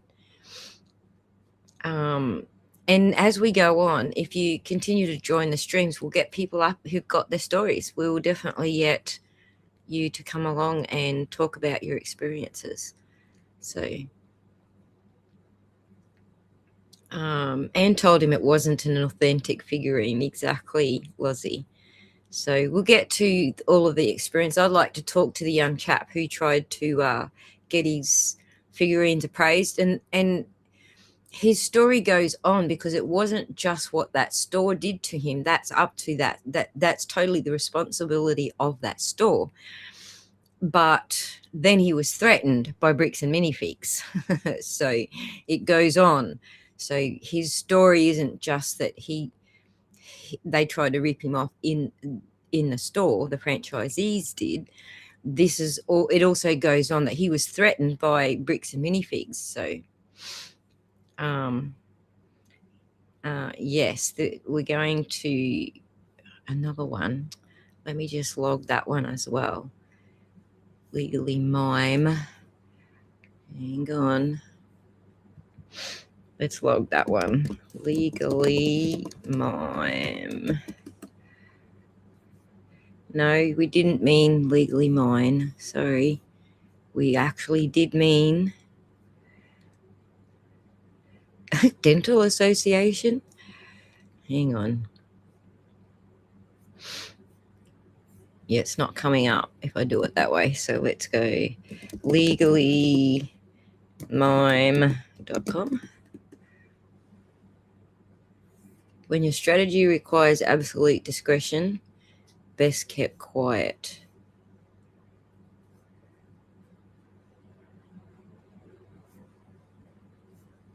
Is that what I don't know if I'm looking at the right thing now.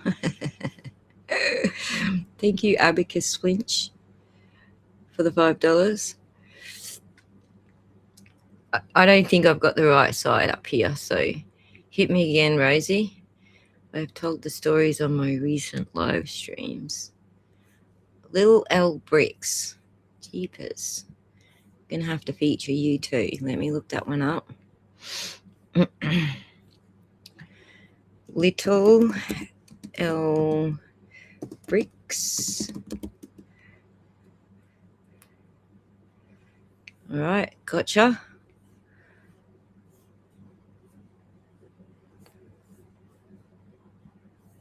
I got you on my list now. I have you off. That's the right one. Because lots of parallels. Thanks for the $5. Again, lots of parallels between Reckless Ben and Turtleboy in regards to police being used to intimidate and persecute. Exactly. Yes. It's a parody of Legally Mine. I gotcha. Okay, I've got it up here to have a look at. So,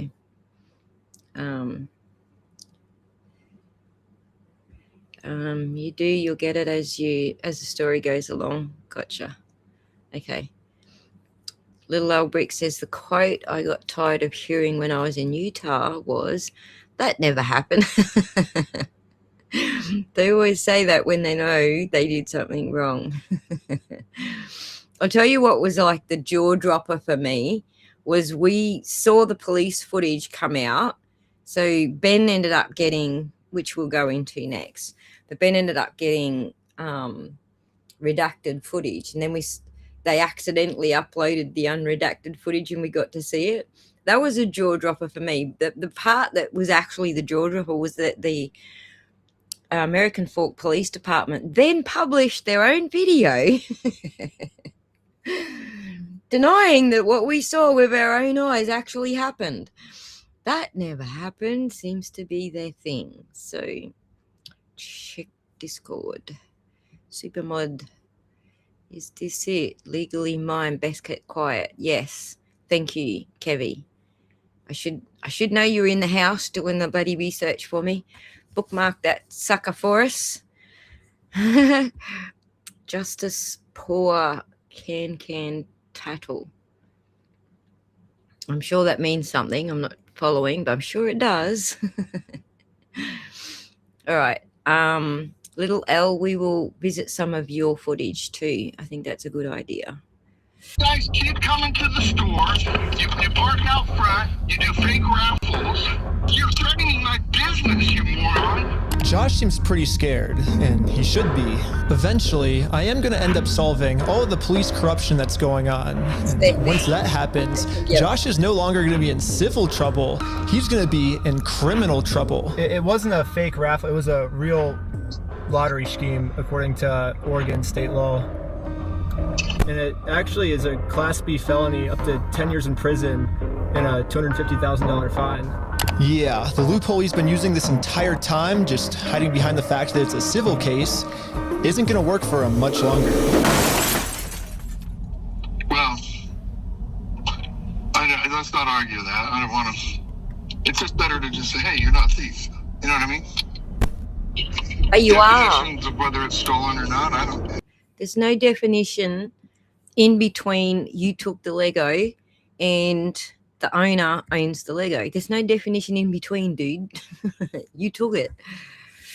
Tuttle was the parrot in the cage, Josh. Thank you, Stan. Now I gotcha. I didn't know that was the parrot's name. So there you go. Learn something new every day. Following. It was a can parrot. Now I follow ya. So that's actually an expensive bird. They're not cheap. Can. It's not like a regular parrot, right?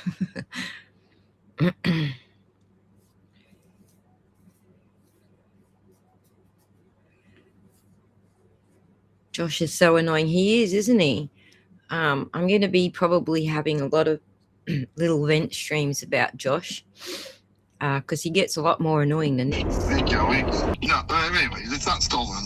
Why do we care about that? Well, who cares whether it was stolen or not? But for some reason, Josh still decided not to give the Legos back. I think he might... Wait, what? Did he just say who cares if they were stolen or not? Wait, what? Is that... See, this is what happens when you have the police eating out of your hand. Who cares? This is the approach he has. Who cares if the Legos were stolen or not? Just let that sink in.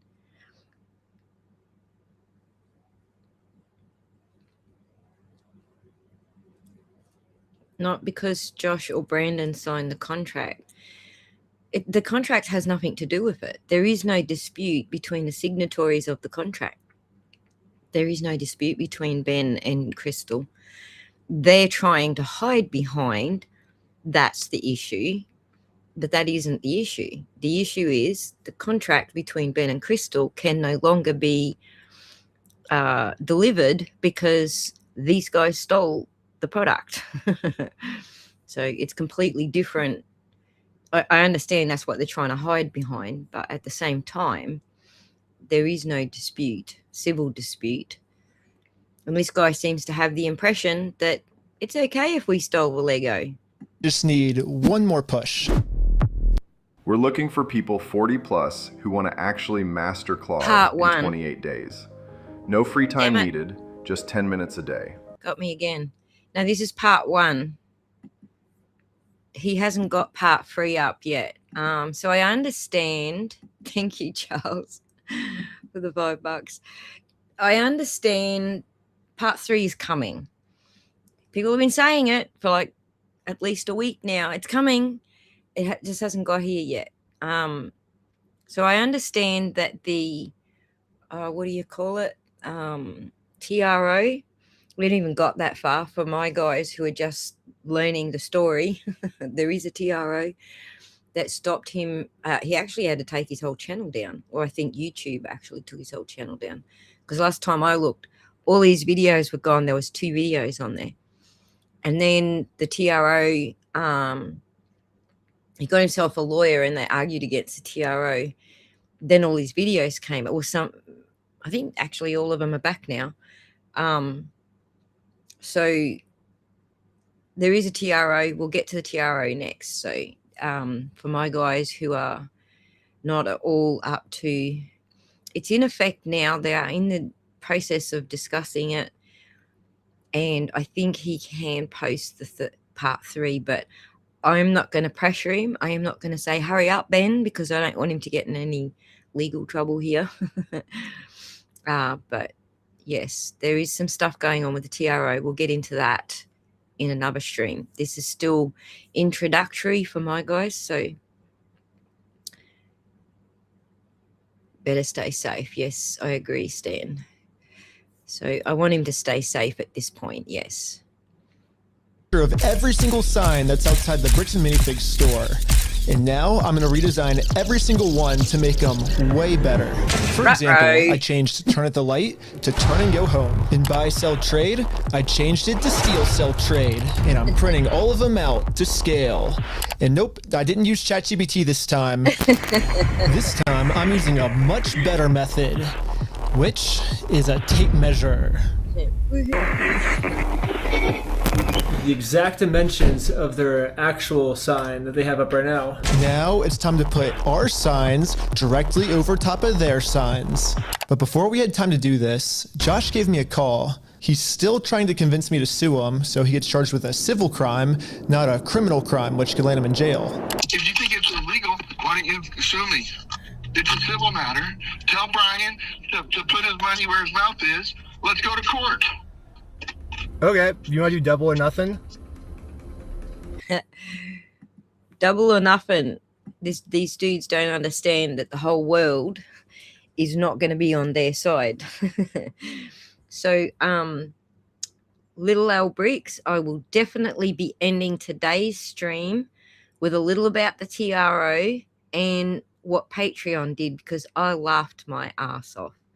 I don't normally have a lot of time for the Patreon people. They generally play by the book, but that was fucking brilliant. I learned a little bit more respect for Patreon. But yes, we'll do that today. We'll close out today's show with the TRO and what happened with Patreon. So I don't know what happened with Ben's channel, whether he did it himself, just like hid the videos whilst, you know, shit was going down, or if YouTube did it. But I gotta hand it to Patreon. Their response was fucking brilliant. So we will close out with that today, just so that people have something, a little bit of good news to take home with them before the next stream where we go over some more of this stuff. What are you talking about? Are you stupid? If you're wrong, you pay us double. If I'm wrong, I pay you double. Bro, are you dumb? You're obviously a kid. You don't know how this works. I think you're scared. Double or nothing. Let's do it. You're so dumb, bro. I think you're scared. Okay, I'm not scared. Let's do double or nothing. I'm not doing If you lose, you pay us $400,000. You're scared. You're a chicken. I'm calling you out. You're scared. I'm calling you out. Bro, quit being stupid. You're too scared. You're scared. Okay, do you want me to Put your money where your mouth is. Are you just gonna be a pussy, or are you gonna? I'm putting my money where my mouth is. You put your money where your mouth is. Okay, let me talk. Okay. When Brian first came in, we identified anything that was on that list that would have been his that Amanda didn't sell, and we set it aside. And it's still sitting there. We're happy to give you your stuff back. I just don't want any more damage to the store. I guess Josh has finally realized that whatever he's going through right now will literally never end for him unless he gives the Legos back. I'm happy to give you the inventory.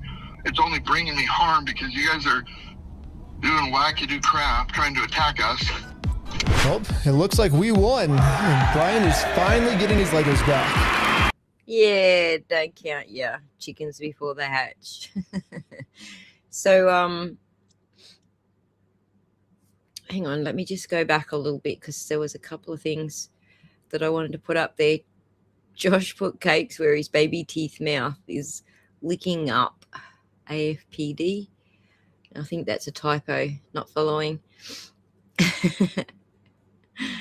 And there was something else here.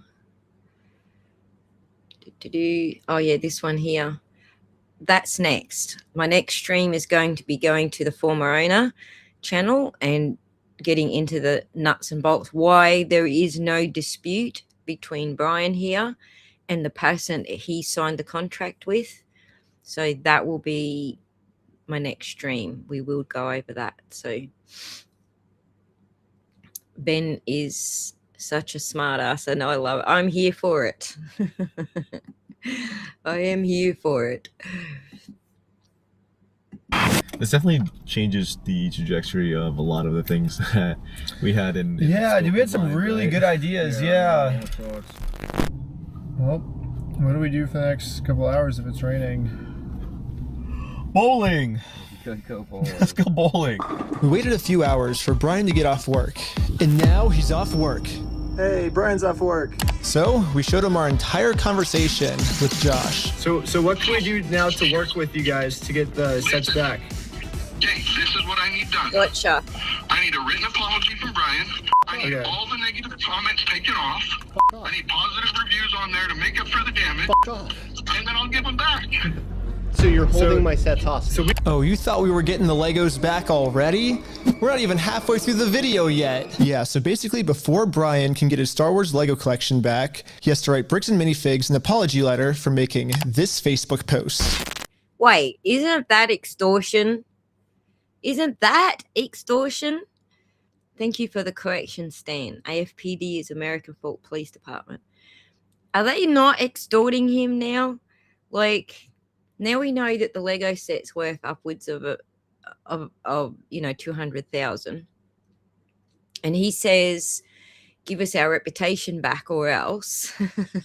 If you apologize, we'll give you a Lego set. That's fucking extortion. Completely and totally black and white extortion. On Patreon, Ben said today that he's still under the TRO. Remember, he's still got a Utah judge. Yes. The Mormon Mafia. The feds play a little different here. Yes, I'm starting to see that. He can and should move it to Oregon. I think he's moved it to the federal court. Well, at least part of it. So we will cover that. Because we got a similar situation going on, obviously, in our Karen Read case. She wanted to enjoin her Section 1983 malicious prosecution with the wrongful death case.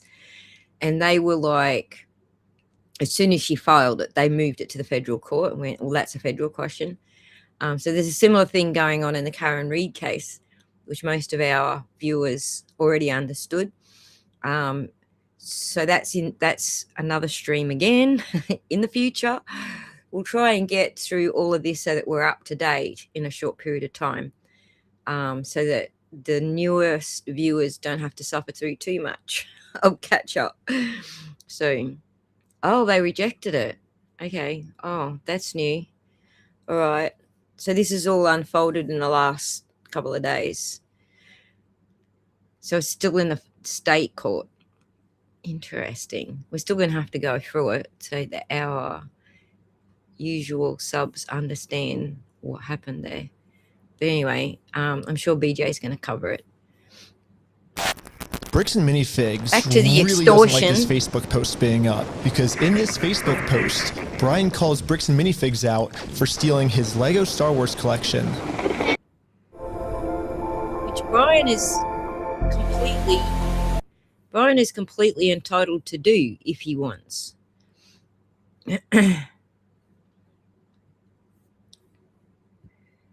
Sorry. I agree. It sucks. But here's like where we're at, right? If you could just write the letter, like we can get the Legos back. I walked in there with the best of intentions. Here's proof of my collection in the store. I want it back. And they've done nothing but lie and make my life a living fucking hell over this. I've gone through 9 months of anxiety, stress, hospital-ridden, medication taking types of burden. I'm not downplaying what happened to you. It's just, No, I am not apologizing to this fucking asshole. It sounds kind of crazy that Brian would be saying this, but I see where he's coming from. I've gotten to personally see a tiny bit of how this company bullying his family has just torn his entire life apart. I just want to say thanks, guys. I have to go because I got a gnarly panic attack right now. But at the same time, if Brian just writes this apology letter to Bricks and Minifigs, he'll get all his Legos back. I get it. You're asking me to swallow my pride and write this letter, and I get it. But then Brian told us a bigger reason we shouldn't write this apology letter. Because Brian told us that this apology letter is really a trap. Yeah, this is Josh trying to trick us into giving him a get out of jail free card. What I mean by this... Dun dun dun! Is anyone surprised? At this point, I'm expecting them to pull the dirtiest of dirty tricks. You guys will get a good picture of how dirty they're going to play this. But yeah, that's my signature Turtleboy. Dun, dun, dun! Just so you know, and you're warned, and you have your speakers like not so close to your ears when I do it. Little L bricks. I knew BAM was going to do something to stop it from going to federal. Yeah, me too. I kind of guessed they might try and get in the way. Lego, can't hold it back anymore. Lego, turn away and slam the door. I don't care what they're going to say. Let the storm rage on. The McNeffs are never bothered me anyway. Well done. There's a little bit of Kevy lyrics for you guys to enjoy. Kevy's a musician, for those who don't know. Yes, that's extortion. That's a felony. Only lawyers can do that, of course. That's right. Anyway. Is if Brian makes an apology letter to Bricks and Minifigs, then Bricks and Minifigs can now use this letter as written evidence in court that they're not the bad guys, Brian's the bad person. Brian told us that if we give them this get out of jail free card, then they have absolutely no reason to ever give the Legos back. I just want to say, if this is actually what Bricks and Minifigs' plan is, then that's insane. But I really wanted to find out if this is what their plan was. Does anybody get the impression that Ben hasn't come across like full-on abusers before? Because that's what all this is. This is how abusers operate. And, you know, if that's what they're going to do, that's insane. You would actually come to accept it and go and expect it if you're used to dealing with abusers. Get out of jail because they legally mine Legos for sale because they're legally mine. To the tune of Legally Blonde, gotcha.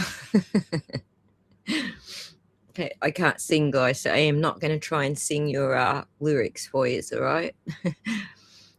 Federal in Utah, not Oregon. Utah is its own federal district. Let that sink in. Federal in Utah, not district.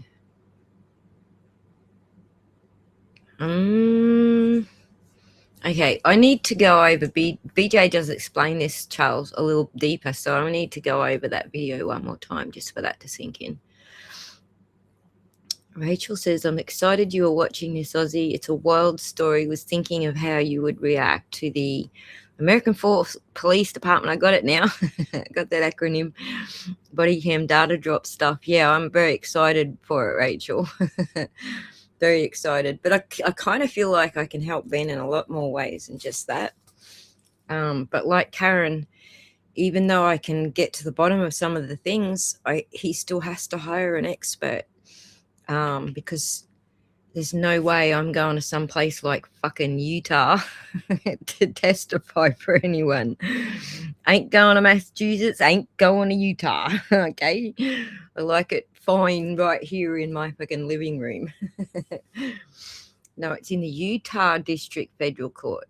Right, it got removed because of diversity, right? And then they would have slapped it back because even though The parent company's in Delaware. It's also an Oregon business that the LLC's under, or something along those lines, right? Yes, I'm glad he hired attorneys. A lot of people were saying he hadn't hired attorneys, and I was like, he's mad if he thinks he's going to be doing all of this without attorneys. And maybe he did for a little while. Everyone was worried that he did for a little while. But I think he's realized he's going to need attorneys. And I really do have to thank the entire community, all of the gamers and everyone in the world who came to the rescue to pay for all of this, because he was as screwed as Brian was if people didn't step up like that. So the parent company is not in Delaware. None of the actual band franchising entities are in good standing. Thank you, Rose. So you're watching BJ. You know what BJ is talking about there. Ben has my problem with BJ is that she puts her videos up right when I'm going to bed. So I'm going to sleep listening to it. I miss half the story. So I have to watch it all again before I actually start talking about those topics. So I'm getting it right the first time. Ben has documentary videos on exposing and shutting down. Yes, we covered that to begin with, Gray. Thank you very much for that information. So yeah, he's very much used to being sued.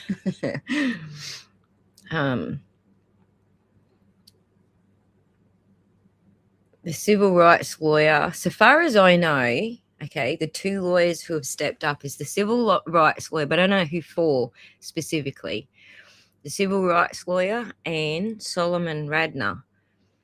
I think Solomon, so that's Brothers Counsel. I think Solomon Radner is going to be involved in the federal court. It is in federal court. We'll get to the bottom of it, Charles. We will get to the bottom of where it is right now. She reads off that site. Yes, cool. Thank you, Rose.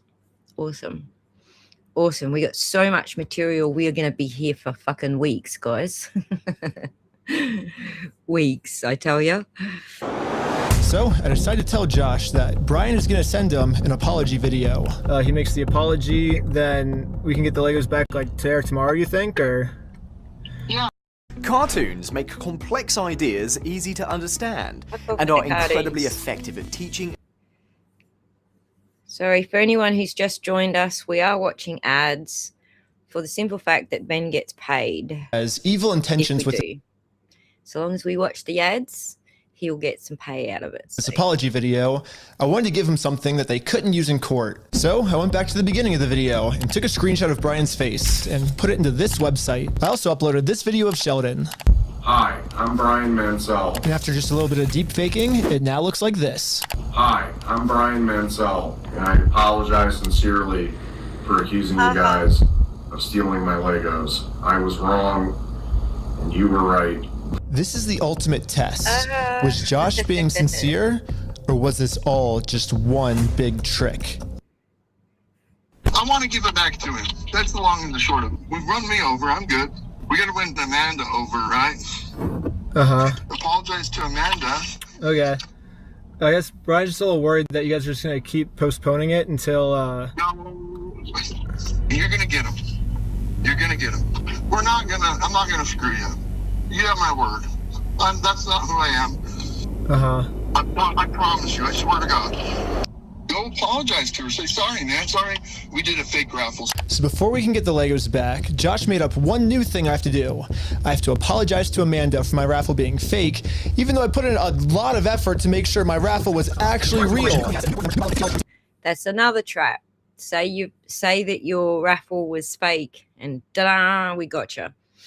I'm glad you're interested in this case. Your coverage about the Karen Read taillight video was exceptional. Thank you, Grazer. I'm actually very pleased that you took notice of the Karen Read case, because it's so on the same level. Civil rights lawyer provided referrals. Okay, so it is moved to federal, but it's still on the Utah docket. Right.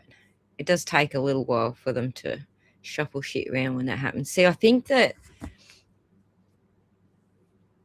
I'm not sure how it works. We do need a lawyer to come up and tell us. But I think that when it gets removed from the state court, it lands on the federal docket whether you like it or not, and then they have to file motions what shouldn't be on the federal docket. But then it's up to the federal judge to say whether or not they're going to bash it back to the state. So I don't think that whole shuffle has happened yet. So that might be why it's still showing up on the Utah docket, even after it's been removed to federal. But that removed to federal part is actually automatic, I think. So I have to call it a night. Okay, thank you, Kebby. Thank you for keeping notes for me in the background, and we will collaborate in Discord just to get the next show underway, and I actually do stay on track. So thanks, Kev, for your help. Good night. All right. Well, let's get back here again. I don't know. It almost feels like another trap. The employee we brainwashed from before told us that the owners are coming up with schemes to try to get us arrested. After you left, I got a call from my boss, and it was like, how do we get them arrested? Dang. How do we get them arrested? Maybe Josh is saying this to trick me into going back into the store so Amanda can call the police on me and have me arrested. But I had to find out for sure. Did you give me permission to go into the store to apologize to her? To make peace? Sure, yeah. Okay. Hi Amanda, how's it going? We came to make peace, and we talked to Josh. He told us to come back and make peace with you. Is that okay? It turns out I was right. This was a trap. Bricks and Minifigs.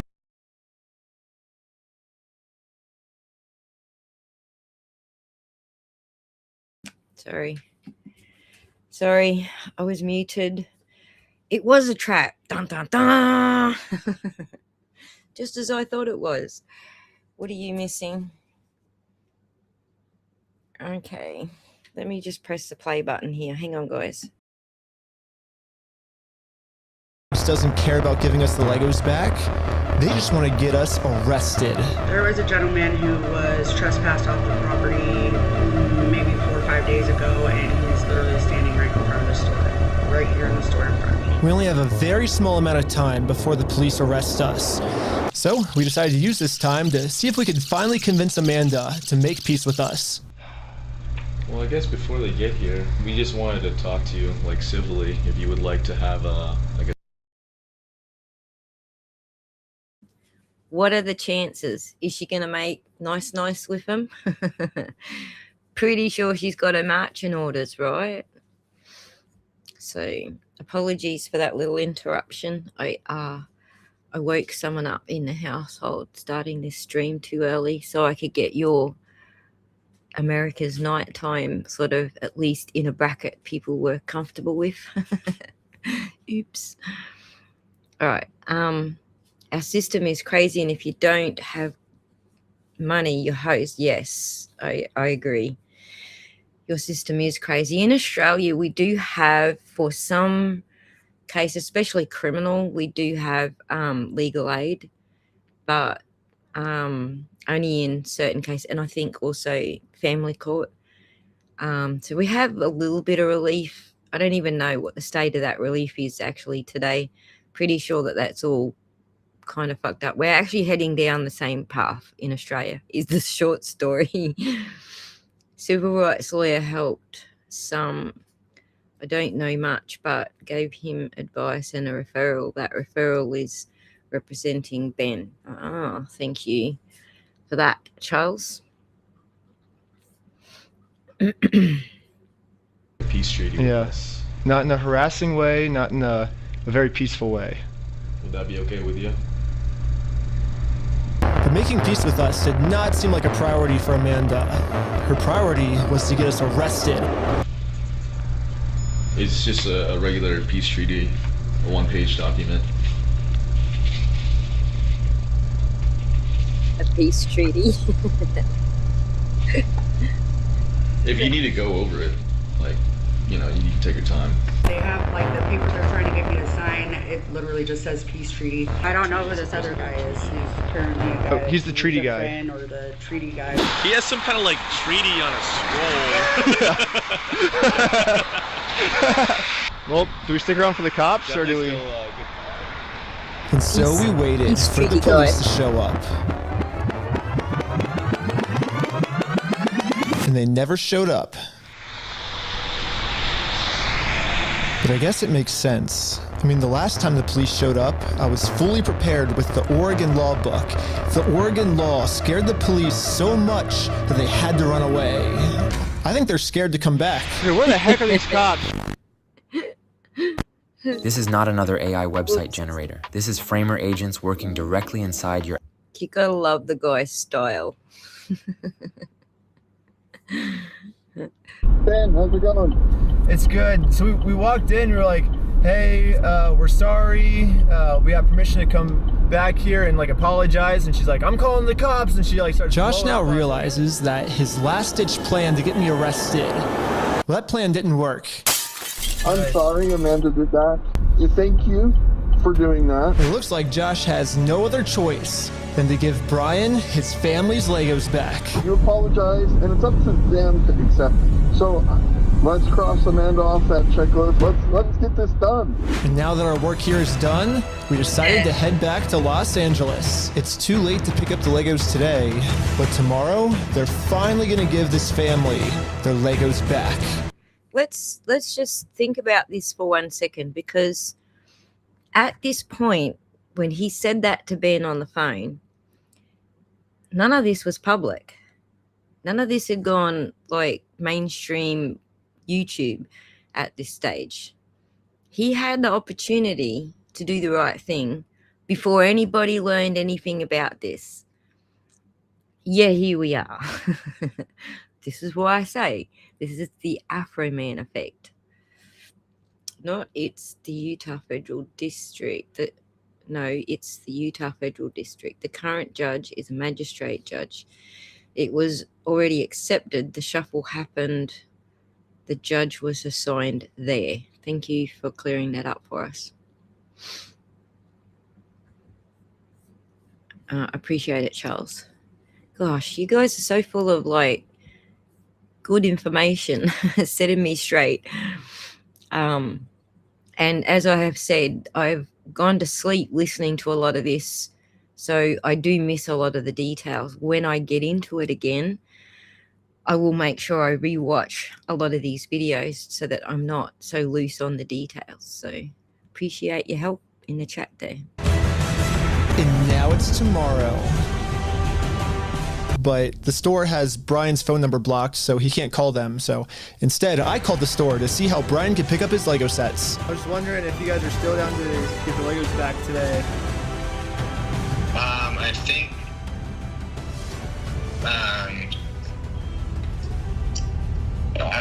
I just want to make sure everything's properly. Let me think of an excuse. The guy I'm on the phone with was trying as hard as he could to stall. It turns out that this is actually the same guy in the security camera footage that kicked the old owner out of the store. Google says his name is Brandon Best, and apparently he's co-owners of this franchise along with Joshua Johnson. But for some mystery reason, they weren't able to give the Legos back today. They said they'd give me an update on Monday type thing. Now it's Monday. Today is Monday. Hey, I was just calling to see if you guys are still down to give the Legos back today. He said. I would imagine he'll get done sometime this weekend, so I don't know for sure. I don't have a quick update, unfortunately. And who would have guessed they were going to stall him like that? That's so out of character. I didn't need to see Ben naked. But there's also, I can't even remember where it is, but there's one part where he's in a pair of Speedos. I laughed so hard. He's a genius. He's a genius content creator, that's for sure. I still don't have really a good update. Yeah, you bet.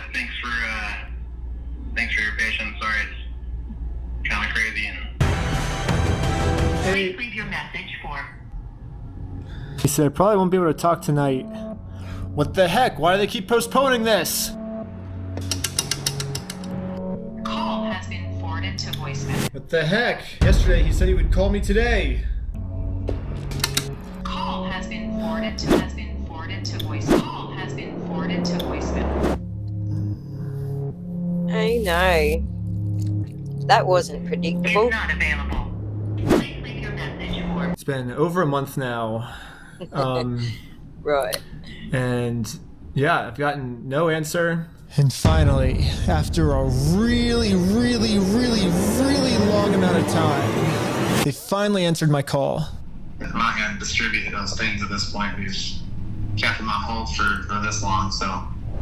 I've just been told that Bricks and Minifigs is no longer going to give Brian his Legos back like they promised.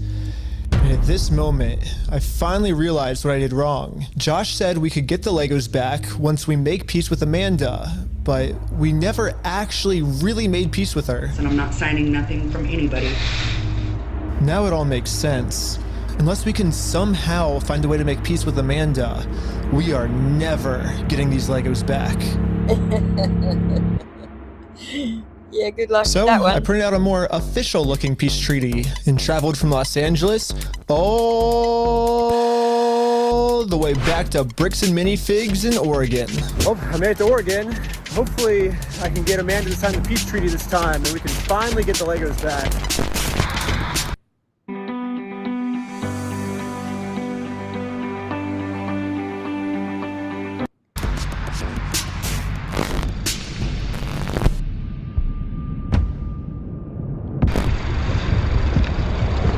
Hello. What? You're not allowed here. Oh, no, Josh told me to come back. I think we didn't get the Legos back because you didn't sign the peace treaty. You want to call Josh? No, I'm calling the police. Bricks and Minifigs is still doing the same thing they've always done. They're still trying to get me arrested just to avoid giving the Legos back. The problem with their plan, though, is Bricks and Minifigs is never going to be able to arrest me because I have a get out of jail free card. And I've actually had this card the entire video. I just haven't used it yet. Let's rewind all the way to the beginning so I can show you what I mean. So basically my friend said that you guys have some of his Legos, I think? Nope, it was even before this, right here. I made a contract with Amanda that says I, Ben Schneider, should not be trespassed, and all of these legal words, for any circumstance whatsoever, and for literally any reason, they cannot trespass me. And it's effective for the next 10 years. But this only really works as a get out of jail free card if I can get Amanda to sign it. But how the heck am I gonna do that?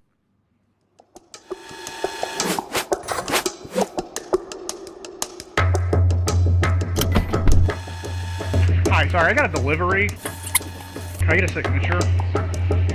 For some reason, Amanda just started signing our contract without even reading it. Thank you so much. Yeah, there's a little problem with that. Sorry, Ben. I'm going to go off on a tangent here.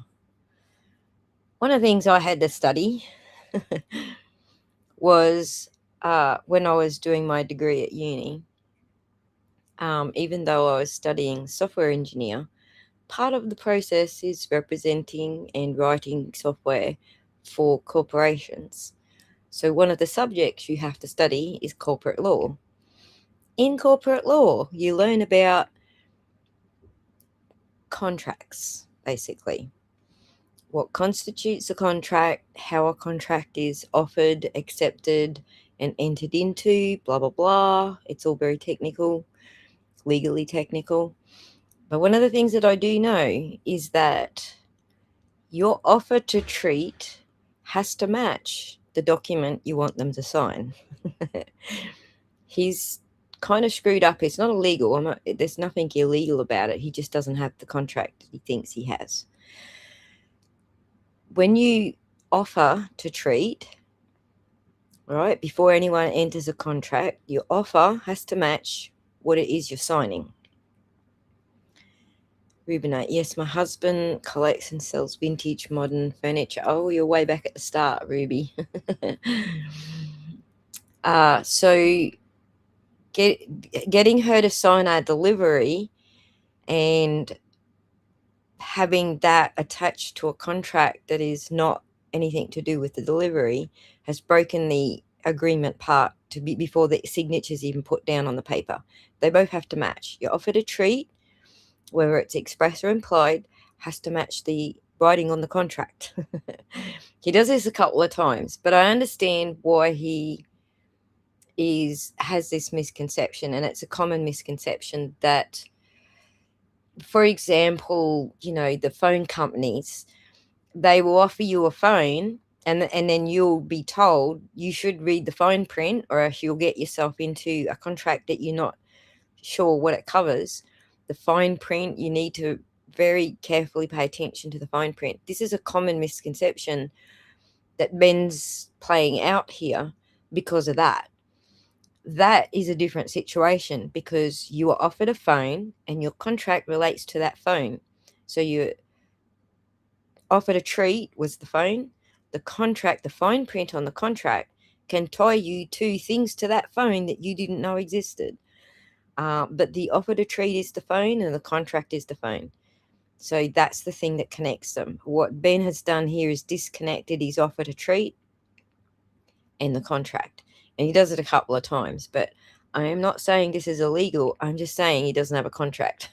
Basically, he doesn't have a legally binding contract because he missed that concept. The offered a treat has to match. In America, we have a duty-free contracts law, which states that you have to read a contract before you sign it.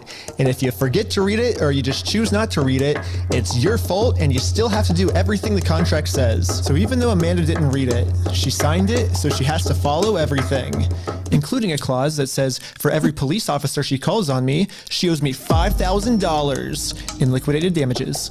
So let's fast forward and see how much Amanda owes me. We got $5,000, keep going, $10,000, $15,000, $20,000, $25,000, $30,000, $35,000, $40,000. More than 1 in 4 young adults don't get enough vitamin D. Wouldn't it be good if that was how easy it is to get someone into a contract? Because he'd have had him there if it was that easy, but unfortunately, no. It is not that easy. And I can see why he's all excited about it, but very common misconception, unfortunately.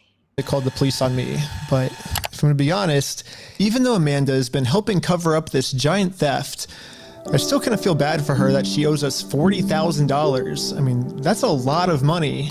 So I'm going to stop continuing to trick her, and I'm finally going to come clean about the contract. Once Amanda sees the agreement she's in, she'll finally realize it's not worth it to continue racking up this $5,000 debt. Instead, a much easier option would be we team up together to convince corporate to give Brian his Legos back. I'm calling the police because you've already been trespassed off the premises. You could be right, Rachel. It could have been just a little trickery that he was just doing to make them think he's stupid.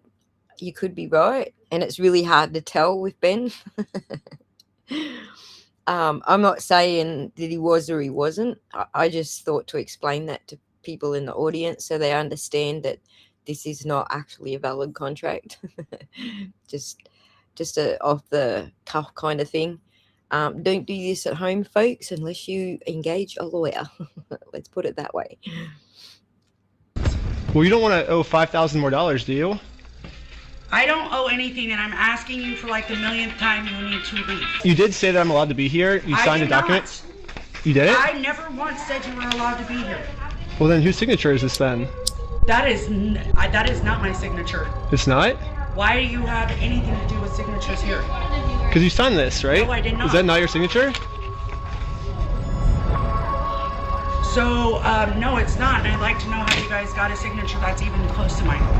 Well, it says every time you call the cops, you owe $5,000 for like punitive damages, but... So, really? Well, I'm just following the contract that you signed. Okay. Now that Amanda knows she can't call the cops on me just for being here anymore, I decided to call Josh to update him on how making peace with Amanda is going. Hey, I just went back to try to apologize to Amanda, and... But what Josh said next, I was not ready for. When we took over that store, there was nothing in that store. The shelves were empty. I don't know why you guys are thinking we're the bad guys. Josh's story has now completely changed. Now he's saying even if I'm able to make peace with Amanda, they still won't be able to give me the Legos back because they never even had the Legos to begin with. Well, if Josh is telling the truth, then why did Josh say this to us last time? We're happy to give you your stuff back. I mean, what stuff of ours would he be giving back if none of our stuff was even ever in his store? You're like, what about this? I'm happy to go open that stupid cupboard and you can have all the sets in there. I want to give it back to him. I'm happy to give you the inventory. Get the inventory to Brian, I'll give him back. I'm not gonna screw you. You have my word. That's not who I am. I promise you, I swear to God. I promise you on everything. I mean, Josh is on video swearing to God and on everything he'll give us the Legos back. But now, for some reason, he never even had the Legos. This makes no sense. Dude, the shelves were empty. So I decided to remind him of all of these examples where he claims they do have Brian's Legos in the store still. And this was his response. Fuck you, I never said that. Yeah, you did. Give a damn of your fucking opinion. It's wrong. And if you want to test your fucking opinion, let's go to court. Who enforces the law? The court? So Exactly. So you're saying that it's just so basically what you're saying is I'm wrong, but you can sue me for it, is what you're saying. Yeah, that's the long and the short of it. So you know you're wrong. So you know you stole the Legos then. Let's go to court then. Okay, let's do it. Okay, is that what you want? Yeah. You really want that? I mean, I would like to just get the Legos back, but if that's what you want, I mean, it seems like this is what you want. I'm giving you every out that I can, but... Let's just not go down... Look. Dang. Don't go down that route. It doesn't really matter, because... I just want to get the Legos back. They're Brian's Legos, give them back. It's pretty easy. Yep. It's kind of funny that this entire video, Josh has just been begging me to sue him. Tell me! Let's go to court! But the second I agree to it, his attitude completely changes. It's almost like Josh doesn't want me to sue him, and the only reason he's saying that is because he knows that by saying it, he can get away with his crimes. But now that Josh thinks that there's a chance I might actually sue him, he's getting scared. In fact, he said if I do sue him, he's gonna tell the world that I'm the one that stole the Legos. Then you can go f*** yourself. Dang. Dun, dun, dun. He's gonna tell the world that Ben stole the Legos. That's hilarious. Oh my God. It is hard to tell, Rachel. It's very hard to tell how much he's just playing dumb and how much he actually understands. He hasn't got a leg to stand on. I mean, like the original leg that he has to stand on is actually there's no civil complaint between the signatories of the contract. And we will get to Rachel's channel where her and her partner Ben talk about that side of it. There is no disagreement between Brian, the owner of the Lego, and her. So the fact that he's still trying to say this is civil, this is not a criminal thing, this is civil. They're still hiding behind the civil. But the criminal part happened at the store when the Legos went missing. So I'm probably sounding like a broken record, but that's for the benefit of those who have joined us late. He's pretty savvy in psychology. I think he is. The fake contract is unenforceable, right, Charlie? Yep. You stole them, bitch. I stole the Legos? Yeah, you're a fucking thief. Dang. Okay. You can shut the fuck up. That's your fucking choice. Instead of telling you about how amazing Toonby really is, STFU. why don't I just show you? You can STFU. That's a professional response. What Josh wants me to do and shut up, which I can say right now, I'm definitely not doing that. So what's the alternative? I can, I guess, raise hundreds of thousands of dollars somehow, and then maybe spend 3 to 4 years in court fighting them, and somehow if I win, then we can finally get the family their Legos back. Yeah, both of these options suck. Or maybe I can somehow find a way to engineer a third option, which I call option number 3, small claims court. Dun dun dun. Small claims court has entered the chat. Strong Leg, I have to disagree with you entirely. He's not an ignorant airhead. He's actually pretty fucking clever. Sorry. But what he has done here is he published this video after this video got uploaded long after Bricks and Minifigs had multiple opportunities to give Brian's Lego back. So this is called the Afro Man effect, okay? They refused to give the Lego back. They played them over and over and over again. They trespassed Brian, the owner of the Lego. This got out of hand because they didn't give the Lego back. That's how this got out of hand. Ben didn't publish this video until well after all of that had already transpired. So they had their opportunity to give the Lego back, and they did this to themselves, essentially. I gotcha. Yeah. So keep watching because this gets a whole lot messy. You think the Turtleboy shit got out of hand with the way the police behaved? Wait till you fucking get to the bottom of this one, because this one goes way further. Well, not way further. It's on par, basically, with the Turtleboy stuff. So we will get there. But this is our intro to the subject. So thank you for joining in, and hopefully I'll learn you something, Strong Leg. You've been waiting for this months. Yes, I'm sorry. I have been promising for months. I apologize. I took my sweet Mary fucking time getting to it. And it was just because I've been so snowed under with the, studying the data in the Karen Read case that I just didn't have time to get through all of this. So we are getting there. We finally started. Think about it. Small claims court is basically just like big boy court, except it costs basically nothing, and you get a judgment pretty much instantly. So I gathered my friends around a campfire to tell them about option number 3. One of the thoughts you had was taking the small claims court, right? No, because it's way too much money to take to small claims court. You can't take someone to small claims court, Ben, for $200,000. Yeah, it's $12,000 at the most, right? $12,500. Everyone hated option number 3, and I guess it makes sense. We ended up looking it up, and you can actually only sue for $10,000 at the most.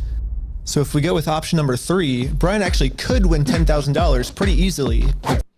Option number 3. It's all good, Strong Leg. You didn't interrupt. We're taking it from the top so that people who got the wrong impression, thinking that this was just a civil dispute, are put back on track, where this is no longer a civil dispute, and it was never a civil dispute from the beginning. So just hang in there. We will change your mind. Just for the benefit of the chat, some of my viewers from the Karen Read case are not familiar with this yet. They may have just seen like the mainstream sort of information about it. So we're gonna learn them. We'll have them on side in no time flat. So be patient. Then this is what would happen to his $190,000. But I'm not giving up. We just need to get creative. Theoretically, if you wanted to, could you take them to small claims court? Yes. If you wanted to limit it. If I wanted to limit it. But you would at least get $10,000 out of that, though, right? We could, but it would be giving up $100,000 more, you know? So here's the pitch. Here we go. What if we have 10 people? Hopefully by now, Brian knows there's going to be a pitch and it's going to be nuts. Hopefully he's onto it by now. Don't spill the spoilers. I actually intend to spill the spoilers as we go along, so the cops are clueless. I'm looking forward to the answer. Yes, I think they are clueless. But I also think they're doing a lot of shit wrong too. So when we get into covering the lawyer perspectives, like LawTube's perspectives, we'll get more deeply into what they're doing wrong. And I think that some of it is less clueless and more weaponized cluelessness, if that makes sense. We've seen the same thing in the Karen Read case. They weaponize it. They're not entirely clueless, but they know how to weaponize it. So sue 10 different times for $10,000 and we get $100,000. No. Well, why not?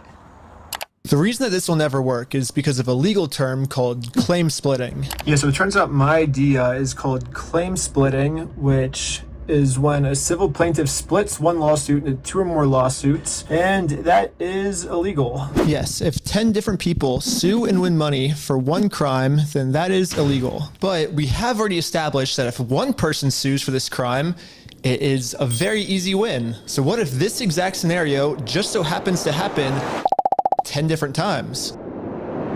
Think about it. If 10 different people get their Legos stolen by Bricks and Minifigs, all 10 people can individually sue, and it turns out that that is actually not considered claim splitting. So basically, if I can find 10 different victims of Bricks and Minifigs, my plan will work. I'm not sure how that works, to be honest. Like, I understand how he's splitting it here, but the fact that they had foreknowledge that this was the way to go about it, I think is actually not going to work in their favor. But it was a good idea. You got to give him credit for good ideas. And maybe I don't have to find 10 victims. Maybe I can create them. Starting with myself. First, I signed up for a credit card and then used that credit card to walk into the bank and take out a $10,000 loan. I then used this $10,000 to buy a few Lego sets from Brian. Specifically, these Lego sets. And according to the legal paperwork, they're still Brian's to sell to me. But just in case Bricks and Minifigs tries to argue that for some reason this wasn't a legal sale, I hired a public notary to officially approve the purchase. It's official, we have a public notary approving it. A notary public. We have a notary public approving it. I own these Lego sets now, right? Once I stamp it, it's all yours. Here we go. There you go. Shush. Shush with the ads. Pleasure. Congratulations. It looks like I legally now have $10,000 worth of inventory inside this Bricks and Minifigs store. Yes. So I wrote a very stern demand letter to Bricks and Minifigs demanding that they give me all of my $10,000 of Legos back. That part's legal. That he buys it off of, that's 100% legal. That he buys $10,000 worth from Brian and Brian signs it. That part's completely legal. He's talking class action. Look, there's a lot of people, Strong Leg, who would join in the action. There's other people who have lost their life savings, not just the people who were franchisees of this store, not just Brian, the Lego collection owner family. And there's a lot of people. So, yes, there could be a class action. How strange that police will use false allegations and arrests to intimidate people they don't like. I've never heard or seen that before. No, that's totally new, isn't it? And they never got back to me. So I'm going to sue them in small claims court, completely separate of Brian.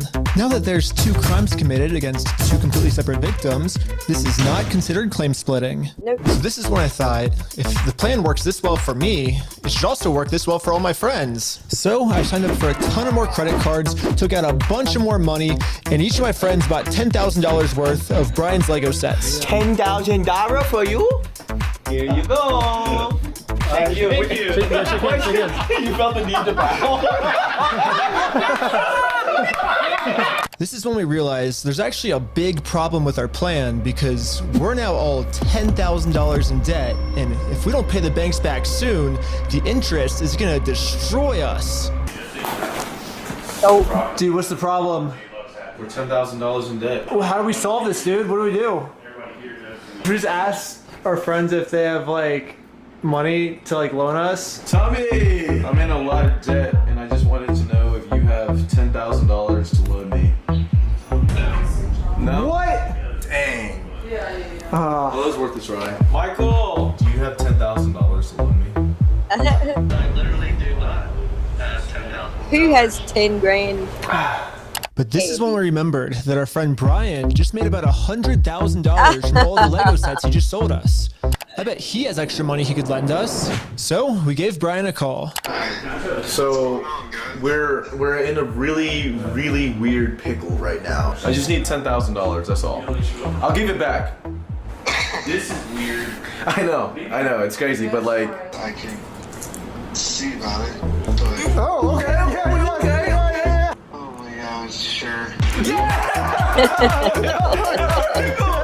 Brian legally gave each of us a $10,000 loan, which allows us to now pay back the banks to avoid interest. And it says in the paperwork that once we win these court cases against Bricks and Minifigs, we'll pay Brian back. Yeah, and we promise once we win this lawsuit, we'll pay you back. Yeah, we'll pay you right back. And if you're thinking, wait, how is all of this legal? There has to be some type of catch.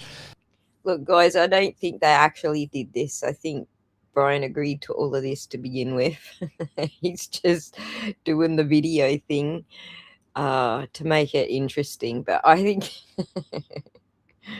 yeah, exactly, Grazer. It's brilliant, but you got to give him credit. This dude comes up with the craziest schemes. At least he checks whether they're legal. That's a good start. And then he plays it all out on screen. So I don't know that this one was legitimately the way that they're saying it, but it was brilliant. And you're right, there is. It's called sales tax. Luckily for us in Oregon, there is no sales tax. It's one of the only states that doesn't have it. This means that we can just keep selling Lego sets back and forth to each other over and over for free. Well, I think everyone's in. Should we start? You're gonna go to the top. It's start a filing. But I haven't even told you guys the best part yet. The best part is that all of this is another flashback. Yeah, all of this happened a month ago. So now let's fast forward all the way back to present day, where I'm still talking to Josh on the phone. And yeah, Josh has no clue that we've been preparing all of these court cases against him for the last month. He's about to be in for the surprise of his life. You have, like, I guess until the store closes, I guess, to get the Legos back, if that's the way you want to go. But if not, I guess we'll serve the papers today and then go to court. Are you gonna serve the papers today? No, figure it out. That's not how it works. Are you young? That's not how. Young? That is how it works if you've got it pre-planned, buddy. This is where, for Strong Legs benefit, this is where shit goes south, okay? Because all of the charges that come from this point are literally because he's trying to serve them with papers. So everything from this point is what's the word for it? I'm not going to say illegal because the cops did it anyway. Unlawful. There's a difference between illegal, which means you're breaking the law, and unlawful, meaning you're not following the law. So at this point, from this point onwards, everything they do to Ben is unlawful. The world works. It's not how the world works. Well, we're going to do it. We're going to make the world work that way today. Well, Bricks and Minifigs knows the deal. Get the Legos back before the store closes, or they get served court papers. And now we wait. And then waiting got kind of boring, so I'm going to spend the rest of the day promoting my We Steal From Old People company. Go to www.westealfromoldpeople.com for some awesome merch. And if Bricks and Minifigs calls the police on me for doing this, then they owe me $5,000 more. I've been advertising my company for a pretty long time now, and I've gotten no reaction from Bricks and Minifigs. So I'm sending in a secret undercover agent to see how they're handling the situation from the inside. Just so you know, the website's still up. I'm looking at it right now. WSFOP. He has actually changed the banner, which I'm glad he has done. But the website is still up if you're after merch. Anyone wants the merch, it's It is still there. We steal from oldpeople.com.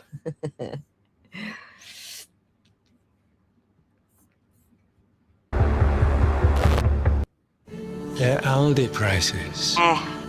They're always low. Moving on. Oh, it's a string of ads again. To a certain extent, the body cam footage can say he was served with the papers. It can. It can. And I don't think he's as much of an airhead as the other person. I think Turtleboy is far bigger airhead than Ben is. Especially because Josh is a plaintiff, right? These calls strongly indicate that the lawsuit Ben filed is a slap. Yes, it is a slap. And we'll get into BJ's commentary about that because she's a slap queen. She hasn't lost one yet. Well, they closed early on us. I think they were afraid of my lawsuit. So, we decided to go bowling again. Oh, no way, no way, no way. Shut up. Oh my God! It's the next day now, and you know what that means. It's go time. It's go time. The funniest part about yesterday was when I was talking to Josh on the phone, he totally thinks that I just made all of this up in the moment. When the actual reality is, we've been planning this court case for months. But I'm not complaining, because if Josh thinks it's fake, then he probably won't show up to court. And if Josh doesn't show up to court, we just win by default. So before I serve him any court papers, I'm actually first gonna confirm Josh's beliefs and do something super duper fake. Like give him a world record for the most amount of Legos ever stolen. Not everyone can say that they're the best in the world at something. Exactly. Some of this I'd forgotten about, so it's good to go back from scratch. Hello. I am Ryan with the Guinness World Record Association, and I think you're expecting this actually. This is an award for most Legos stolen by any company in the world. Stolen by a single franchise. Is that what it says? Mm-hmm. I'm definitely not hanging that up. You don't know anything about this. I have no idea of anything about that. Okay. I guess call I the. am the manager. Oh, really? Yeah. And you weren't expecting it? I was not expecting it. Success. Anything that gets delivered to the store now, Bricks and Minifigs will probably also think it's fake, which is now perfect timing to serve all of these real court papers. But to do this, I need a lot of people. So I started recruiting some people with a game of hacky sack. Here's your legal paperwork. You have been served. You have been served. It's all good, Strong Lego. I'm just having a dig at you. He's definitely more educated than people think he is. He's certainly got a few holes in his theories, but it's hard to say whether he just does that because it's good video viewing or he actually doesn't actually understand the holes in his theories. But it does seem like Amanda needs some joint, doesn't it, Grazer? I agree. The first lawsuit has officially been served. Good luck, guys. Is my resume? That was funny. Everything was going exactly to plan. Well, until this happened. Yeah, Mark, hurry! Yo, can we just talk real quick? I think Josh told this employee to close down the store early to avoid any more lawsuits coming in. Yeah, she closed. As soon as she saw us our pull up, she started closing up. So for the rest of the day, I'm going to continue to advertise my We Steal From Old People company at www.westealfromoldpeople.com. I'm not getting many sales yet, but hopefully if I keep up all this advertising, people will eventually start believing in my company. It's freaking out over this PC law. Yeah, we had to close early today, so Are you basically guys gonna be open tomorrow though? I don't know. So there's been some guy like harassing us because well, a lot of the Legos that we sell here are actually stolen Legos. Like we just steal the Legos. Yeah. Anyways, we ended up getting the rest of the court papers served, and now I'm just gonna fast forward a few months, and Bricks and Minifigs hasn't responded to a single court case we submitted against them. So I called the court to see what the next steps were. Okay, so I don't see that there's been a response from anybody in the case. You're right, Anne. I think they were lazy and they didn't go back over his other videos. Because if they did, they would have known all his antics already. You know, he's already pulled the fake contract trick on McAmory. I can't remember the name of the mansion, the horror mansion. He's already pulled all these tricks before. So if they had watched his previous material, they would have known what to expect next.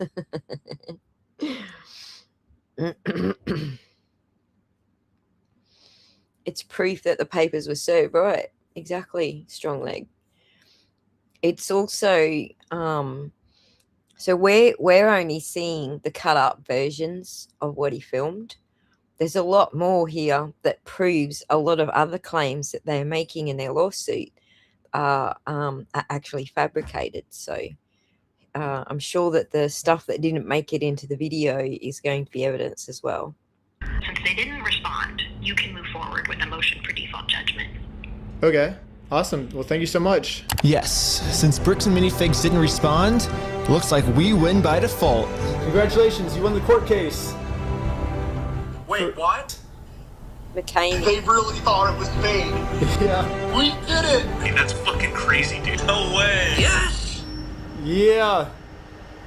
Well, I think now it's time to go all the way back to Bricks and Minifigs and collect our money. And I got a cute little piggy bank here that they can put the money in. And so I traveled all the way back to Oregon to finally collect my money. It truly is a beautiful ending.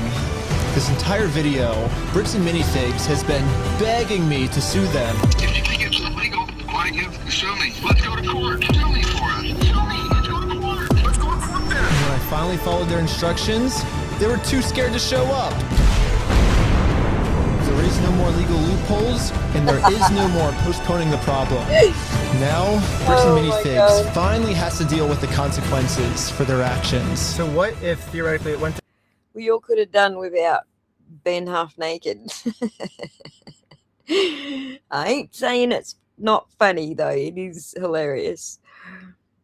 At this point here is where I think Bricks and Minifigs kind of gained a little bit of public support from the likes of Law and Crime Network maybe, and maybe a few other people that were following the case, because people felt gypped that he didn't admit in this part of the video that he sued the wrong LLC. I personally don't think he knew he sued the wrong LLC at this point. I think he learnt this later, and I think when he did learn it, he came clean. So he did lose a little bit of support from a few channels who were following because of not admitting that he sued the wrong LLC. But when you get into all the LLCs and the tricks that they play with the LLCs and what Legally Mine is all about, once you get into all of that stuff, you begin to understand how he accidentally sued the wrong LLC. He actually did sue the right LLC, but they deregistered it, so it's got its own fucking story, which we will get to. So, but I just wanted to point that out, that this point is where a lot of people started losing. Well, not a lot, just a very select few decided, yeah, I'm out, because they thought that he should have admitted to suing the wrong LLC. But if he didn't know, then how could he admit to it? We're only learning about the LLC game now, so. The court, it turns out you were wrong. Would you then admit you're sorry for everything? Yeah, sure, of course, yeah. I give him the inventory, and the judge says I gotta give it to him. I gotta give it to him. Well, I gotta go against the judge's orders. But you don't have the inventory.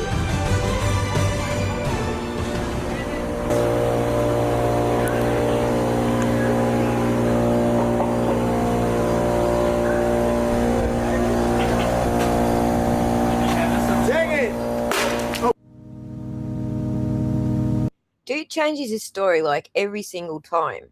Yeah, I'll hand over the inventory. Well, you don't have the inventory anymore. At no point have you even admitted you don't have the inventory anymore. You already sold it.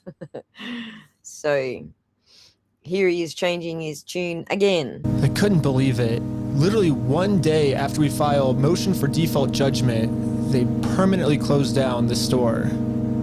At first, it did feel kind of cool that our plan worked so well, it completely shut them down.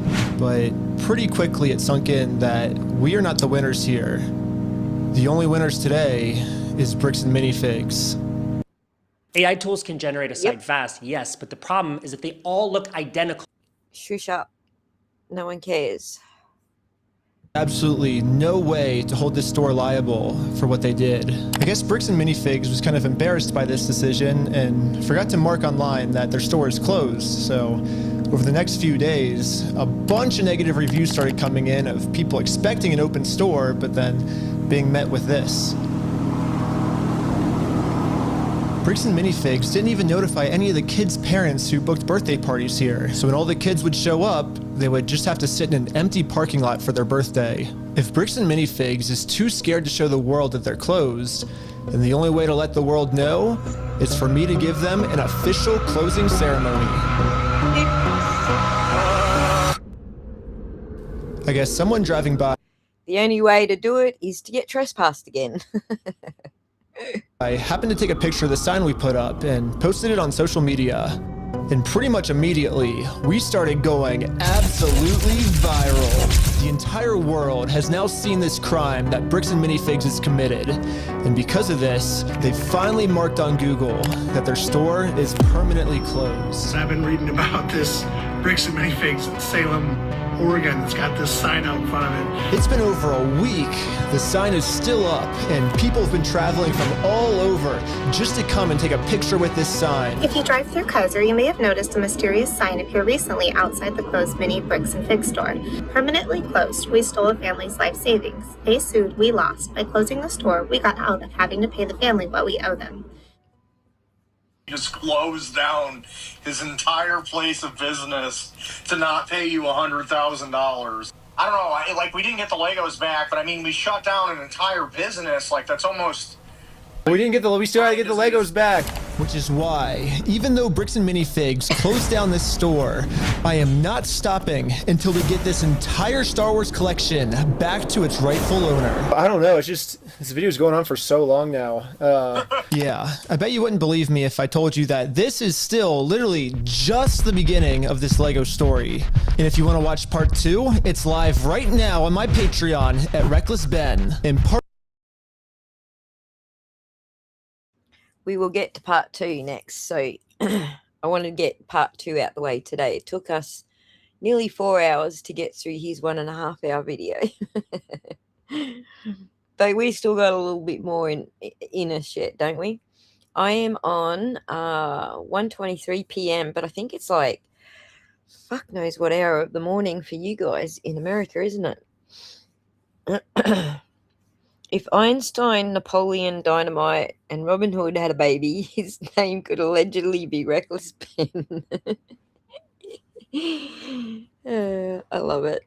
That's right, strong leg. You can't be trespassed from a public sidewalk, but he was trespassed from the building, and now he's on top of the building hanging signs. So, but there is something about petitioning in the street. Something in the city ordinance about petitioning in the street these can still be held liable for. So, because technically that's petitioning. So, it's 10:34 where Strong Leg is. So, still early. We still got enough time to get through part 2. We will get to a lot of the legal stuff in the next video, Strong Leg. So, I know you've watched a lot of this. So, let's get the next one up. Let's go back here. Let me find the next video for you.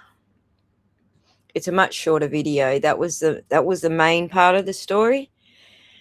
And then in part 2, it's still not quite the whole story. Part 2 is the next part of the story that he was able to cover given the redacted footage that he was given by the police department. So there is now a part 3 that we're all waiting for, but most people have already got their hands on the unredacted footage anyway, so I'm pretty sure that's what the part 3 is going to be going through, you know, all the lies that they told along the way. So although there could be more. Wait a second. Let's get it on the screen. City ordinance does not supersede the First Amendment. I don't know. I think there's some cases where it does. But I'm not a lawyer. You know that, Strongleg. So, thank you, TB. That's not the TB, but this TB. Thank you. The store was leased and not owned by BAM. Correct. And it's 8:26 in California. Well, I can keep going then. We good? We good to go? Let's get this next one up. Should be. Yep. We're good. Let's get that bigger. The end biggering. Hell yeah. Cool. All right. So we'll talk about the city ordinance thing when we've got a lawyer on to talk about it, because, you know, I'm Australian. What the fuck do I know? And I'm not a lawyer, so don't drink and drive, sell Legos or rubber ducks. Hey, did I stop the video or did I just scoot over that? So this is another parallel for those who don't know with the Karen Read case. When people were protesting because, you know, the whole fucking county is corrupt, they were spreading rubber ducks around the place, and some people got arrested for it, although the magistrates court slapped it down and said, like, you can have littering, but we won't let you have, like, you know, all the other crimes that you want to do attached to it. But it was just funny because when Ben did that delivery to get the store manager's signature, he used rubber chickens. So I thought that was clever, and it was just as clever as the people on the streets in Massachusetts who were protesting with the rubber duckies. But that was a similarity I just thought was hilarious. So Canton and American Fork don't drink and drive, sell Legos or rubber ducks. Oh, Canton and American Fork, exactly. All right, so we open with what I think, I'm just going to introduce as what I think was a really bad move on the part of the Airbnb that they're at. Who wants to stay at an Airbnb where the owners are going to call the fucking SWAT team on you? Like, they literally got swatted by the Airbnb. That needs to be on the Airbnb's, like, you know, feedback thing on Google. People need to go and say that, like, don't stay at this Airbnb because he's going to swat you. And I don't care if he wants to sue me for saying that people should do that, because it's the fucking truth. He fully swatted these kids and he told a lie to get them swatted.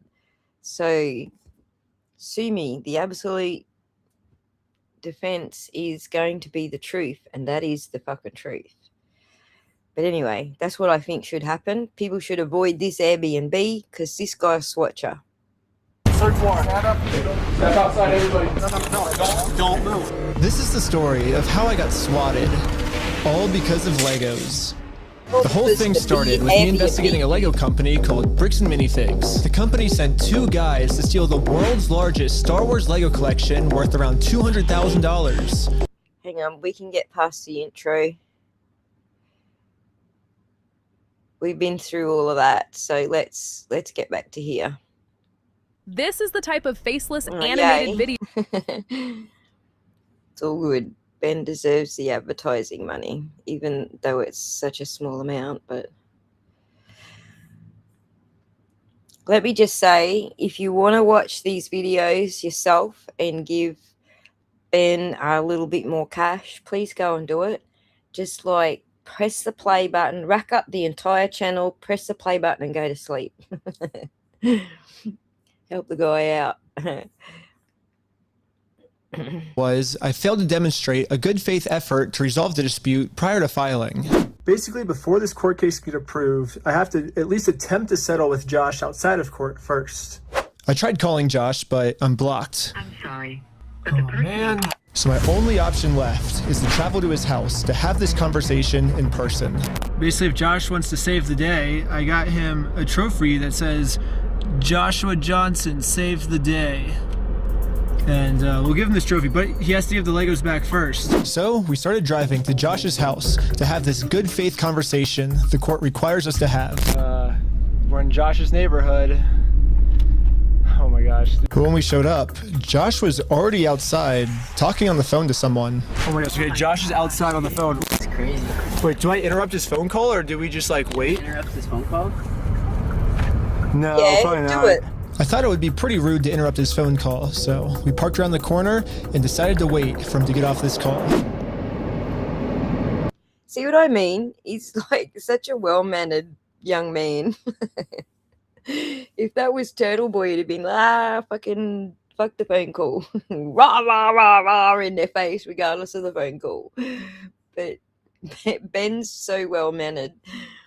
That's why I think that in some places he'll probably fold just for the sake of sorting things out. So, because he is such a, well, he's a nice guy. I like how we just have this conversation outside. Right. He doesn't want to get his wife involved. He's hiding something.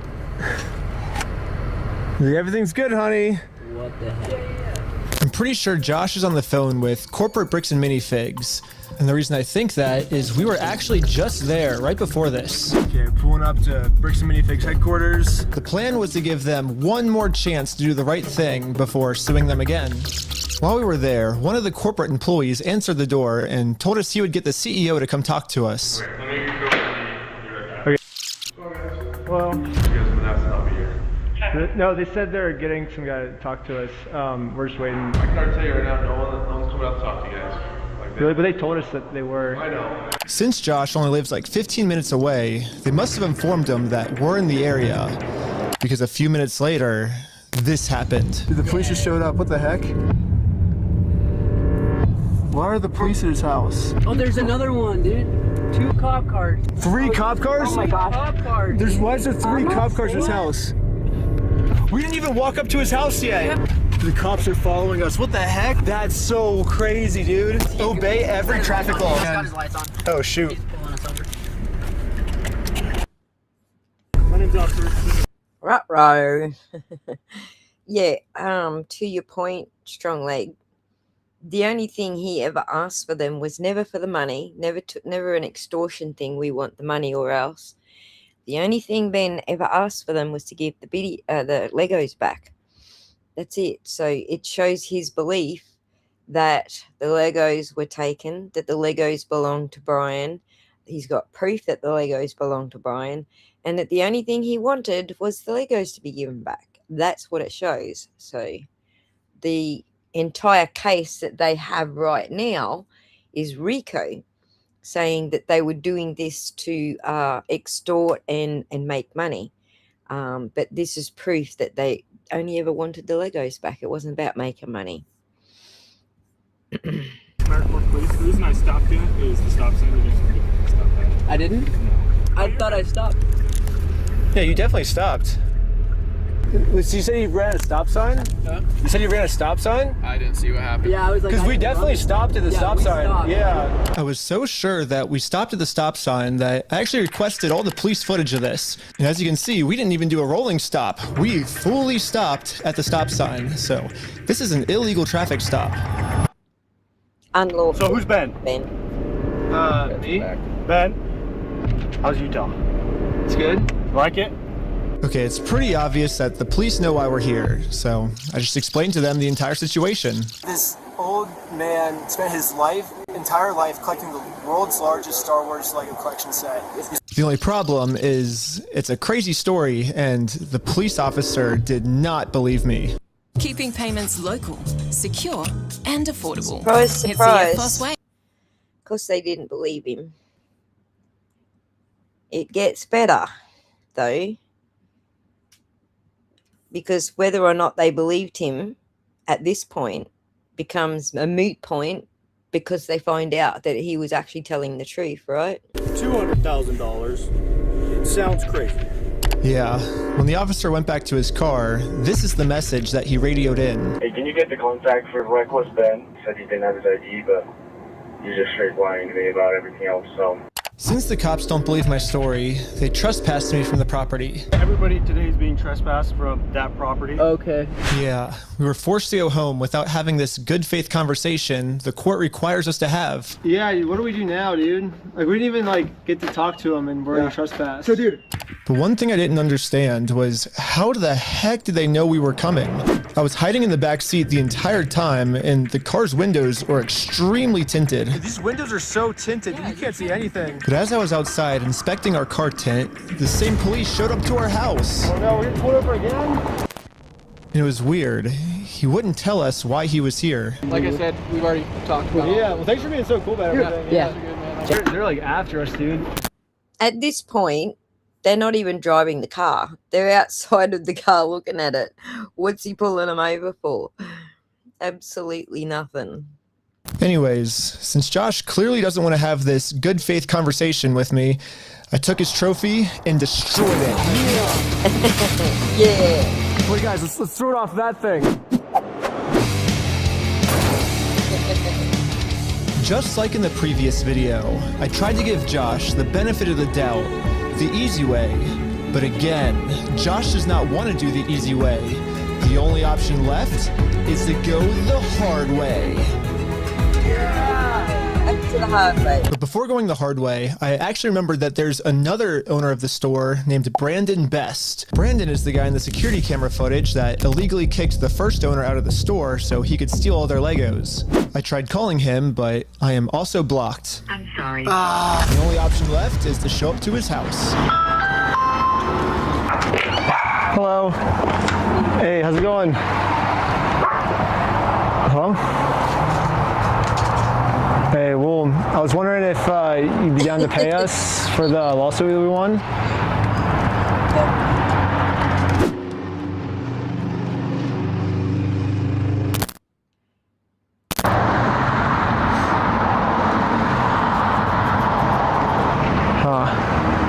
It kind of seems like Brandon doesn't want to have this good faith conversation to resolve this problem outside of court, and I gave him plenty of time to speak. I guess if you don't. Whatever gave you that impression? The Timu bow is classic. I didn't even pick up that detail. Like, I see you had the bow, but I didn't know it was a Timu bow. Good on him. I like his little basket as well. I'll just talk. So you guys told us to take you to court. We went to court and we won. We know you closed down the store to avoid paying us, so we could just sue you guys personally and do the whole thing again. We would obviously win again, but then the police showed up, and again, for some reason, they are really trying to protect these criminals. Oh my God, yes, doesn't he? No, he stole $200,000 with it. Because I've been spending the last 3 months in the case, and I won in court. He inherited the store. Uh-huh. He's being blamed for everything that the previous owner did, and he's trying to... The previous owner didn't do anything, you silly woman. Brandon looks like he kills for a living. Right? He looks like the most honest dude on the whole show. This cop has no fucking idea what the hell she's talking about. He didn't inherit anything because he wasn't a party to the contract. What he did was he stole what the goods were in the contract. Well, that's a lot. So we. Okay, hold on. Okay, I'm sorry. He's still trying to clean up the mess from the previous owner, and now he's catching blame for it. And he's just trying to clean up the mess from the previous owner. No, him saying that it's the previous owner, that's a lie, and we already proved this in court. Okay. If you come back and step foot on this property, you're gonna go to jail. The police gave me a formal trespass notice, which I took a picture of it and sent it to the court as proof I tried to have this good faith conversation, but Brandon didn't want to have it with me. And turns out this was good enough. My court. What frustrates me about this is that he couldn't litigate with them until he had this good faith conversation. Yet they could just send him a RICO by email. How the fuck does that work? I guess it's because this is small claims court that he's trying to do. I guess that's the difference between the small claims court and then the bigger court that they're doing the RICO filing through. But that just frustrated me. I was like, why you put people through this crap? Nobody wants to be served. I mean, that's obvious. Case with Brandon Best got accepted. But my court case with Josh is still going to be rejected until I find a way to have this good faith conversation with him. So I decided to see if I could find Josh online, to see if I could look up any more information about him. Hey guys. Yeah, they all look the same. No. Joshua Johnson. Yeah, Joshua Johnson. We lower their tax liabilities and minimize their exposure to lawsuits. That's hella ironic. Are you kidding me, dude? That's what he's known for, is reducing people's exposure to lawsuits. After some more research, we found out that both Josh and Brandon are super hardcore Mormon, which was actually extremely surprising to me, because if Josh and Brandon are truly Mormons, they believe that stealing is wrong, and if they steal, they're gonna go to hell. Or I guess in Mormonism they call it the outer darkness. But still, Brandon and Josh probably actually believe that this is gonna be eternity for them. I mean, Josh even swore to me on his Mormon God in the last video that he would give us the Legos back. I promise you, I swear to God. I promise you on everything. But maybe I can use this to my advantage. My problem right now seems to be that Josh is never going to listen to anything I ever tell him. I got to agree with Bruce Rivers. Your problem right now is that you never went to the authorities, like outside of this little township, and reported the theft or consumer affairs. That's your problem, Ben. But of course, that doesn't make great viewing, so funny use of words, good faith and the Mormon church, right? Utah is hating on peeps from CA. They probably are all Mormon. From California. Oh yes, of course. And says, to be fair, Ben didn't ask for alternative service like email because he knew this would be way more entertaining. Well, that's the point, isn't it, Anne? It is way more entertaining. But on the same token, way back, Brian actually should have just took all this to Consumer Affairs. I don't know what it's called in America. I can find out. I'll press the play button and go a little dig and find out what it's called. But if someone from his church heard this audio, maybe he would listen to them. So after finding exactly what church these guys go to, we went to it and showed one of the Mormons there this audio clip. And the Mormon thought that the best thing to do was to have a talk with Josh to save him from going to this outer darkness. Okay, good luck. And I guess me and Tyler are staying back because we're already trespassed. So yeah, we ended up just driving home, but on our way back, this happened. What? Pulled over again? For what? How's it going? How's it going? I'm Officer Hawkins, American Fort Police Department. How you doing? Good, how are you? Good. Well, what's your name? Are you Ben? All right. Oh, we caught an ad. It will come down to the rental truck. Yes, it will.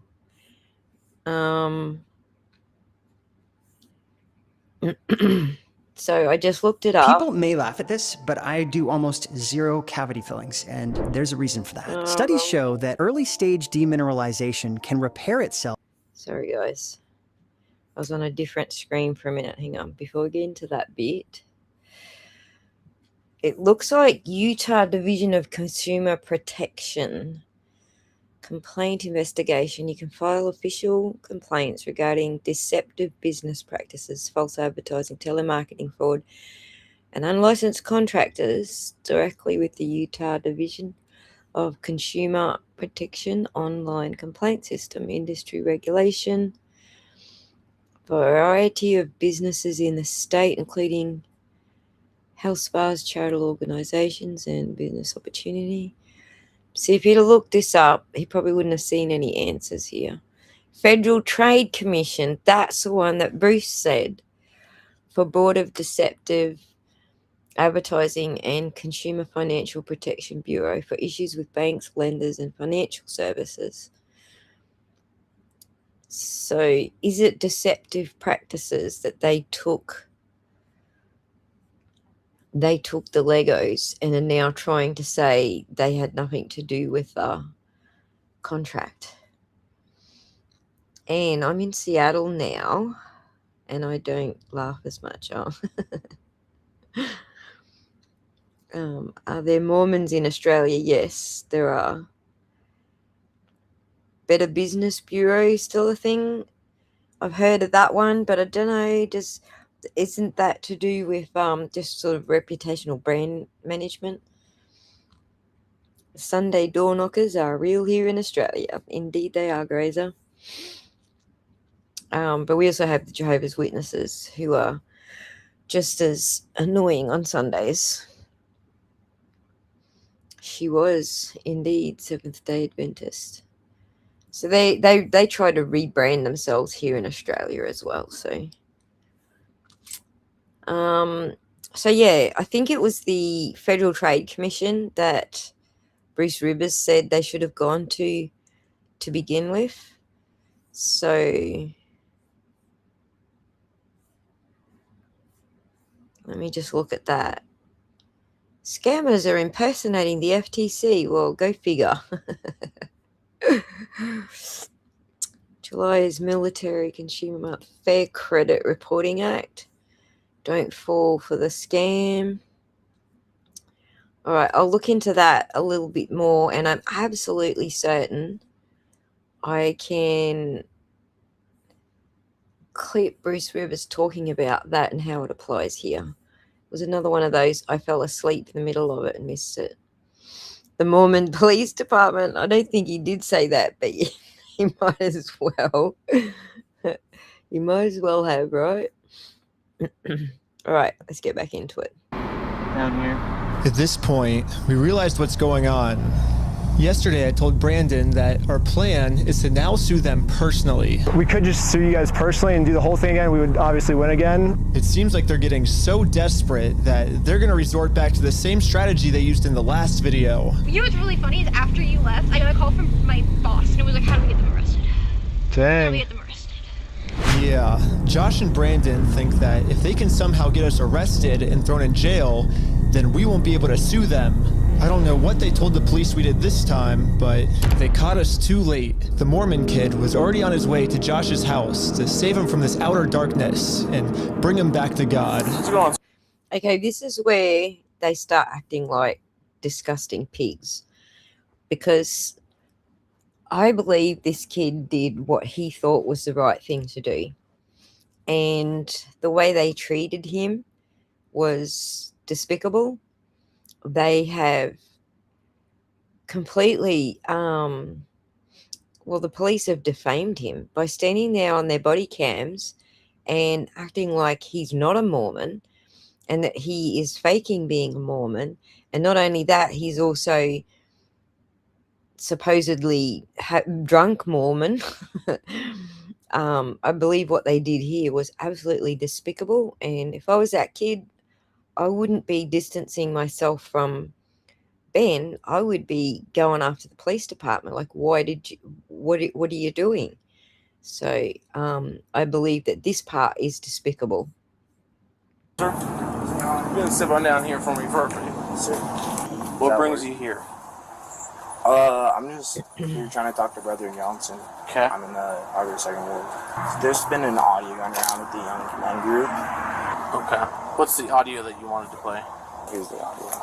I'm not gonna screw you. You have my word. That's not who I am. Uh-huh. I promise you. I swear to God. I promise you on everything. Who's that? So I guess that's that's him. No, I know that. I could tell that from the voice, but I was just gonna ask him, like, is he willing to give up everything like he said? Because he swore on everything. He swore on God. This might be a crazy ask, but could you take a selfie with me? But anyways, back to us. The police apparently... Back to us. I'll let you know a little secret. And I grew up Jehovah's Witness. And nobody knows firsthand how pesky they can be than I do. So, when, as a child, obviously, we had to go door knocking with the elders, with the older people. We had to learn how to do it. We had to learn how to take rejection and cop a tub of dishwater to the face and so on. And I look back on it now and think it was actually very, I won't say to the level of child neglect, but definitely a level of child abuse. Some of the shit we had to listen to. People don't like their doors being knocked on the weekends. It's like the worst possible time. They've all been at work all week and they just want a peaceful weekend. And you're not giving them that. So very glad to not be in that religion anymore. I got out of it as soon as I possibly could at, like, I think just before 15. But unfortunately, the abusive side of it lived with me until at least 22 to 25, I guess, before I was able to shed some of the bullshit that they put in my head. So yeah, no longer a Jehovah's Witness. Got out of it as soon as I could, but my mum still is. So it's tricky because I have zero respect. I still think that it's a cult religion. It's a breakaway cult religion, and it's actually a breakaway of Brigham and Young, like breakaway from that. So Brigham and Young is a breakaway from Mormon, and then Jehovah's Witness is a breakaway from Brigham, and it's too complex. But anyway, so I still have to have a certain respect for it because it's my mum's religion. So it's a difficult situation because I literally have no respect for it as a religion, but still have to pretend I do, I guess. Lord help me if my mum's watching this stream, which I don't think she is. But there you go. That's my live confession. So yeah, I kind of know a little bit more about Mormon and Jehovah's Witness stuff than I let on. We got a call that we had heroin on us. This officer is going to conduct the search of your person because there are illegal substances in the vehicle. Really? So he's going to do that. I'm going to put this away, and then we'll be right. Don't reach in your pockets for me. Okay. Sounds good. Thank you. The vehicle will be searched. Okay. I'm going to have you stick by with my sergeant. Hello there. Hello. Hello there. Goodbye.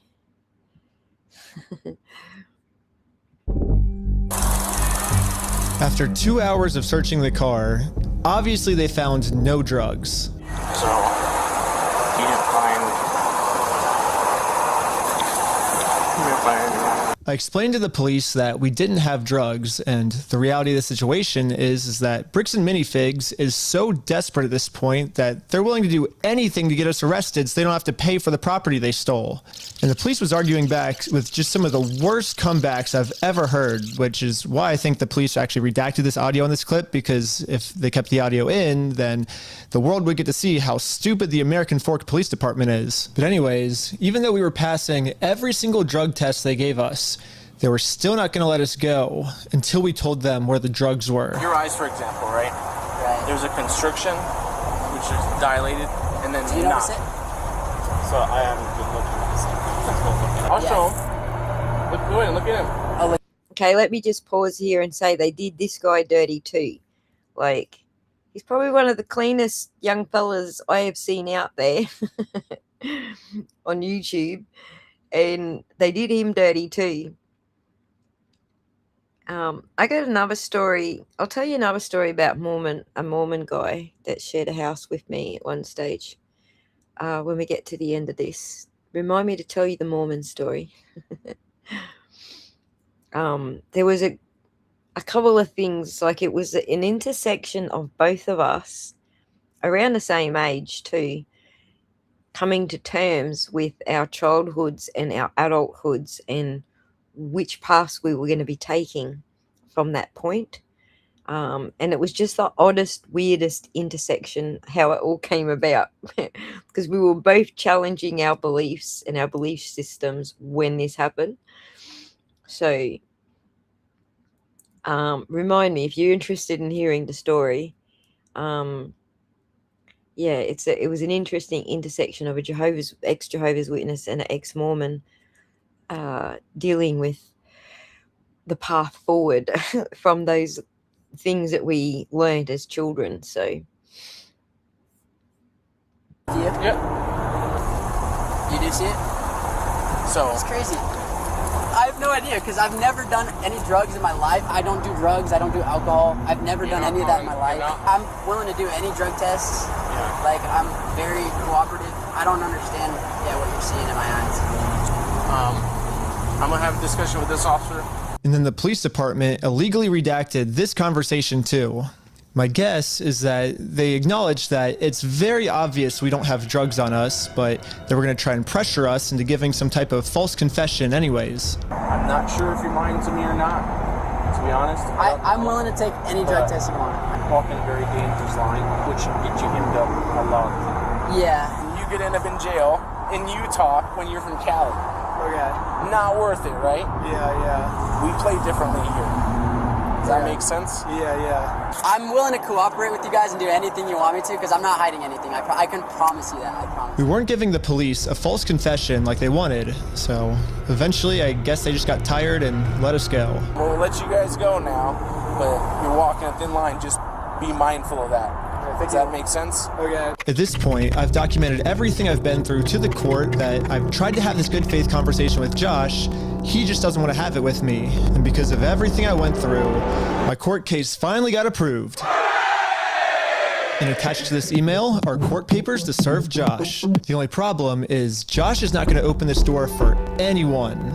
He wouldn't even talk to another Mormon. Instead, he just called the police on him. In order to get Josh to come outside, I'm really gonna have to get creative. So I made this poster that says, "I stole a dying man's life savings," and printed it out. Now I'm placing this poster in a public space right across the street from Josh's house. Yeah, it turns out this tiny patch of land is actually free for any person of the public to use. And since we have the freedom of speech, I am breaking no laws by doing this. see, I don't know about that because I did find some information about the city ordinance being an issue. Let me just see if I can find it so we can do a little quick recap of that. Just had the Watchtower book dropped off this week. Thanks for sharing. I'm expecting my third visit from JW's tomorrow. I'm happy to chat, but it is really hard to say no. It is hard to say no, especially, part of that mental manipulation is having kids in tow. So if they rock up with kids, it's even harder to say no because you don't want to be rude to them while there's kids around. But I'll tell you a little secret: just play Slayer, or if you're not into that sort of heavy metal, play. I'm trying to think of the type. I'm actually into dance music, so play like 666 Amok or the DEVRL. Just turn it up really loud when they're due. And I guarantee you they won't knock on the door. Something like that. It's really the easiest part. The easiest way to get around the door knock when they're due. Rack up a whole, hour of music. Heavy metal is always a good one. Like any of the happy house, hardcore house music that sings about the devil or anything like that, just crank it and they won't knock. Trust me. Now let me just see if I can find what I had on. Billy Ray Cyrus. You need something a little bit more like devilish. 666 does a song, right, called the Devil. There's another one called On the Seventh Day. What is that song? Miley Cyrus. Oh, that's so funny. See, because well, some people can be rude to them, Michelle. But because my mum has got herself baptized and is now like an official door knocker, I feel bad, like Anne's saying, like Rachel's saying, yeah, you get to that point where it's like, yeah, I kind of got to entertain them. And then I would rather just repel them than having to have the conversation. Because as soon as you tell them it used to be JW and you are no more, that all of a sudden you're their fucking life's mission to get you back into the religion. So Billy Ray dubstep mix. You guys are cracking me up.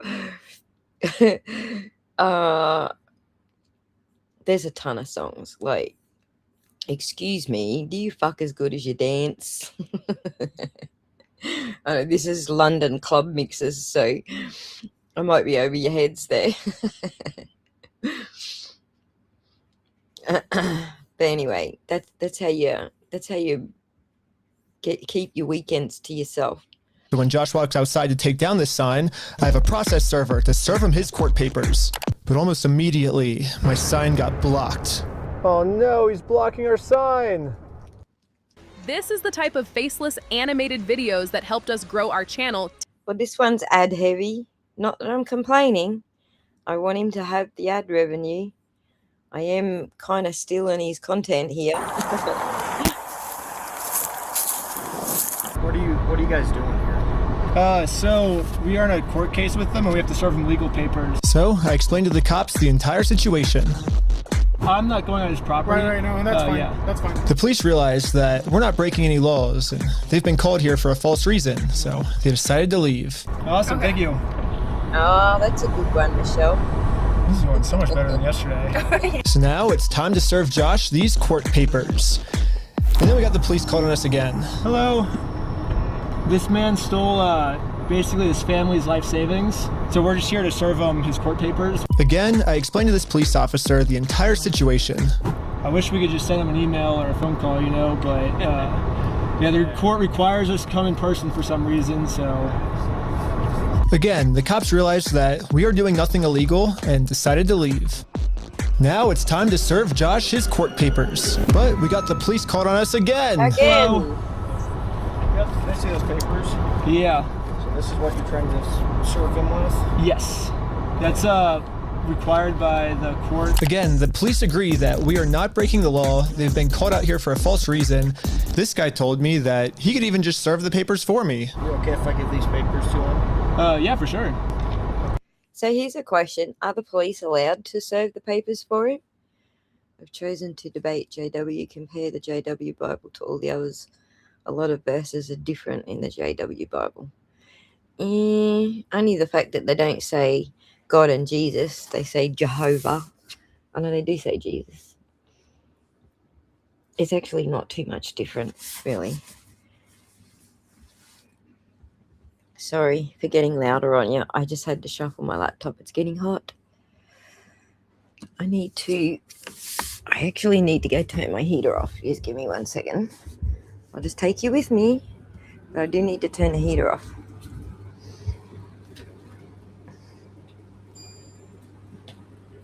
Alright. Back to fan.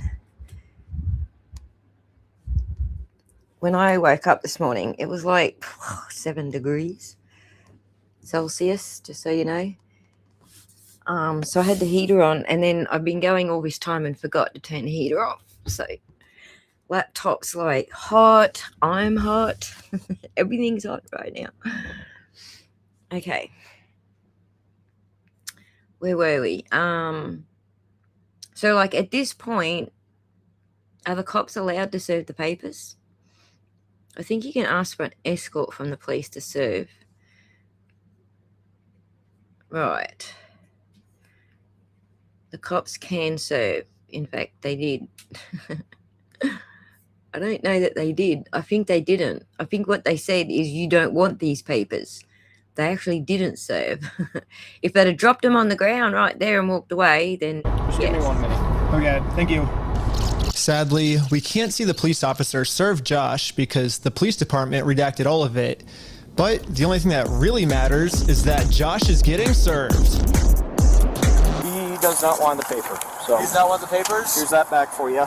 Okay. Yeah, the police told me that they can't serve the papers for me because I'm lying to them, and these aren't even real court papers. Not sure what this is. I've never seen something like that.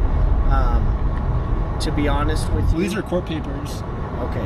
It doesn't have a judge's name or anything like that on it? Because it hasn't gotten to the judge yet. So this is serving him, and then we'll go to the court, and then the judge will be there. So the judge doesn't get involved until we're... Ben probably should have explained that this is small claims court. But he missed that crucial part. This is small claims court, and he might have cottoned on, but I wasn't targeting Mormons and witnesses. Discriminate against all organized religion equally. I agree, and totally. All organized religion. It's okay to believe in God, but the organized religion part even goes against your own Bible. I forget what the scripture is, but like it's right after the Lord's Prayer, or is it the one before? It's either the paragraph before the Lord's Prayer or the paragraph afterwards. He says, I don't want you to go to the synagogues and pray to me like babbling like sheep. He says, I don't want you to do that. I just want you to have a personal dialogue with me. That's what it says right before the Lord's Prayer. The Lord's Prayer is not actually a prayer. It's actually an example of how he wanted a personal dialogue with us. Just so you know. End sermon. Anyway, what was I saying about this? I forgot what I was saying, so I'll just press play and remember what it was I was saying. Why is he saying that you guys went on the property? Because he wants us arrested so he doesn't have to go to court? It doesn't look good when you've been trespassed. Yeah. Trying to serve papers. Well, I think it looks exactly how we're supposed to do it legally. This is the legal way to do it. Well, we have 2 or 3 incidents. Yeah, well, first, so they're incidents because he's lying to you guys. He's making them incidents. We came to do a good faith conversation, which is required by the courts before you can get a court case approved. So we did that. He called the cops on us. He lied to you guys saying that we had heroin on us, and we did a 3-hour search of the car yesterday. We found no heroin in the car. He's going to make up any lie he can to get us arrested. We are doing things the legal way, the correct way. The reason he's hiding in his house is because he's the criminal. If something doesn't look good, it doesn't look good for him, not for us. Go through the legal process, Which is find what an we're actual doing. process Yeah. server. She is an actual process server. And what is your guys' relationship? I just met her today. Well, maybe just have someone not affiliated with you. That's her. Yeah, we have no relationship. That's why she's here. her. Yeah, that's why she's here. We have no relationship, and that is she is the exact person that you're describing. I always thought that the police were supposed to remain unbiased, and if they were going to take a side, they definitely shouldn't take the side of the criminal. Yes, you're so precious, Ben. Let me just add here with the process server. If they thought somehow they were winning some sort of brownie points here, what they did here was they made that process server feel badly for Ben, and now she's involved with what Ben's doing. Well, I don't know if she's heavily involved, but she ends up joining the team and getting into things later, which they then try to use against him, saying that she was never a real process server. But anyway, they just made her completely like switch sides from totally unrelated to I'm getting involved. So, but I guess I was wrong.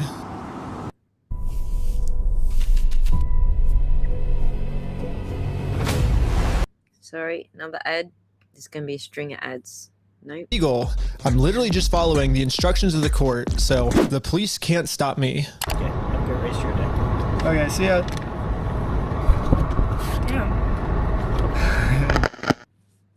now that the police are finally leaving, it's time to game plan how to serve Josh. But then, you guessed it, we got the police called on us again. Oh, sure. The For paper? what? The serving paper? Yeah. Here you go. Well, They think it's a false case? What the heck? Thank you for holding. How can I help you? Trying to speak with someone to verify if a case is, just verify if a case is real. Yeah, looks like a real small claims case in our court. Okay, thank you for your help. Dun dun dun! It's a real case. I think this phone call was the breaking point for the police. Oh, he's rubbing his chin. The police couldn't handle the fact that I was right and they were wrong. Hello. For me. Okay. Find you back. Am I being arrested? Okay, watch this, because everyone who's still got their jaws on the floor from Judge Gilday in court the other day with the Karen Read case, this is what he's going to do. He's going to double down. He's not going to take, I was wrong, and admit that he was wrong. He's going to double down, because this is what they do. All right? It isn't just Mormons. This is just what people who can't handle being wrong do. Really?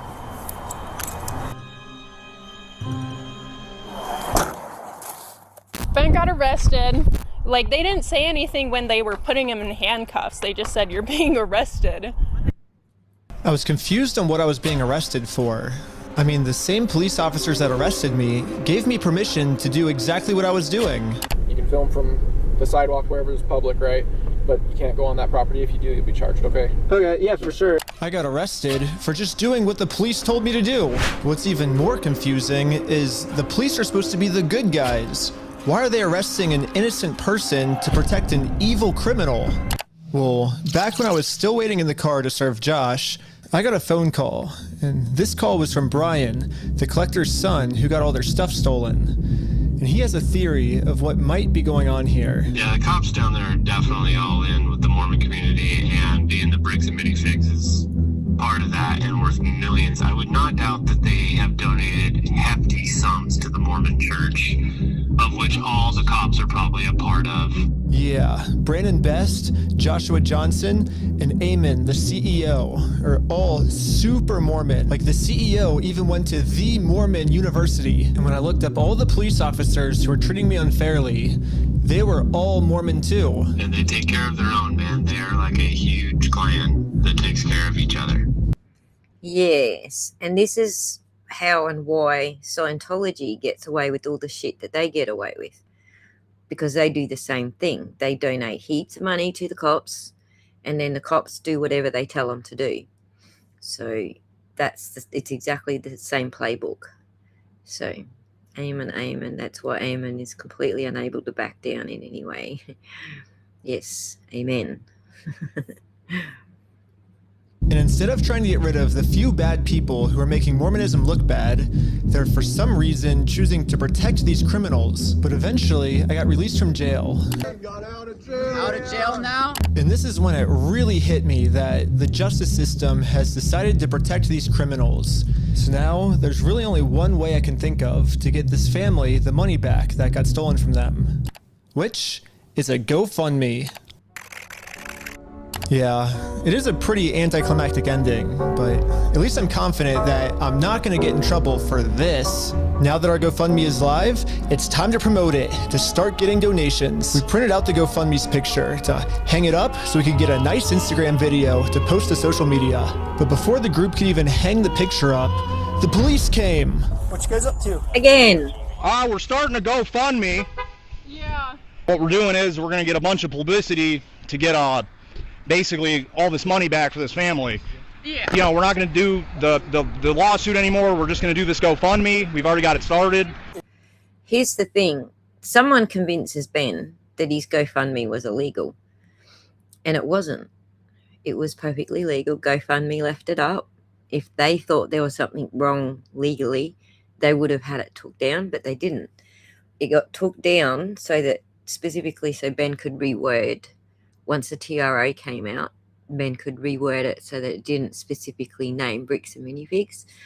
But otherwise, the GoFundMe stayed up and GoFundMe was fine with it. So I had a similar situation when I got ripped off. I don't know, this is a story my regulars already know, but I got ripped off for 10 grand. The company pretending to be an actual company here in Australia, and it all checked out. So I sent them 10 grand to buy something, and they were fake.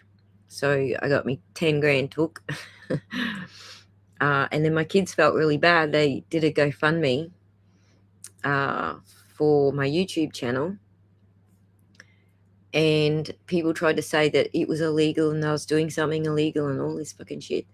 And I spoke with GoFundMe myself and said, you know, like, it's my kids doing it, so I don't want them to get into trouble. And they were like, it's fine. There's nothing wrong with your GoFundMe. This is what would have happened with these guys. They would have been told there's nothing wrong with your GoFundMe. So I don't know who convinced Ben that his GoFundMe was illegal, but apparently someone did somewhere along the way. So this case is all kinds of bamming wrong. Yes, Reby. They are nothing but thugs and scammers with a badge or a business card. I agree with you, Reby. Thanks for joining us, by the way. Glad you caught a lot. It can run into some defamation stuff. Again, the police were thinking of any technicality they could think of to protect their Mormon friend. Look at your stalking code. See if it's that. If it's not, we're going to look at disorderly. If it's not disorderly, then we're going to look at the city ordinance. But after going through every law they could think of, it turns out that hanging this sign on a fence and then taking a picture of it for Instagram is not illegal. In fact, what the group is doing is actually protected under the First Amendment, freedom of speech. So one of the police officers let the group know that they were okay to keep doing this. Right now, I don't think you guys break the law. But this other police officer wasn't able to accept this reality. We're going to take it down. And then for the rest of this footage, the police redacted all of the audio. So I called up the police station to find out why. All the redactions are done pursuant to the Utah State Code. We don't redact things just because we feel like it or, you know, just because something looks funny. Everything is redacted pursuant to Utah State Code. And other than that, I can't really delve into any more detail. But the police made a mistake. They accidentally forgot to mute this police officer's audio, so when you sync the two clips together, I can actually hear what they're saying here. He sees it or give back? Is it an occasional crime? Is it disorderly conduct? Why? Is he upset about it? I mean, I guess, but that's not... Yeah, this police officer is right. Just because this might make Josh upset does not make this poster illegal. So I decided to let the police department know that some of the redactions they made aren't exactly what they're claiming they are. I think you guys might have accidentally forgot to redact another clip that was at the same time, and when I synced the two clips together, I was able to see what they were saying, like what the redaction was.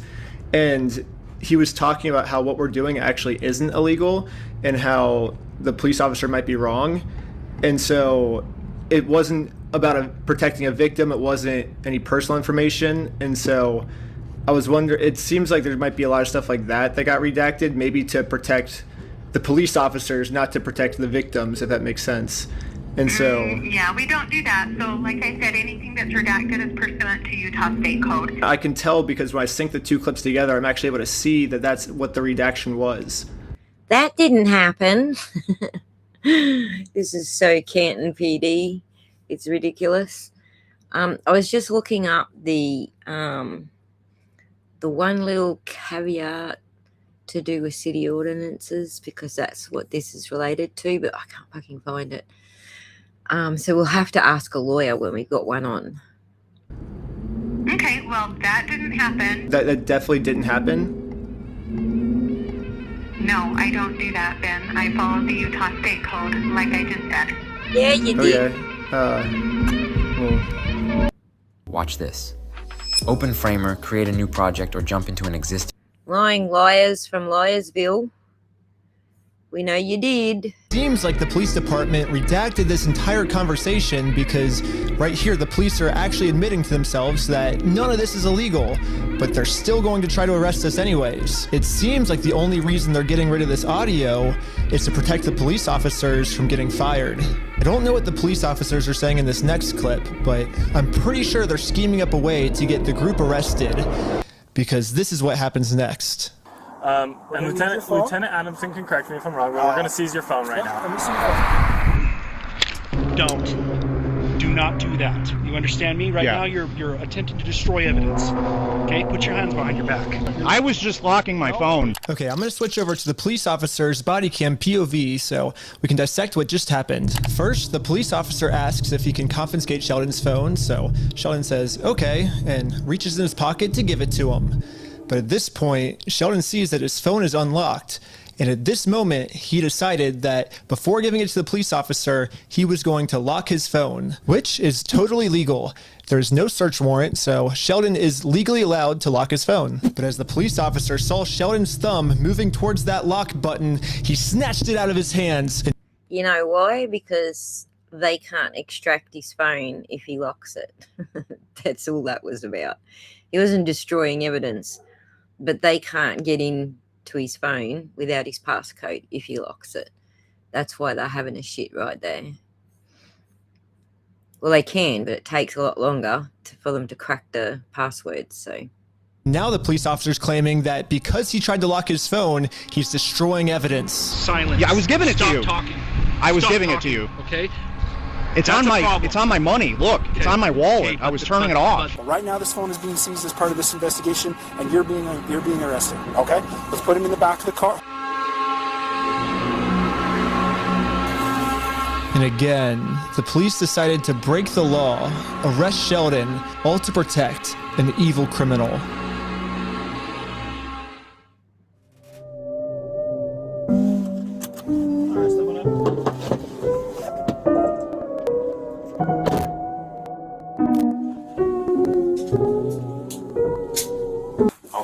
My name's Detective Nikosha. I work here at the police department.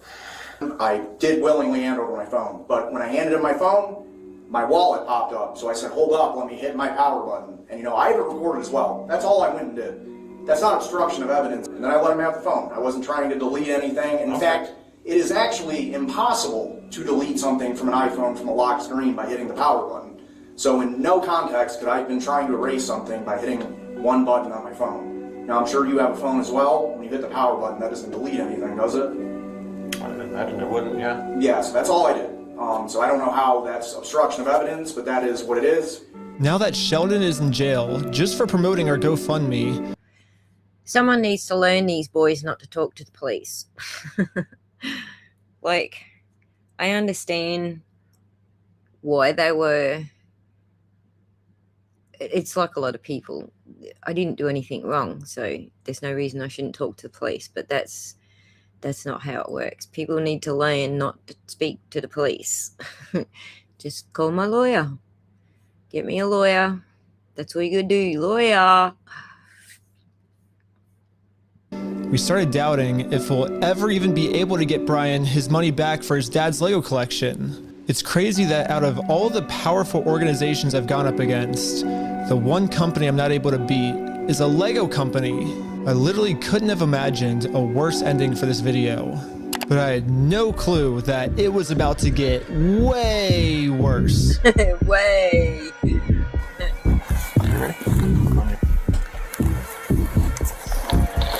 American Park Police Department, make yourself known. Search warrant. Stand up. Step outside, everybody. Come on. No. Don't move like that. You understand me? Don't move like that. Okay? Yeah, this cop pulled my arm so far back, it dislocated my shoulder. He claims it's because I was attempting to make an escape or something. Don't move like that. You understand me? Don't move like that. Oh my god, that part's so hilarious. Bricks and Minifigs went on some show, I can't remember, and said that this was faked because that x-ray that he just flashed on the screen wasn't actually his arm. Oh no, the cops actually said that. And did anybody here think that was actually his arm? I didn't. I knew he was just using a graphic to describe what dislocated means. And I use those graphics myself all the time.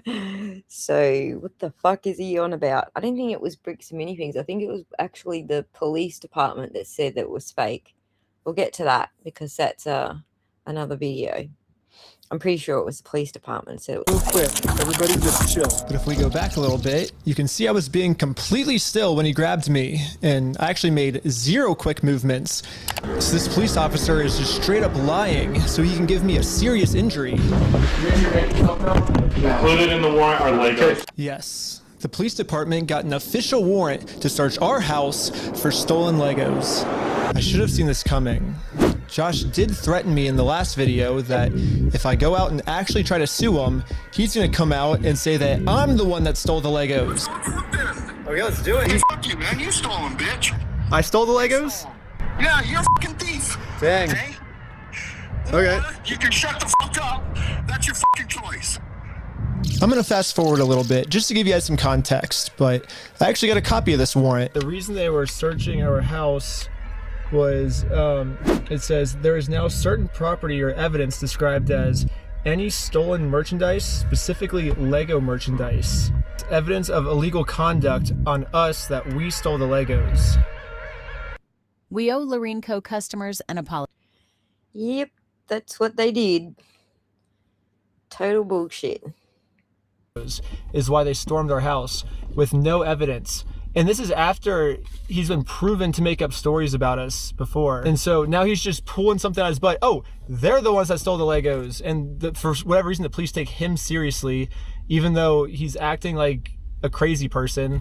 Anyways, the cops probably felt pretty stupid when they searched our entire house and didn't find any stolen Legos. Again, the police illegally redacted this conversation to avoid them looking stupid, but I'm pretty sure that's what they were talking about. But instead of doing what any rational police officer would do and let us go, they're sticking to their story that we're the thieves.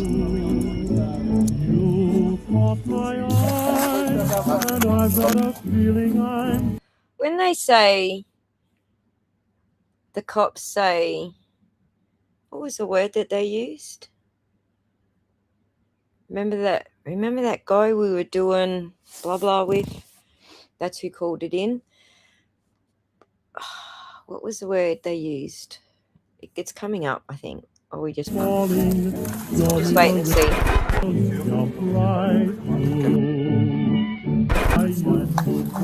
Yeah, it's coming up. I feel like we're going to get done for bloody music infractions on YouTube if I keep doing that.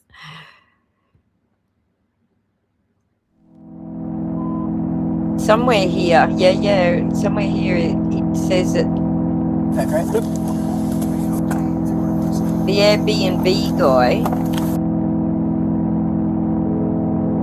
Yes. Now the entire group, we are all on our way to jail.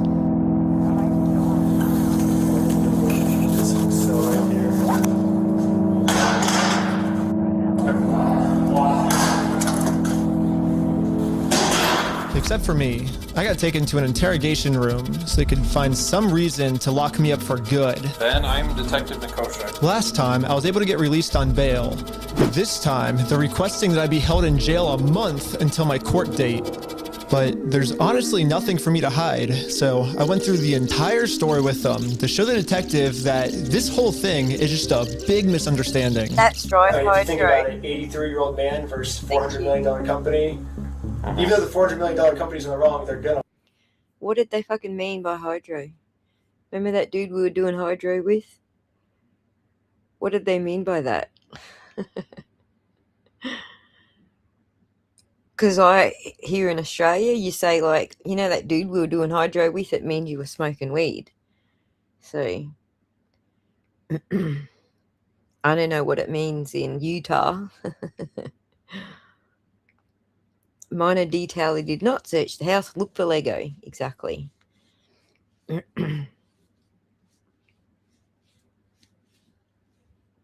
Qualified immunity left months ago. Exactly.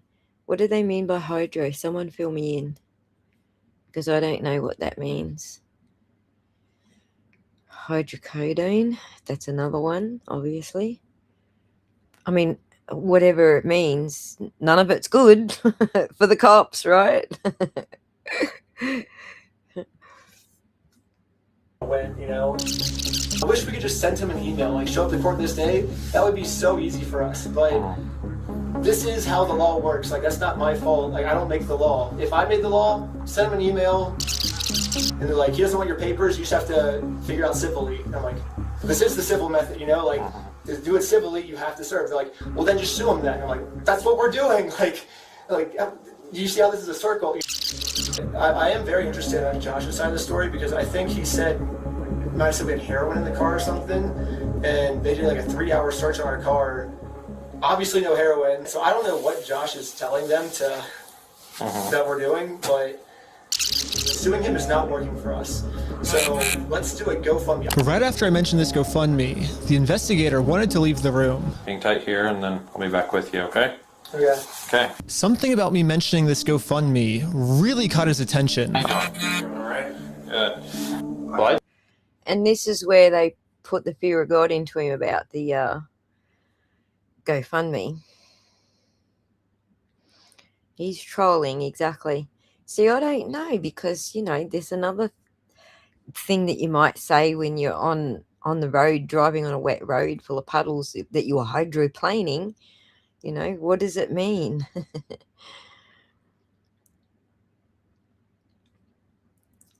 Right.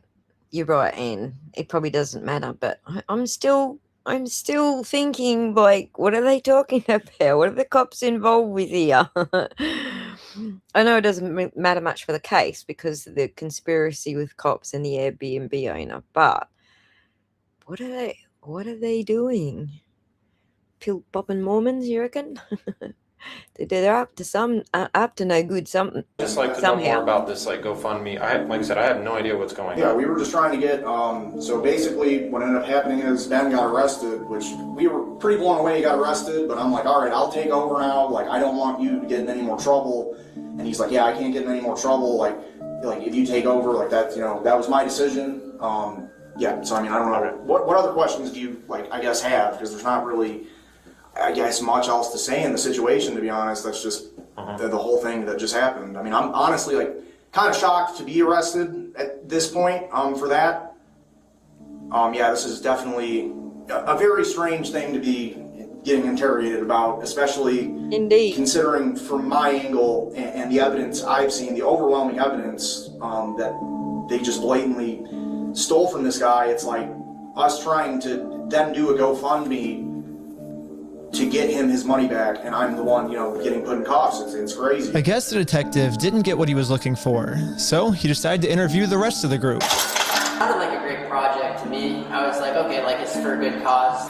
How are you doing? And for some reason, he was trying to get all of them to admit that the GoFundMe was my idea. Hello. Obviously, Ben was behind the GoFundMe idea as well, right? I don't know whose idea that was, because I kind of just started, I think they... But he was supportive of it as his channel, right? He said, oh yeah, let's do this for the channel. From my understanding.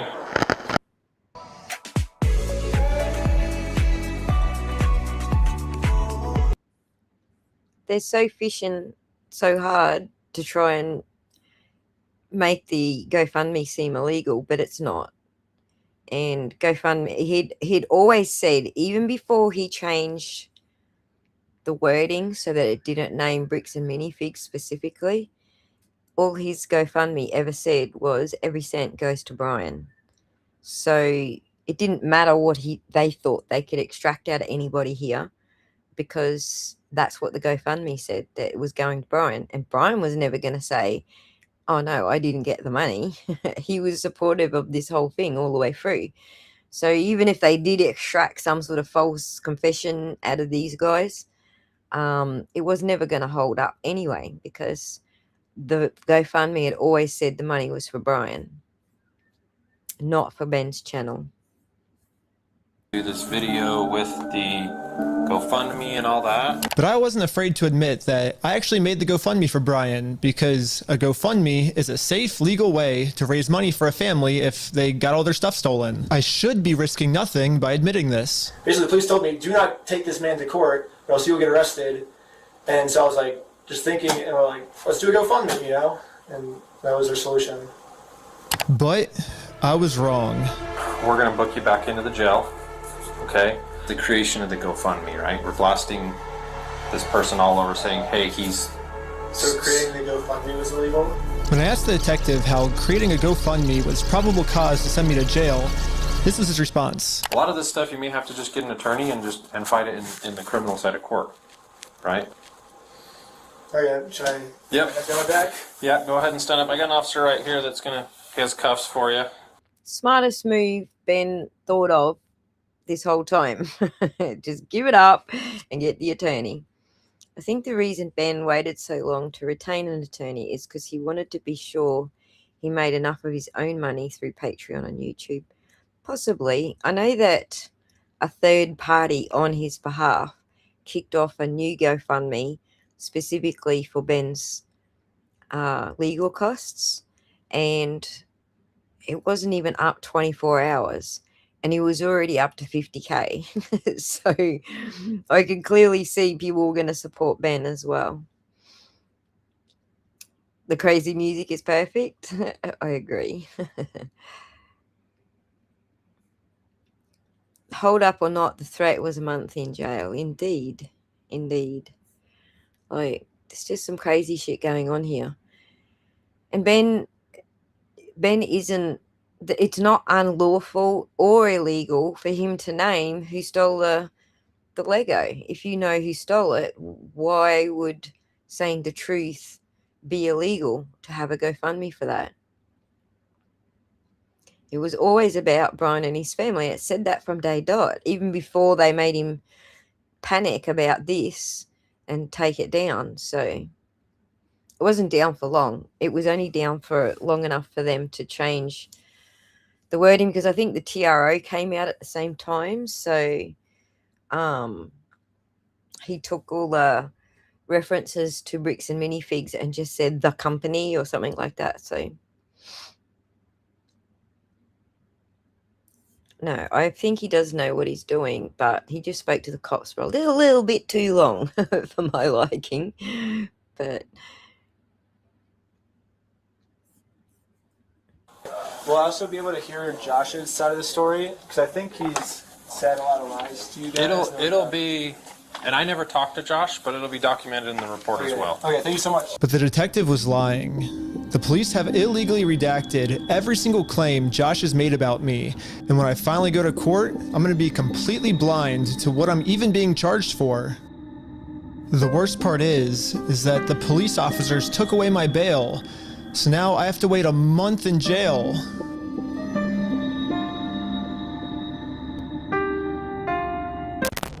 no, you don't. You be right.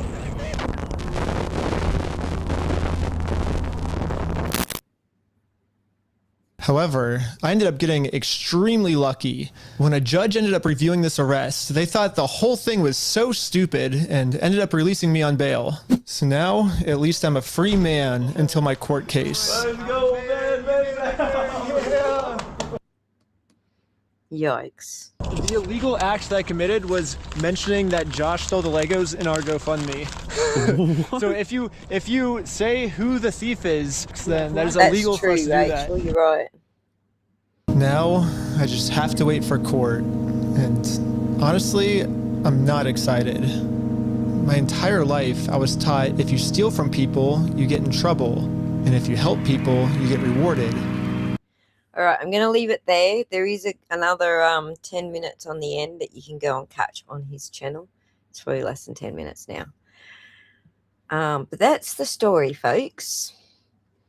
He got a ton of evidence for violation of civil rights. Correct, Bradley? He certainly did.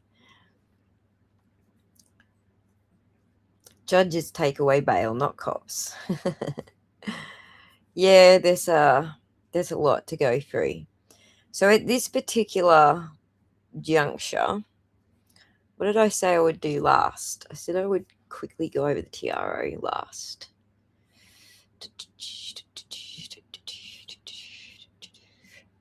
Let me find the TRO. It's probably on that site you guys gave me earlier. That one. Because I don't know my way around that site yet. The shells, the takedown. Is it that one? 13 counts. The order to take it down here. This one here.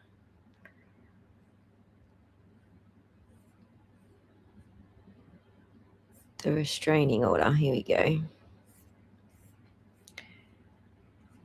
Franchise disclosure. Utah. Detail finding. Ohio Supreme Court order. Civil complaint. Legally mine. I knew it was going to be a lot quicker to just Google it till I know my way around that site. Let's go reckless men TRO. Emily covered it. Reckless spends Minifigs investigation. I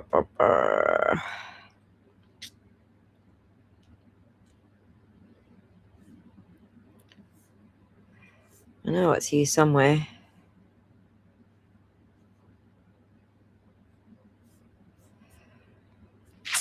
Might be best to go to this link.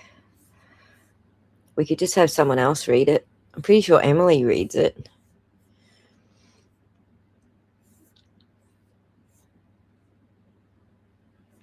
This is the judge refusing to allow them to make changes to the restraining order. I find it very odd too that the judge who signed the ex parte restraining order is in fact the same judge on Tyler Robinson's case. Isn't that the same judge?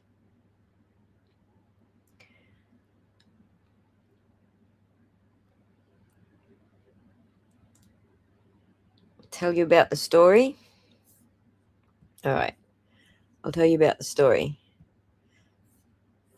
Part of my building a bridge, moving on from being involved in a cult like Jehovah's Witnesses, was facing fears. So, I don't know, that was just what I was thinking at the time. Probably doesn't make any sense now, but it did back then. Face your fears and you'll be fine. You'll be able to get over this. So there's a lot of shit they put in my head. So one of the things for me facing my fear was the stuff they taught me about the devil.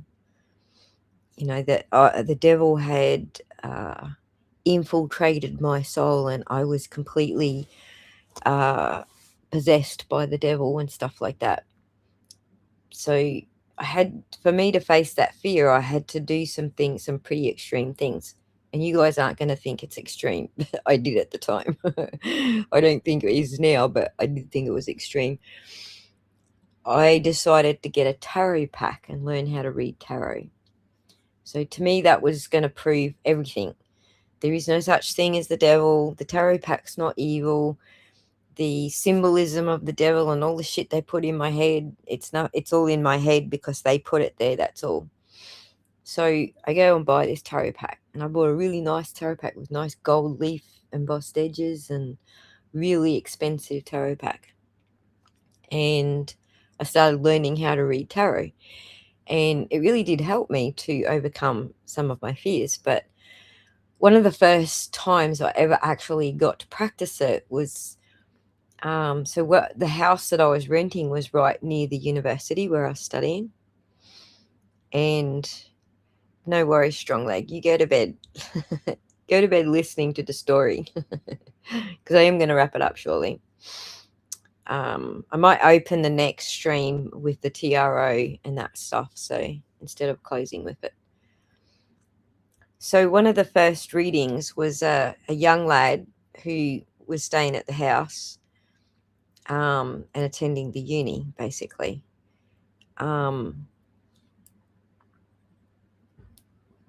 We need to talk. Sure, we can talk anytime you like. Give me a tinkle on the Discord. Anyway, so this young lad, his father was a Mormon priest. I don't know what they call him because I never got into that religion specifically, but he was I don't know what they call him, like a high priest or something high up in the Mormon church. And so he's like, I'm with you, let's face our fears together, let's do it together. So he's like, you can do a tarot reading for me. And I was like, okay. So I laid out the tarot cards and did like a full reading, a full wheel for him. And as I said, it's the first one I ever done, so I had to refer to the book all the time to remember the meaning of the cards. And so I laid the cards out, and I laid out this on top of the entire pack, the Ace of Swords. And he was like, it's a bishop. Thank you, Eric. He was a bishop then.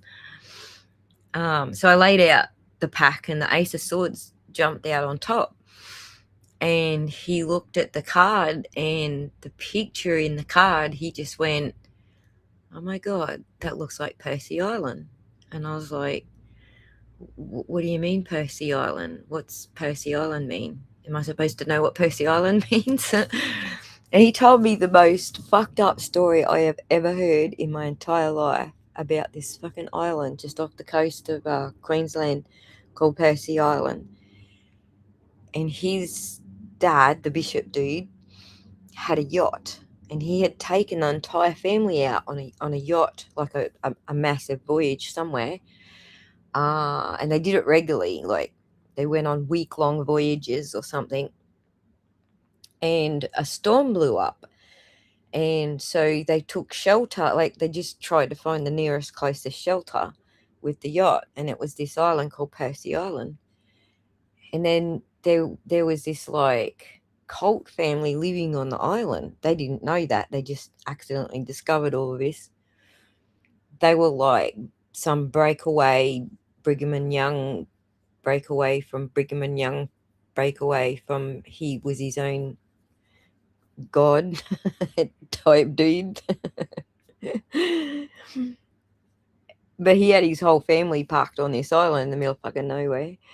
And so this young fella's family, they got stranded on the island. There was some damage to the ship, to the yacht overnight with the storm. And the mother and the father wanted to go back to the mainland to get repairs and shit for the boat.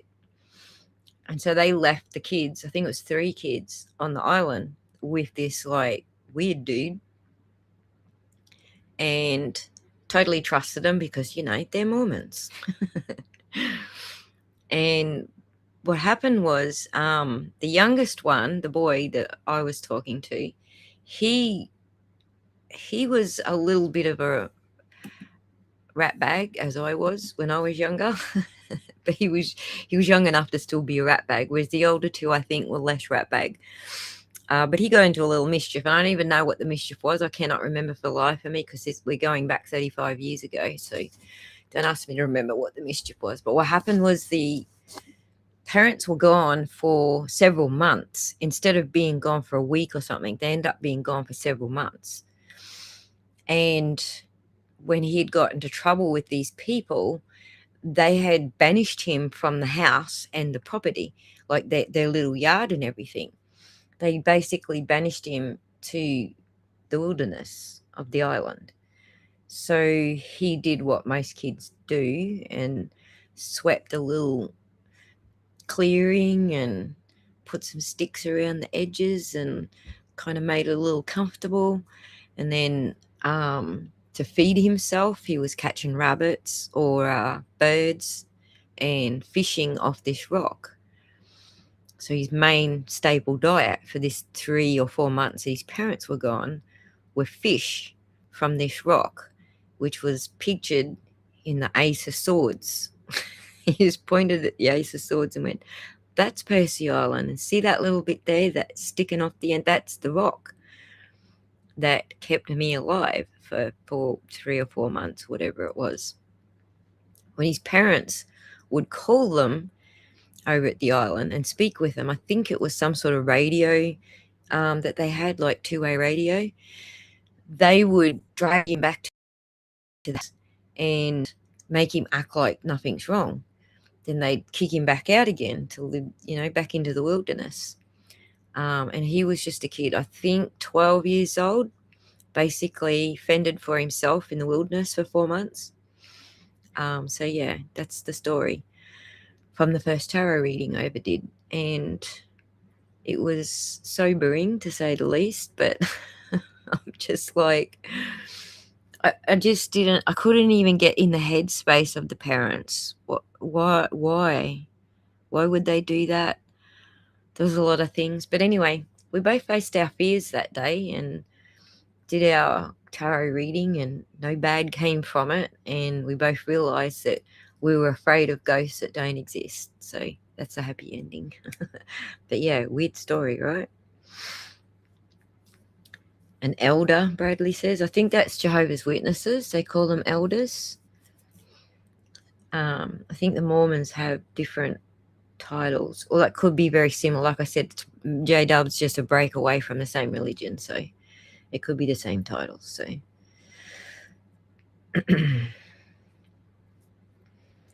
so anyway, smart kid in the sense of survival. That's what I thought too. I don't know that my child self at the same age would have actually survived, although maybe, we were raised pretty rough. We were raised in the outback, so Percy Island was probably fucking tropical paradise for us, considering we grew up in sandstorms and shit. So, but anyway, that's the beginning of my journey into or away from the religion and the stupid shit that it taught me and set in stone in my head that I had to get away from. And I think also for the young man as well. Like, he understood the journey. I didn't even need to explain to him the journey because he grew up in the Mormon religion having to do the same shit that I had to do in the Jehovah's Witness religion. There was very few words needed to be spoken between us about why we were doing what we were doing at the time. Seems silly now in hindsight, but it was a big step for me moving forward, breaking out of depression and not punishing myself for the things they put in my head that were just me being me, rather than, the devil somehow having possession over my soul or some shit. So it was a big hurdle, and I overcome it by realizing how fucked up someone else's life was. Way more fucked up than mine was. So there's that story. I cannot find for the life of me the actual lawsuit, but I'll dig it up and we will open the next stream, getting into the lawsuits and what that's all about, and do a reading of it from there. So yeah, NT and far north Western Australia. So yeah, all that area. Grew up in the desert. So when I was 14 or 15, I was sent back to the East Coast to live with my father because I was such a, devil spawn. So I got to get away from the religious side of things, but it lived with me, like I said, until I was in my 20s. A lot of the shit that they put in my head from, like, I think I was like 5 when my mum got into this religion. So, it was pretty much all my childhood that this shit was put in my head. And I was well and truly in my 20s before I faced it and found my own feet, basically. And I didn't realize that children as young as 10 could suffer from depression. I look back at a lot of the mischief I got up to and realize now as an adult and having raised my own kids and now grandkids that, young kids can actually suffer depression too. So pleasure to meet you too, Anne. I learned everything I know about Australia from Priscilla, Queen of the Desert. Oh my God, that's hilarious. Including the sandstorms. That's hilarious. Yes, I found the truth. Correct, strong legs. So, no worries. It was my pleasure.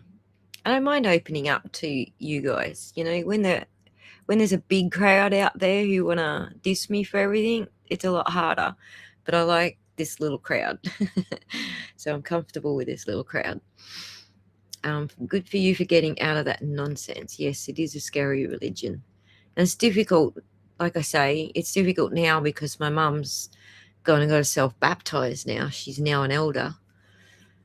And there's nothing I can say that isn't disrespectful about describing, my experience with. I can't tell her because it's disrespectful. So also, so is swearing. I try not to do that, but I can't fucking help myself. I'm always swearing.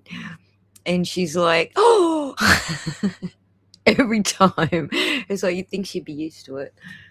But thankfully, my brother's the same. He's actually looking after her in her old age right now, and he swears a lot worse than I do. But for some reason, he can rein it in easier than I can. Probably because he is living with her. He's reminded every day, like, sees the face and the expression and the that goes with it. Whereas I'm not living with her. I live in New South Wales, which is a long way away from them.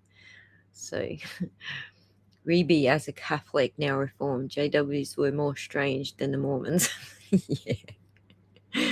Yeah, because, like, when I used to see the Mormons go, like, they'd knock on our door and stuff. When I saw the Mormons, I always thought they were actually normal and we weren't.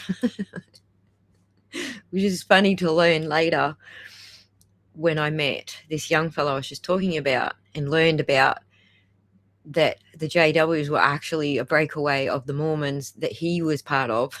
It was really funny, like, to connect all the pieces, because the JWs don't admit any of that. They have their own, like, historical where we came from story, but they never tell you that it's from Mormonism. So if cussing is the worst we do, Aussie, I think God will forgive us. I will have to hope so, because I do a lot of it. I even say the C word sometimes. You get me riled up enough, I'll use the C word. You can be light for your mum. I don't think there is any light for her. I think for her, this is the way I see it, strong leg. She's in her 70s, late 70s, bordering 80s now. I don't have any reason to change her. If that's the thing that makes her happy, then that's the thing that makes her happy. She's too old to change. Like, why would I bother? I don't need to do anything. And I feel the same about, like, my grandma. Okay, so I'll open up to you a little bit more. I literally don't have a grandma. She was murdered, which is part of my drive and interest in true crime. But my grandmother was murdered before I was born. But the person who took her place was her sister. And that's who I call grandma today. I actually don't call her grandma. I do when I'm talking to you guys, so so you have some sort of basis. I just call her Judy or Auntie Judy. But There was a reason I was going off on that tangent. What was it? Same thing with Auntie Judy. I don't need to change her. She's nearly 90, and she has her own little. It's not Jehovah's Witness. It's I don't know. I feel terrible for not remembering off the top of my head what religion she is. It's that horrible church that it's the same church that Trump follows. That one. I just can't think of the name of it for some reason. It's that same system. Like, she believes that everyone's going to send to heaven in that weird kind of awful way, just like J-dubs do. But I don't have any reason to stop that thing that makes them happy. They're too old. They're already there. That's the thing that makes them happy. I don't really have any reason to need to change them. So I just got to remember to watch my P's and Q's and not say shit that offends them, because that's for me. I'm still young enough to know that they're of an age where I don't need to change them, and I don't need to make them feel uncomfortable about their beliefs. So eventually I'm probably going to get to their age. They'll be gone by then. When I get to their age, I'll be like, fuck you. This is what I think. But I'm not there yet. So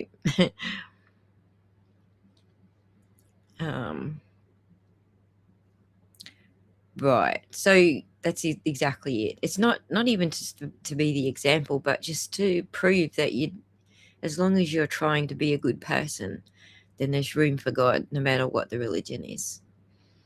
So that's all I want to be able to put across.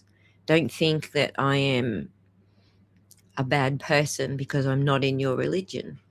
At least be happy that I do believe that I'm trying to be a good person. So Baptist? No, that's not Trump's religion. I forget. Sorry, I should know the name of it. It's like it's got a really bad reputation here in Australia. So one of the largest churches with the hugest amount of child abuse here in Australia. I just cannot think of it for the life of me. Family of cultists. I don't think that's a religion. So yeah. So that's one of the reasons I won't come down on the Mormons in this particular story. I respect the fact that some of Ben's family members are Mormon. I do see the ties there, just like I see it with the, what do you call it? You see it with the Scientologists. They pay them. They pay the law. It's not just law enforcement. Scientologists are in government even. They go Pentecostal. That might be it, Rachel. That might be it. Pentecostal. But it's got another name these days. Whoops, clicked the wrong one. I think it is a Pentecostal religion, but it's got another name these days. Evangelical. Thank you. It's Pentecostal evangelical. But I still can't remember the name of it. But you're on the right track. So yeah, Scientology have got their fingers in like lots of pies. It's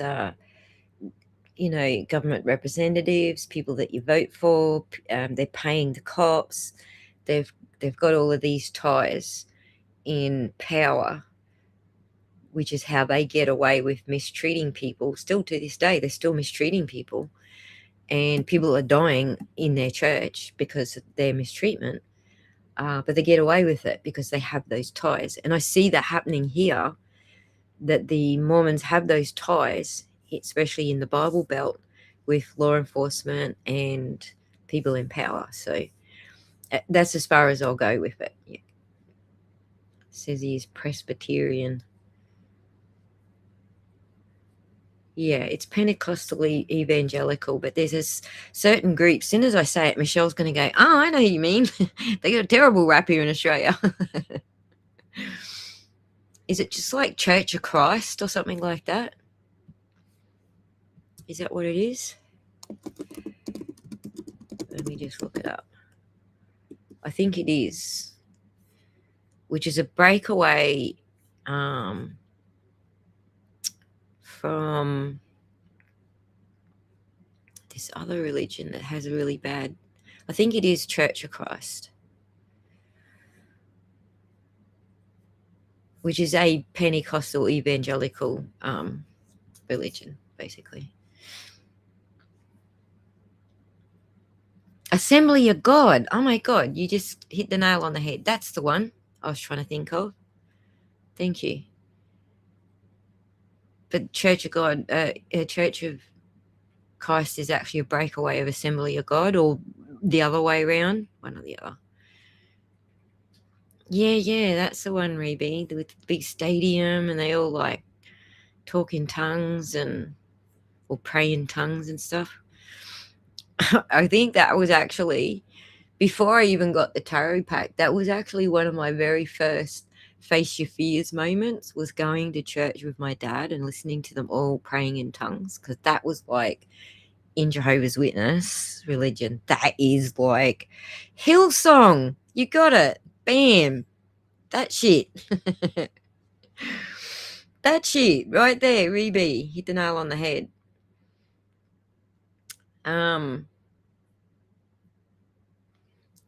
But yeah, you're following. Anyway, that was the first eye opener for me, because people speaking in tongues is like the ultimate of fucking evil. You are speaking the devil's language if you're speaking in tongues, if you're a Jehovah's Witness. So yeah, going to church and standing beside my dad and my stepmom, praying in tongues was really hard. It was like this is how hard it was. I was fucking dizzy. I couldn't stand up. I was that shocked and that, I wouldn't say terrified, because I had already moved past dealing with some of that stuff, but it was just a shock. It was just that big a shock. I was dizzy from watching it, because I'd never seen it before. People praying in tongues, like a whole church of people going blah, blah, blah, blah, praying in tongues. It was weird. Fucking weird is all I can say. ScoMo, yeah, that church. I thought it was Trump, but but they have that same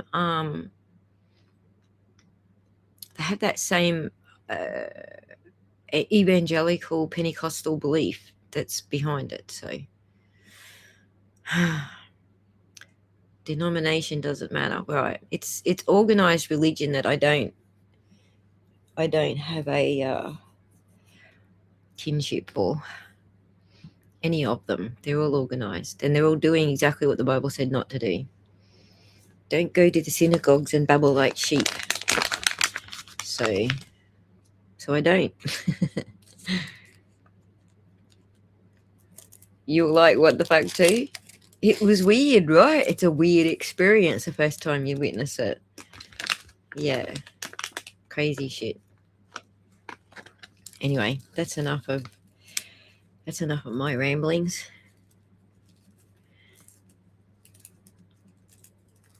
All right, guys, I'm going to stop babbling now and let everyone go to bed. In AG, the spirit would speak through W. There was one that spoke in tongues and the other translates.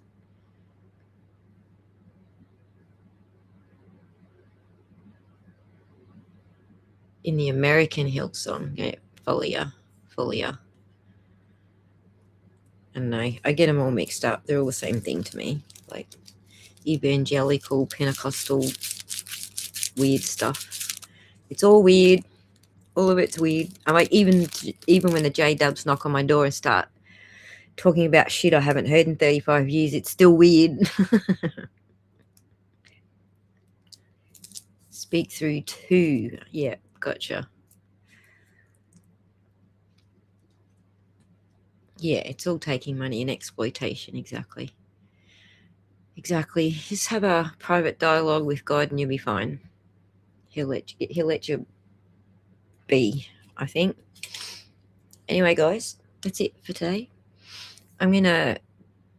It's 3 p.m. I started this morning at 9:30 a.m. So I am bushed. Thank you all for joining me. I enjoyed your company.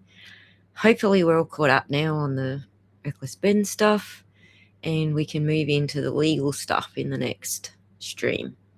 So enjoyed it. Be good. Peace out. Bye.